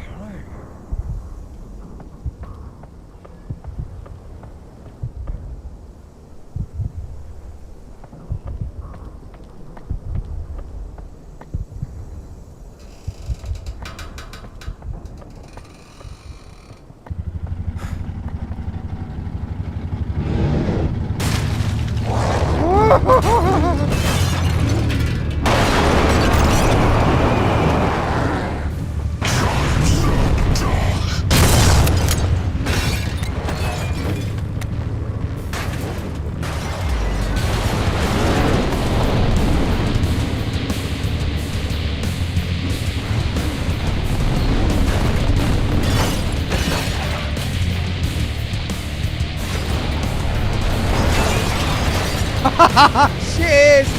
Blast open the door! Yeah! Ah!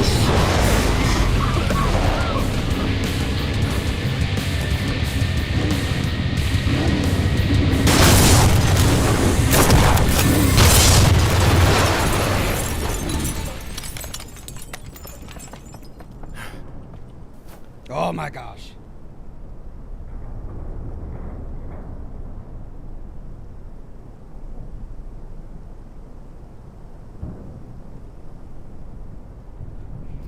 Okay, we used it to knock open the door. Is it gonna stay dead now?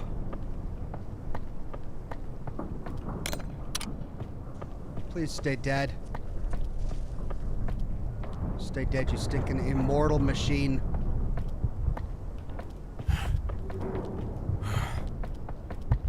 The door leading to the hangar is locked. Whoa!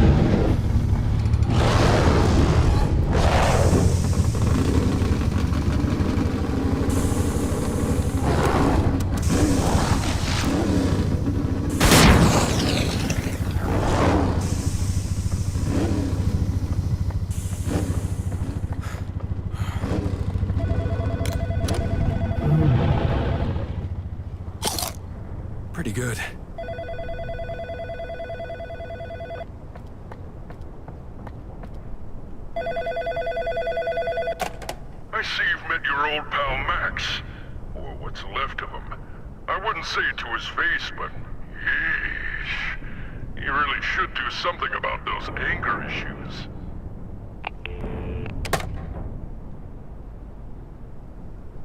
You don't say. It's blocked from the other side.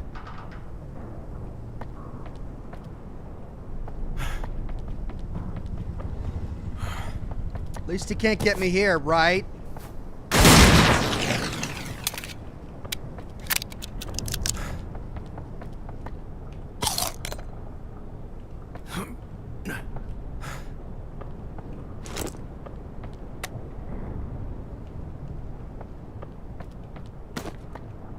Warning! This door is to remain closed during lure pill experiments. The last thing we need is for livestock to ram their way into the hangar during operating hours. One belligerent former employee was enough. A lure pill.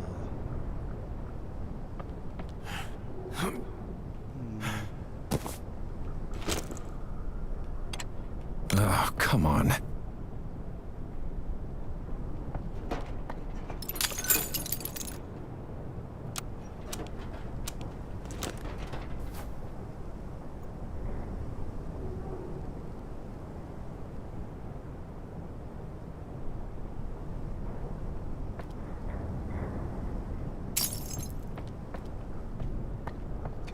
That box controls that gate. That's an elevator. It's blocked from the other side. Okay, that's the entire thing. Well, guess we gotta go up the elevator.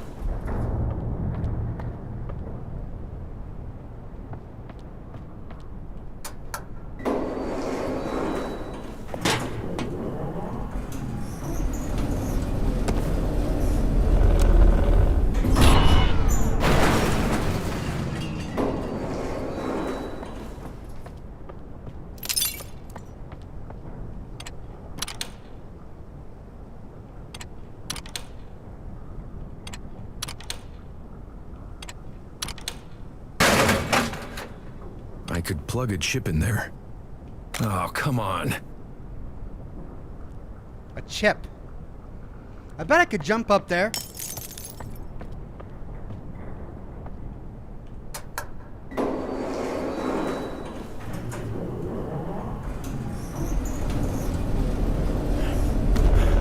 Oh, come on. I can't. Oh, bull crap. Bull crap. Bull crap. I could totally jump up there. Totally. All right, I need a chip. A chip. Oh, do I gotta go back outside? How do I get out there?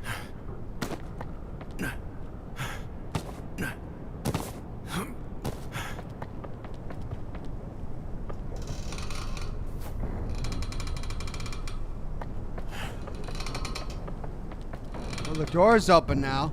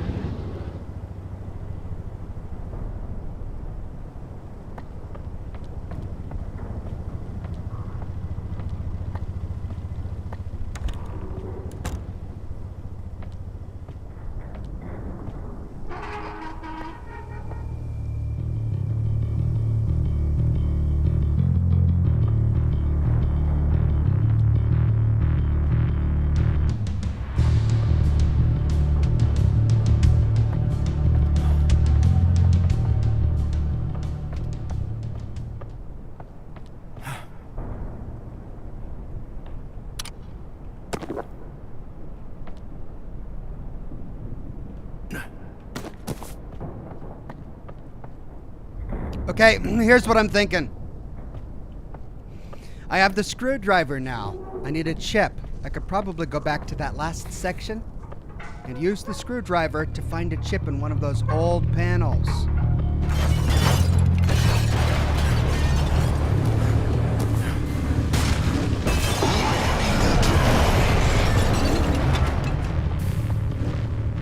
I don't think so, buddy. You're stuck. How is that floating?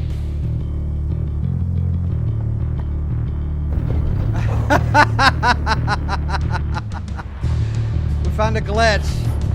All right, well, I need to go.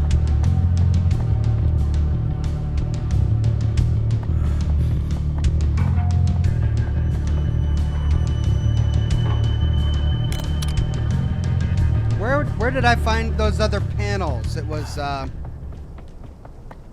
no, I went through here and then I fought around the corner.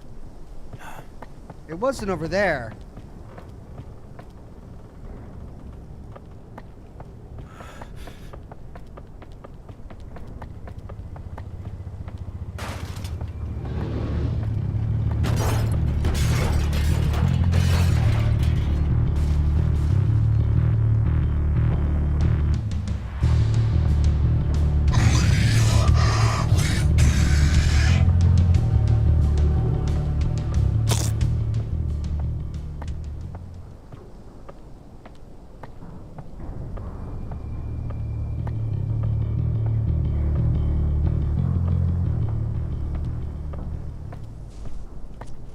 Here we go.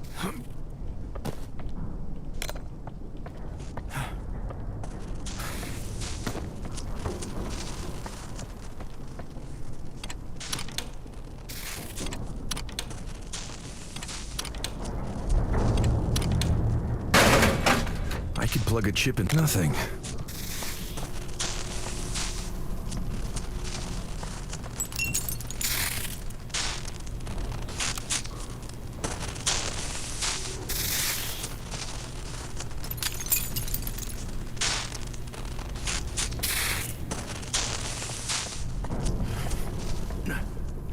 Okay, well, there wasn't anything in that one.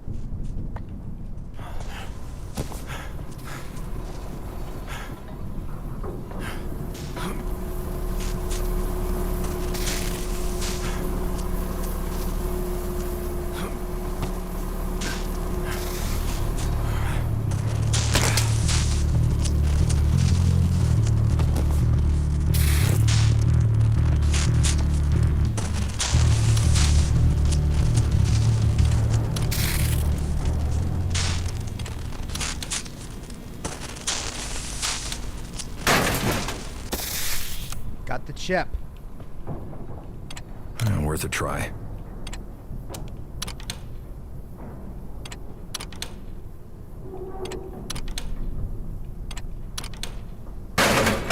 I could plug a chip in there.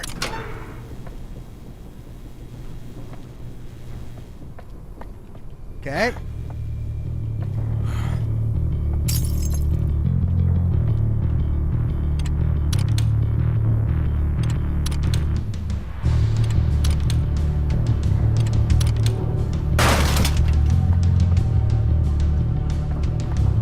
All right, so that opens that gate over there, but I don't need that.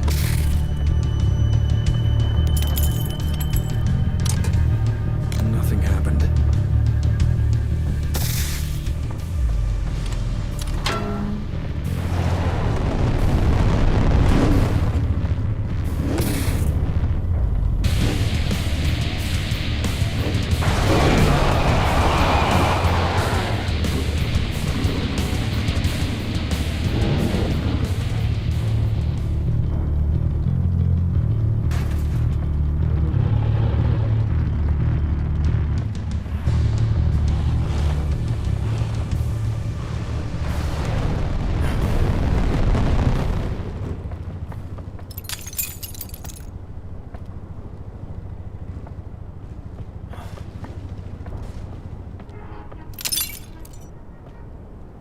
Okay, so to activate the lift, I gotta somehow get behind this gate.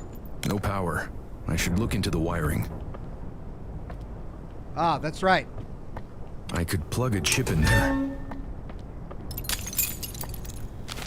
Hi, is your name Gary from Electrical? No? Then don't touch this damn electric panels. I know the elevator's wonky. I'm working on it, so take a chill pill or whatever it is you guys make around here. I'm revamping the electrical distribution for this entire facility, so there will be times during the day the elevator won't get as much juice as it needs to. Blame the power station for frying all of the lower end conduit chips, to the point that I have to keep switching chips from different panels to get the damn elevator to climb one floor. That's life. Okay, well, we got the door open.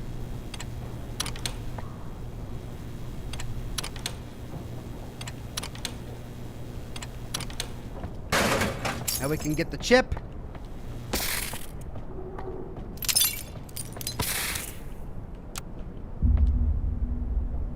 Find a 3V chip at the power station. Oh.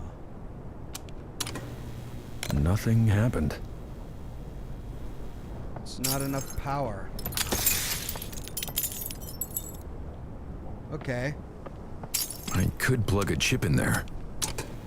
1V. Power's not going all the way. Power's 1. 2V. Power's 2. Voltage is too weak. I gotta get a 3V chip, and I think I know what to do.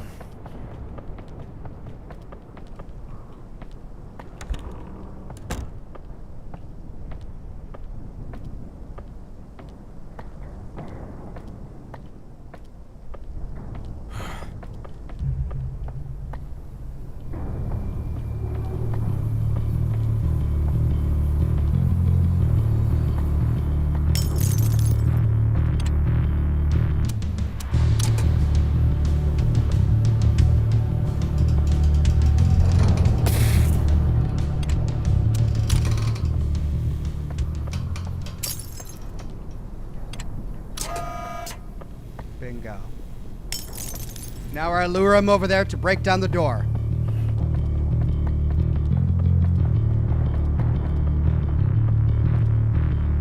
Come and get me, schmuck.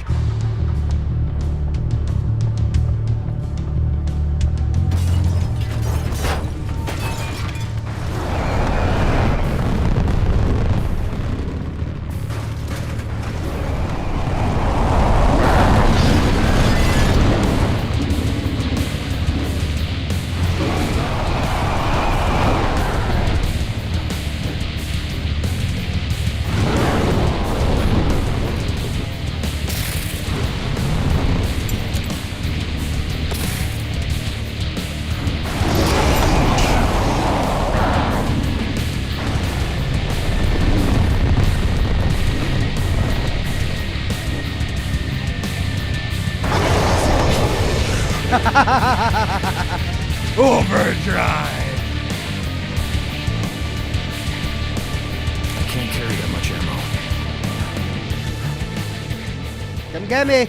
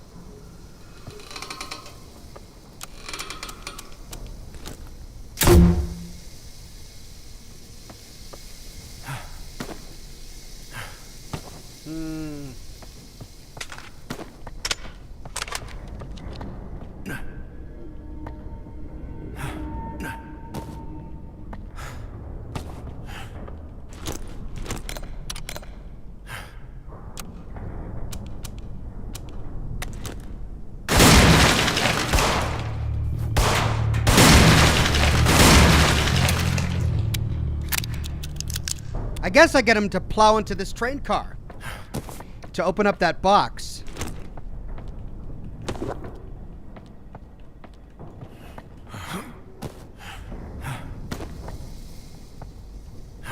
But first I gotta figure out this puzzle.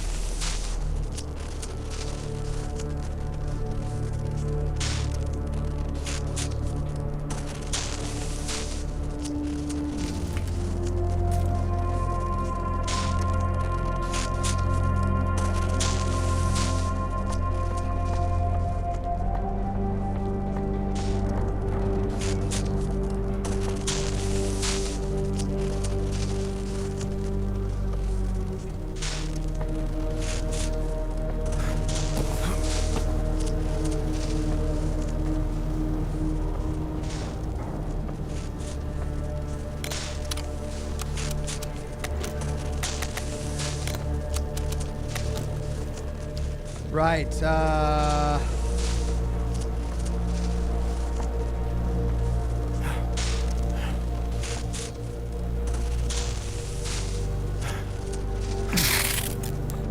ooh. I should stay clear.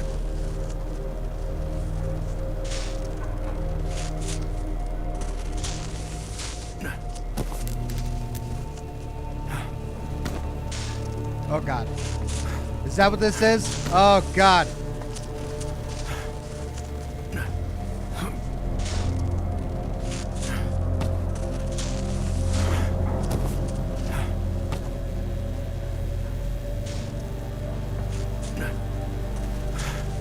Oh. Okay. Ah. So I gotta get over there.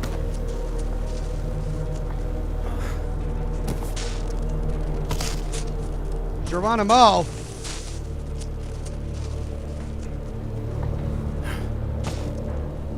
Oh, tricky. Yeah, this. Oh, Jimmy Crickets, no!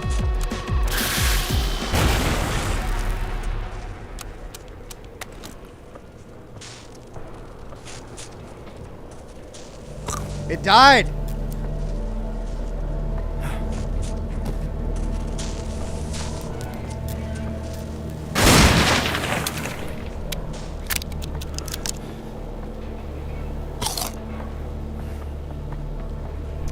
DJ Evisceration says, thanks for burning the midnight oil with us, Ox. You're welcome, my friend.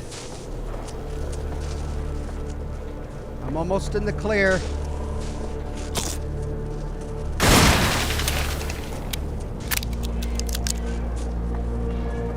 I think this is it. No!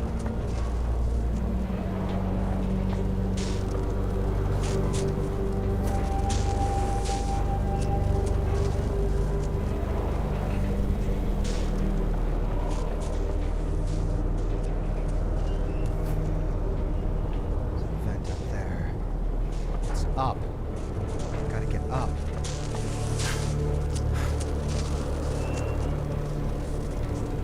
Somehow I gotta get up there.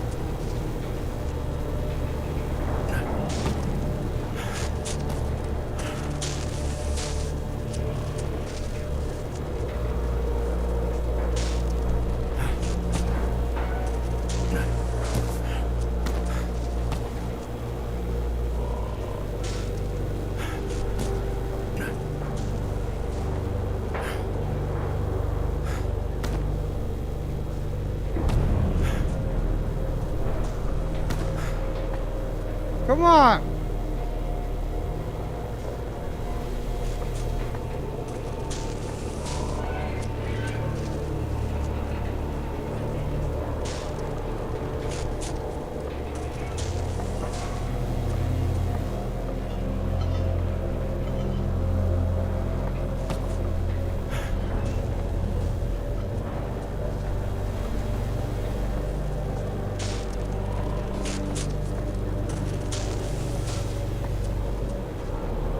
Yes!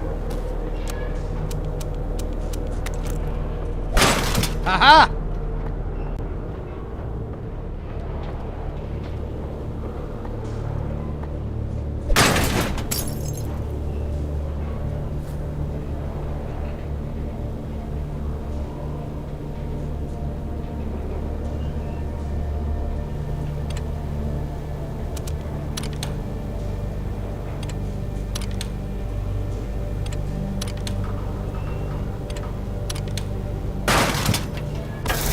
Got it.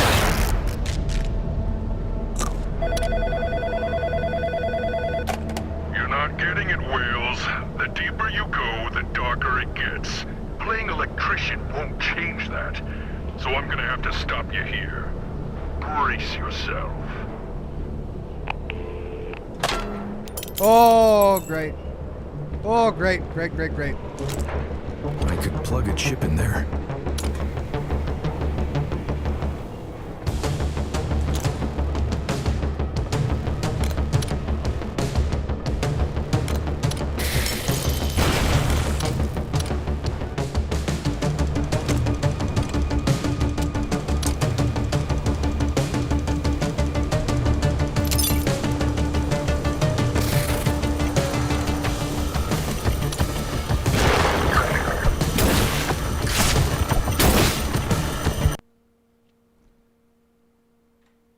You're freaking kidding me. Crash to desktop number 3.